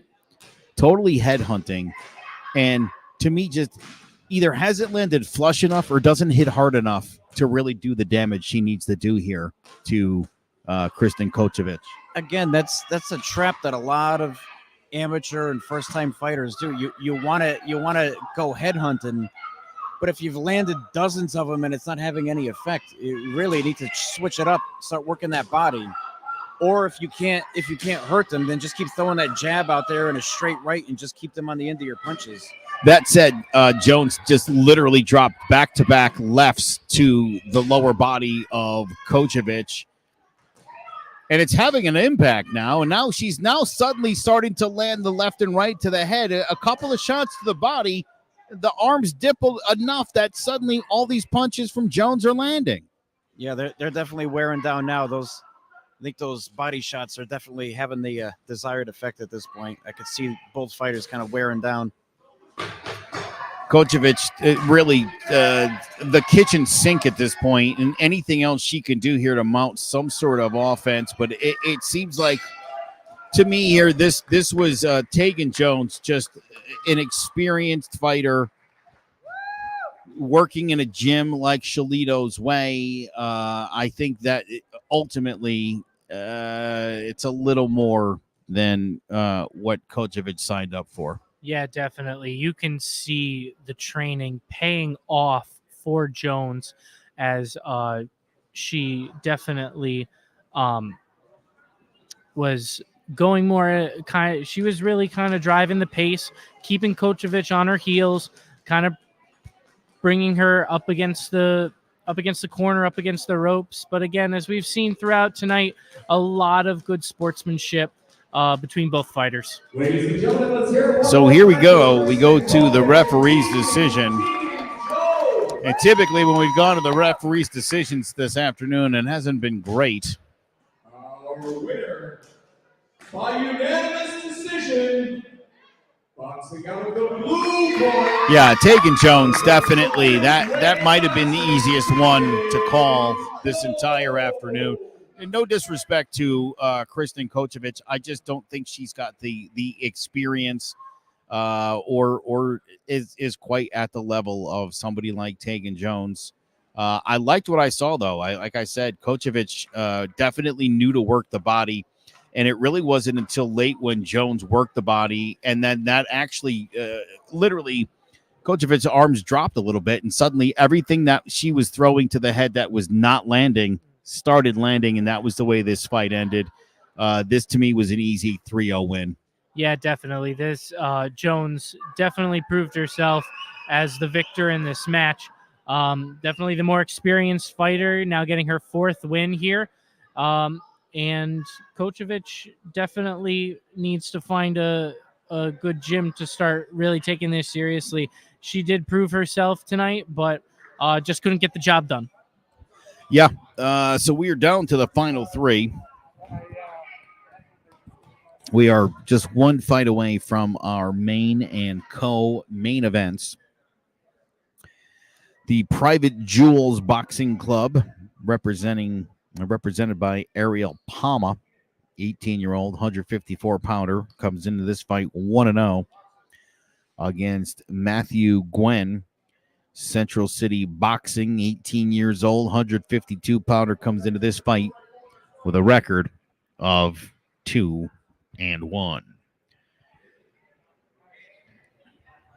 As I said, there's only 2 more fights after this one, the main and the co-main event. Mohamed Benamor and Mark Solis, Victor Nieves, and Edmiro Morales will be in those 2 bouts. From 4 Ropes Boxing, Alexi Dones. Alexi Dones from 4 Ropes. 135-pounder, the 21-year-old is 1-0.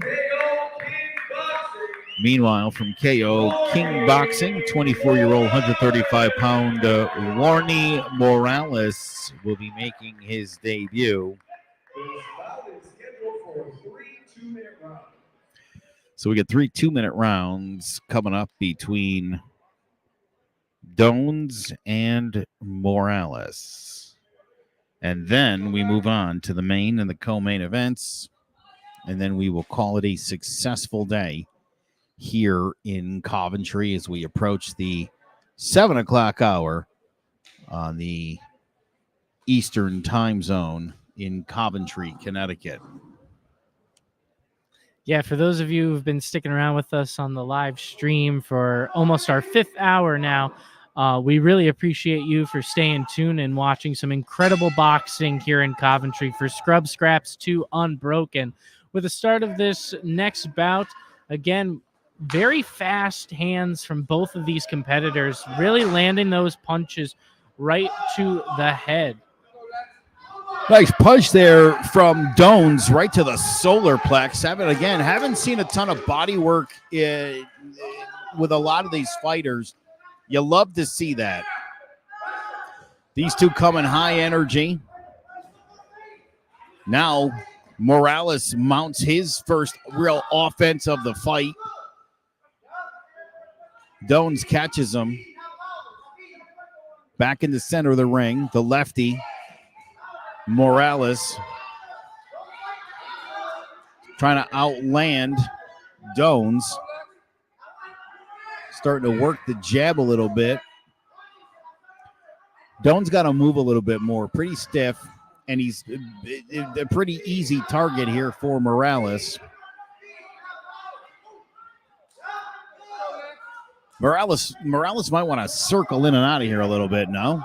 Yeah, it seems like Morales' teammate keeps telling him to focus more on speed than power.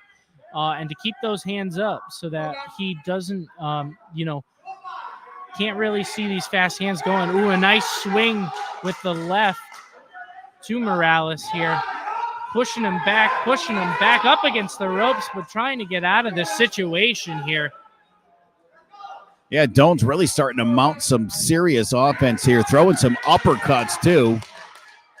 Morales basically shoves him towards the ropes. Down to the last 10 seconds in this round. Oh, big left hand from Morales. Goes another big one there as the round comes to an end. That looked to me like Morales, for the most part, dictated the fight. I thought Doan's maybe landed the bigger punches. Doan's definitely came out guns blazing. He came out with a lot of volume, and then I think he kind of either wore himself out or got hurt because Morales just has the crisper shots, more accurate shots, and sometimes, you could throw as much volume as you want. It's the crisper, accurate ones that'll change the pace of the fight. And as you saw there, it started off in Doan's favor, and then he quickly ran into a couple of 1-2s from Morales. Maybe the southpaw a little more than Doan's is used to handling, because again, you mentioned he got off to a really good start in that round, but started to fall off towards the second half. And late in that fight, we saw Morales land a series of big lefts. And here we go into round 2. Love this. Yeah, both fighters coming out strong, really strong here. Right out of the bell. Definitely the 1-2 jab right to the face to Morales. Really putting him on the ropes. Yeah, that's it. Donas absolutely popped him back into the ropes.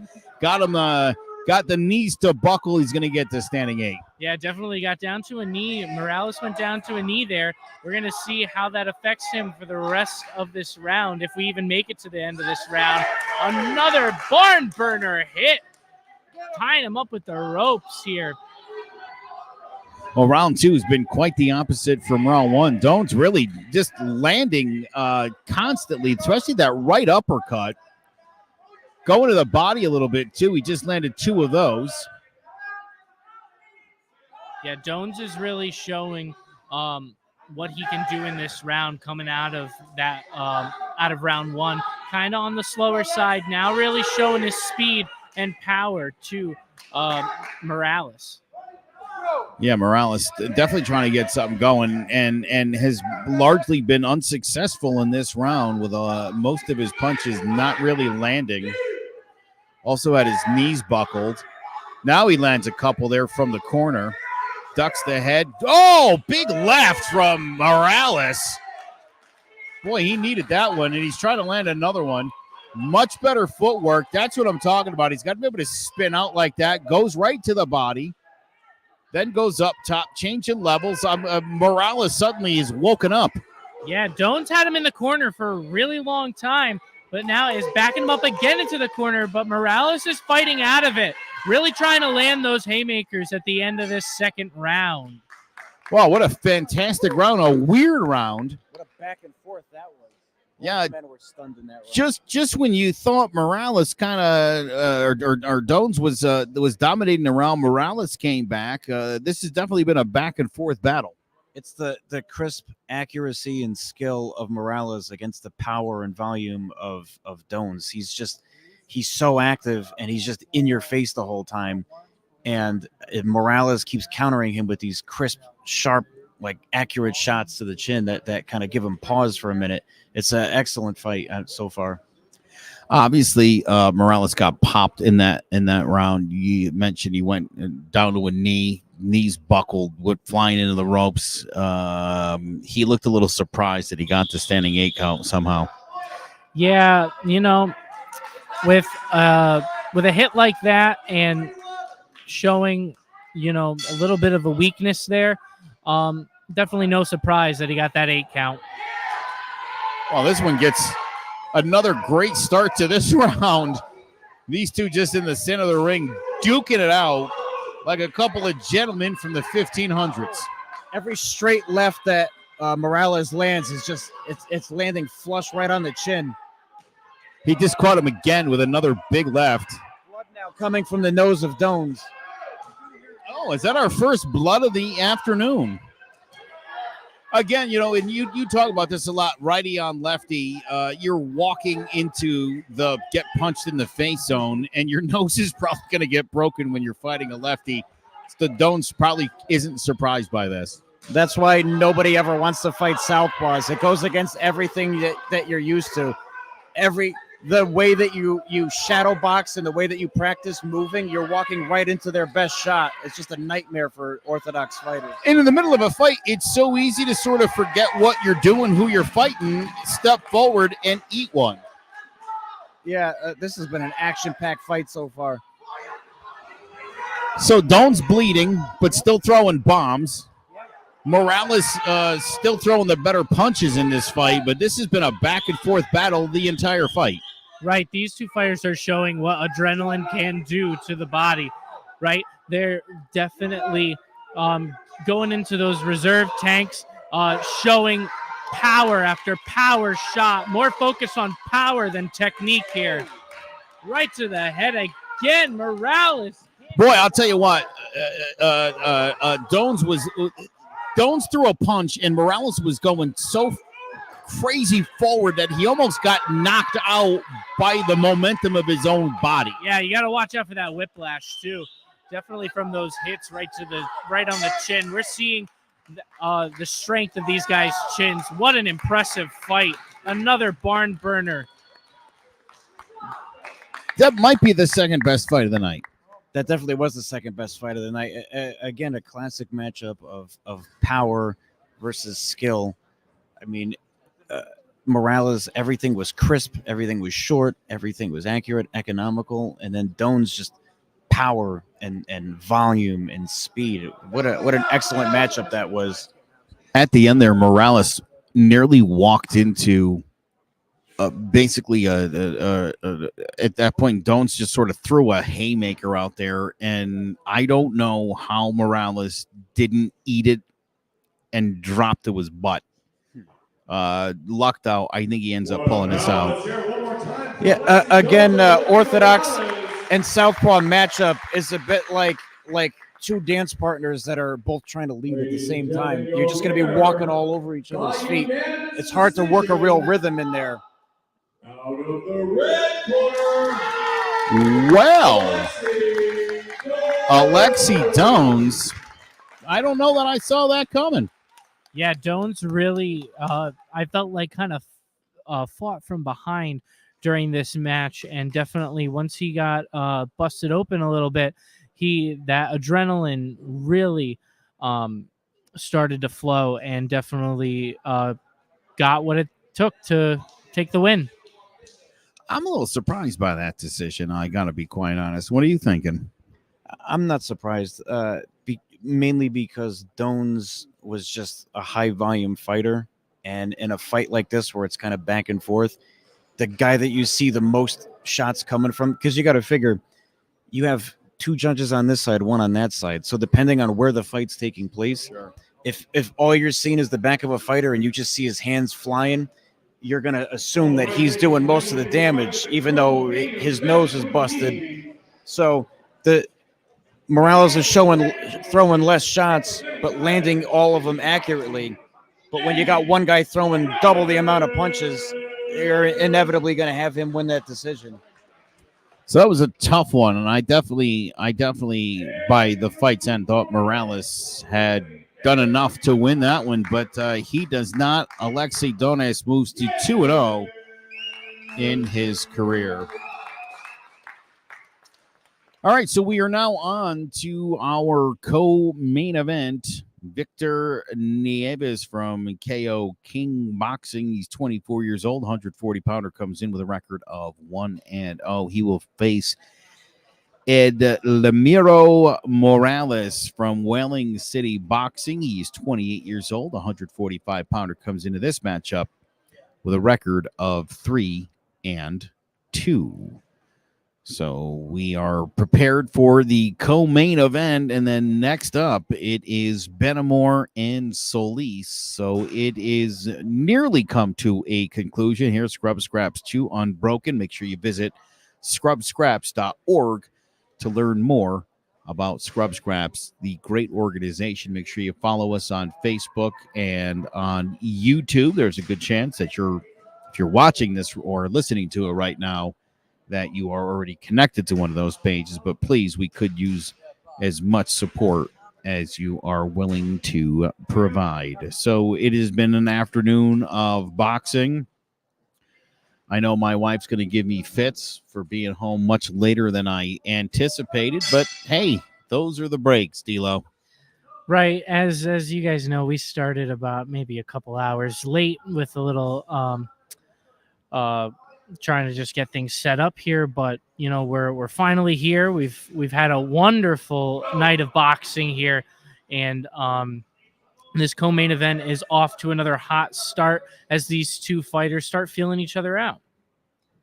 My wife's not going to want me to go to the after party this time around. That I know, but the good thing is this could have gone later, but luckily 90% of the fights have ended with a knockout. Yeah.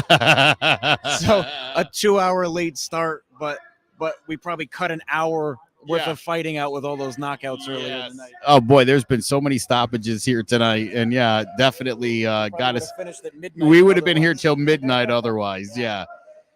So far here, Nieves and Morales absolutely going at it. We got another righty-lefty matchup here.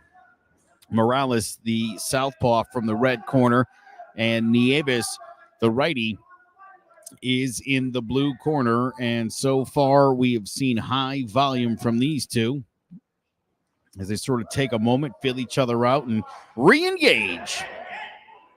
Oh, Nieves caught one right there. Stumbled a little bit. Another big left from Morales. And now he's holding and throwing punches, and the referee seems okay with all that. Now he says something.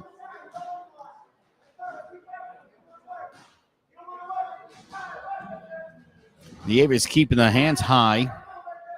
Morales keeping them low. And will pay the price. And takes one to the body as well. These guys in close, fighting in a phone booth to end the round. Morales and Nieves. That was a pretty high action-packed round. Yeah, absolutely. And especially when we hear that 10-second warning to end of the round, these two fighters definitely take it into overdrive and really give it all they got to hopefully, swindle the judges in their favor. Swindle the judges in their favor, says D'Lo. What do you think of that? That's accurate. I mean, you really, in a fight like this, where it's just, back and forth, fighting in a phone booth, you have to do something to get the judges' attention. You can't leave it in their hands. You got to make it clear that you are the winner each round. You can't leave it up to them. Who'd you see? Who do you think took round one? I thought blue corner definitely landed the crisper, flusher shots. All right. So I thought Nieves fought a little bit better in that round. D'Lo, who'd you think there? Morales or Nieves? I got to give it to Morales a little bit because Nieves was really up against the ropes for a good period of time during that opening round here. And again, these two fighters coming out hot, guns a-blazing, 100 miles a minute with those really fast hands. Yeah, Morales got clipped there a couple of times. Nieves comes out here just absolutely throwing fire.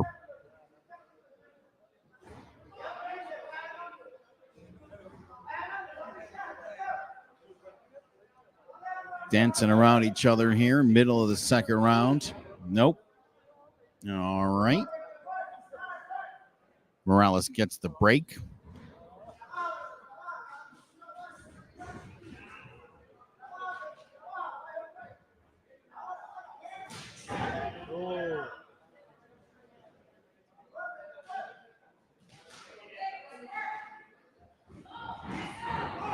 You can't be reaching like that.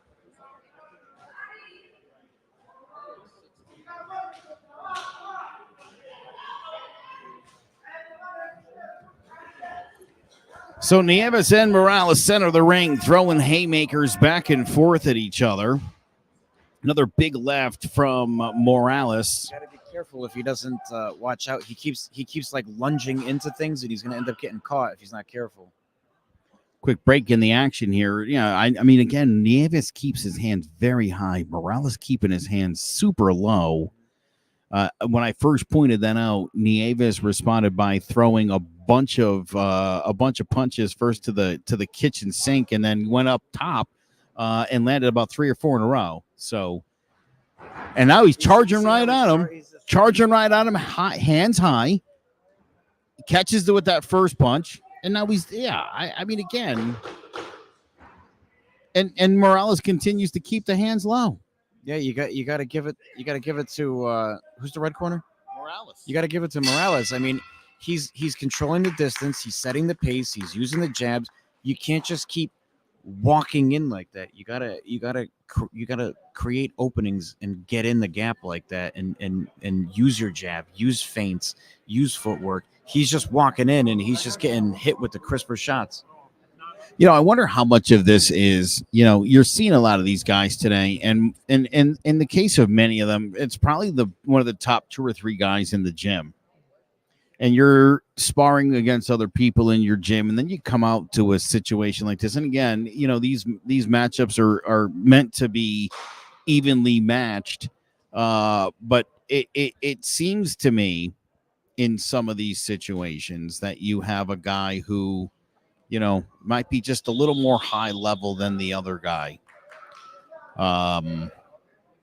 We'll see how this third and final round plays out here between Nieves and Morales. But, I think Morales has done enough here at this point to win the fight. Yeah, it looks like during that in-between rounds, Nieves' coach was reminding Nieves to really start trying to work the body, work that lower body region, because he notices that Morales is really going on for the head hunting and really needs to, catch him off guard.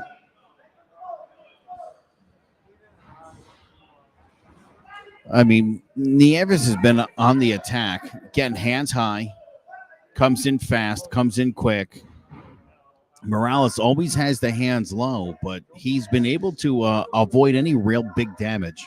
And again, like we talked about earlier, the last thing you want to do against the southpaw is come rushing in, because his strongest hand is right where you're heading for.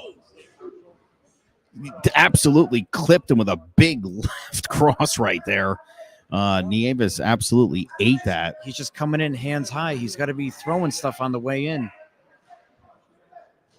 Yeah, we've seen a few guys today where they basically lead with their face, and I cannot advise against that anymore. Right, and especially that all these fighters today have been wearing the headgear. You definitely have to stay on the offensive here and try to protect the face here with those gloves.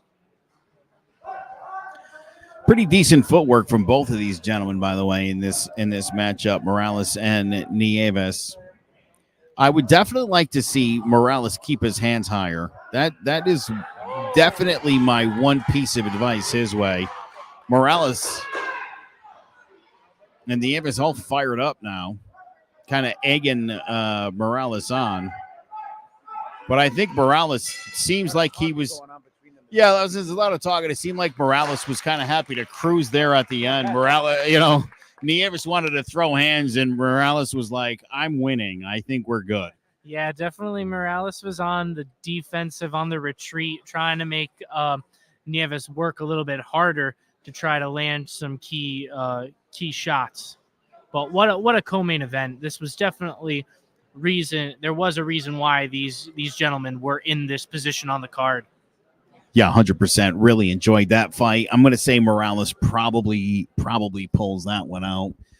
Again, it seemed like he didn't want to engage late there in the round, because I think he felt in his heart of hearts he'd already sewn it up. Yeah, I mean, why risk it? You never, the way it's been going all night like that, the last thing you want to do is get clipped and get a standing 8 count when you're clearly ahead. All right.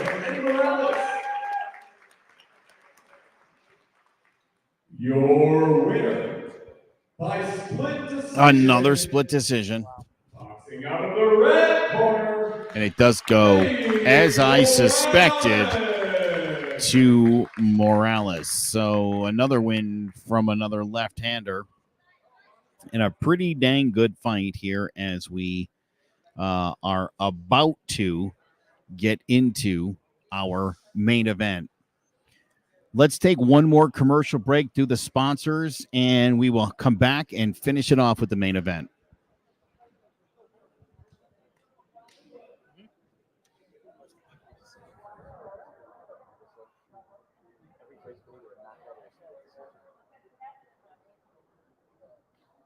Scrub Scraps 2 Unbroken is brought to you by Fox Hill School of Music, Connecticut's most progressive music school dedicated to serving the needs of the modern musician.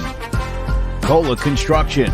From civic projects to affordable housing, retail, and mixed-use developments, our strength in leadership includes award-winning expertise and a personal touch with deep relationships to save money, producing better results ahead of schedule. Elm Hill Manor, an engaged assisted living community in Vernon, Rockville, Connecticut. The Connecticut Boxing Hall of Fame, honoring those that have made significant contributions to the world of boxing in and out of the squared circle. From fighters to trainers and from officials to journalists, join us as we pay tribute to these extraordinary individuals. Compass Moving and Storage. Planning a move? Give us a call at 508-385-7070 or contact us by email to arrange a free estimate with one of our expert moving consultants. Costello Roofing. Roofing service from... All right, here we go. We are preparing for our main event between Mohamed Benamor and Mark Solis. Benamor represents Four Ropes. The 23-year-old weighed in at 156 pounds. He is 8-3. Tony, we saw Benamor in the Scrub Scraps revival back in July. We also saw Mark Solis, the New England champ from KO King Boxing, 24 years old, 160 pounds. Comes in with a record of 17-3. I was very impressed with Benamor in the previous bout we saw him in. I thought Solis, not at the top of his game last time out against a pretty inferior opponent. We'll see what happens tonight here with Benamor. Yeah, I thought that was definitely a pretty close fight the last time Solis was out. And looking forward to see this one. Two high-level guys, two guys that are both going places. Let's see what happens. Yeah, so here we go. This is our main event, Solis and Benamor. And Benamor throwing a monster bomb right there. Came up a little bit short, but it seems like Benamor has got himself a bit of a game plan. He's been changing levels, going high, going low. Yeah, Benamor's kind of been on the ropes on the defensive side here, while Solis is really coming in hot with those hands. Solis, in the last time we saw him out there, he obviously ended up doing just enough to win that fight. Oh, just took a big right to the head from Benamor. What do you think of Solis last time out and just overall as a fighter? I thought Benamor, he did really well his last time out. I don't know if you noticed a moment ago, he switched stances. He keeps switching back and forth between southpaw and orthodox. I don't know if he's doing that to frustrate Solis or if he himself is a little frustrated and isn't sure the best way to fight another southpaw. Yeah, you're definitely going to see a lot of that. The lefties squaring off at each other, the changing of position. Solis hasn't done it yet, but Benamor is, and you're probably right. He's probably trying to figure out the best way to get on the inside against Solis. So far, pretty good fight here. Nice lead right jab from Solis. Benamor's dictated the action for the most part. Although a lot of the punches he's thrown haven't necessarily landed. No, but both guys have landed their fair share. I mean, this is actually a pretty good fight. It's not rock'em sock'em robots because these guys are at a pretty high level in the amateurs right now. So Solis seems like he's trying to dictate here, where Benamor still seems to be trying to figure out the best course of action on how to get at Solis. Yeah, these two fighters are still trying to really figure themselves out, figure each other out, and see who's going to be more on the attack here. With 10 seconds left in this opening round, these two are showing their full deck of cards here and trying to put the other on the ropes. At the end of the first round, this has been an amazing main event. Solis tags him right at the end of that first round. It was definitely a bit of a back and forth fight, lot of volume, and again, not necessarily a lot of connecting, but a very exciting first round in our main event between Mark Solis and Mohamed Benamor. I'd like to see Benamor stop switching stances on him. I feel like he'll be more, once he figures that out, he'll be more confident getting in there because he's landing his fair share. But the fact that he keeps switching back and forth tells me that there's something in there that's not clicking for him. He's not quite sure the best way to approach it. And clearly he could take the power. So I would just sit down on one style and just really just give it everything right now, especially with Solis being the New England champion. You want to make a statement here. You know, you want to be confident. All right, so Benamor here, we're hoping he sticks to one stance here. Tony seems concerned about that again, that it's maybe more or less Benamor not figuring out how he can get in there and land some punches. So he's been switching back and forth.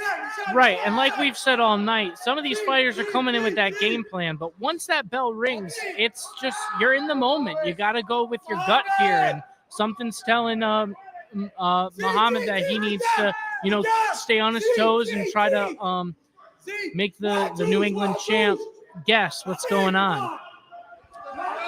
All right, so we are about midway through our second round here between Solis and Benamor. Solis just connected, pushed Benamor's head back. But again, Benamor in the southpaw stance, Benamor landed about 4 or 5 jabs to the nose of Solis in a row and then switched back to orthodox. Stick with what's working. Don't try to confuse him. Every time he goes to southpaw, it's confusing Solis, and Benamor's able to land. Just stay in that stance. So we'll see. Obviously it's there he goes back to switching it up again. Comes back left-handed. Be curious to hear what his coaches have to say about the constant switch up. I mean, trust me, as an orthodox fighter, you don't want to come across a southpaw, but what's even more confusing for a southpaw is fighting another southpaw, because that's something you're definitely never going to see at a gym ever. So I would just stick to that. He has all of his success at a southpaw. So Solis definitely starting to connect a little bit more here from the middle of round 2 to where we are now. Throws a nice big left there. Oh, again, snaps the Benamor's head back. The Benamor's corner protesting. But here we go. Again, you see Benamor on his back foot, kind of reeling off. Solis kind of headhunting at this point, circling his opponent. Now he makes his move. Yeah, there it is.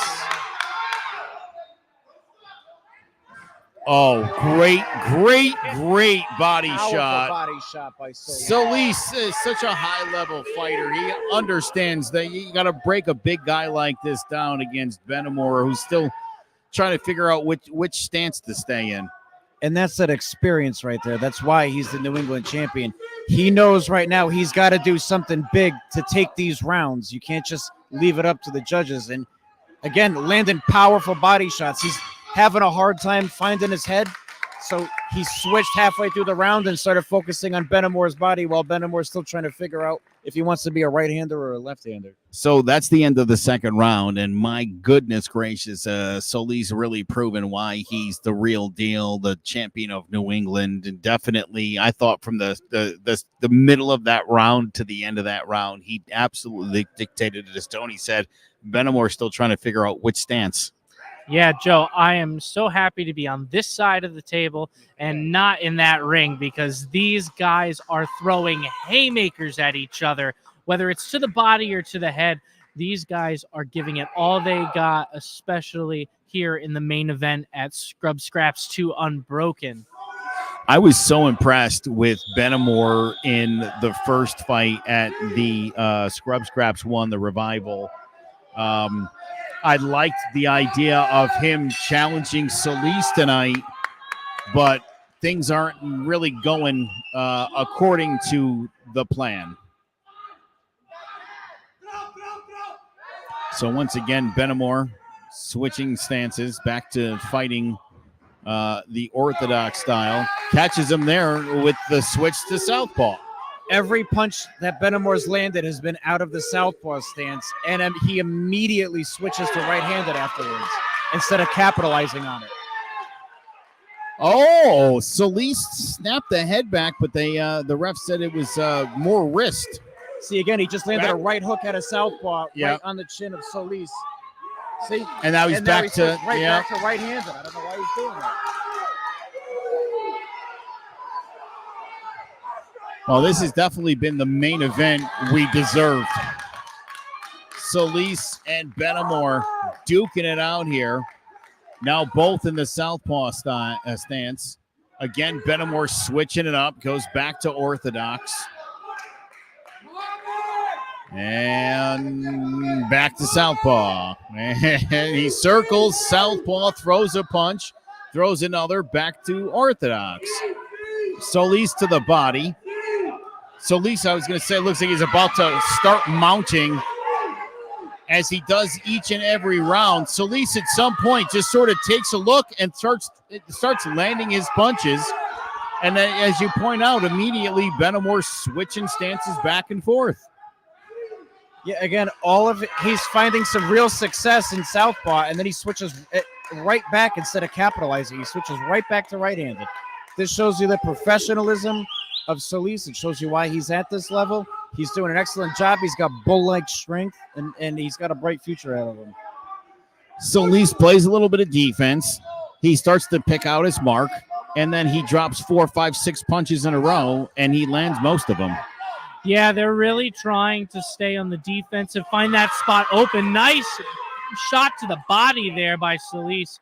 He's really trying to show why he is the champ right now.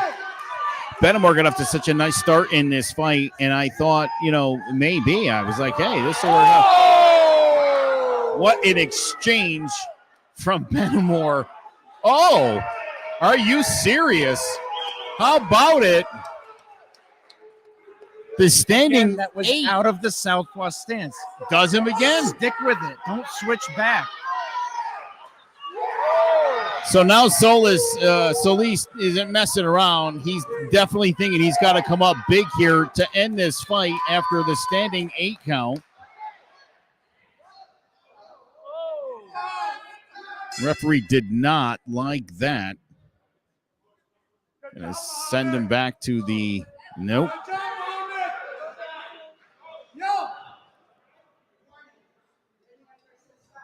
Solis going to get deducted a point even right after this standing 8 count. Boy, oh boy, suddenly this thing looks like it's swinging Benamore's way. Right, yeah, Benamore has definitely proven himself here, taking the champ to the limit. Was that the end of the round? Is that the end of the fight? The round ended as he was trying to penalize him. Oh boy. He yelled time just as she was hitting, as she rang the bell. Wow, we are about to very well see an upset here from Mohamed Benamore. That the point deduction not only hurt, but to come right off the heels of a standing 8 count. Solis seems pretty confident in the ring. I don't know why. Muhammad knows. I think Muhammad knows he won this. Yeah, and definitely with the flag of his country with it on his back, he definitely proved himself tonight in this main event fight. Hopefully, not have a controversial ending to tonight, but definitely both men proving themselves as to why they're at the main event level. So our main event fighters, Mohamed Benamor and Mark Solis, both get a nice ovation from the crowd, a nice show of sportsmanship between them as we are about to get the final verdict here on the very final match. Jared's jaw is dropping in the ring, so I'm going to go ahead and say that Mohamed Benamor has scored the upset of a lifetime against Mark Solis, but I don't want to get too far ahead of myself. Right, that would be bad. Decision. All right, we've got our decision.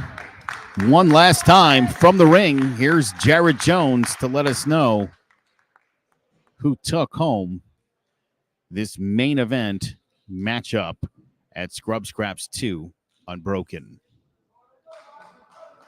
Ladies and gentlemen, the winner of our main event by majority decision, boxing out of the blue corner. I guess there's something about being a champion and having to be unseated. I thought Benamor did plenty. I thought Benamor did more than enough. I gotta say, I'm shocked. I'm shocked as well. I mean, not only did I think he did enough to win, but he also, Solis was also deducted a point. But again, that's the old adage with boxing. You want to beat a champion, you got to really take it from him.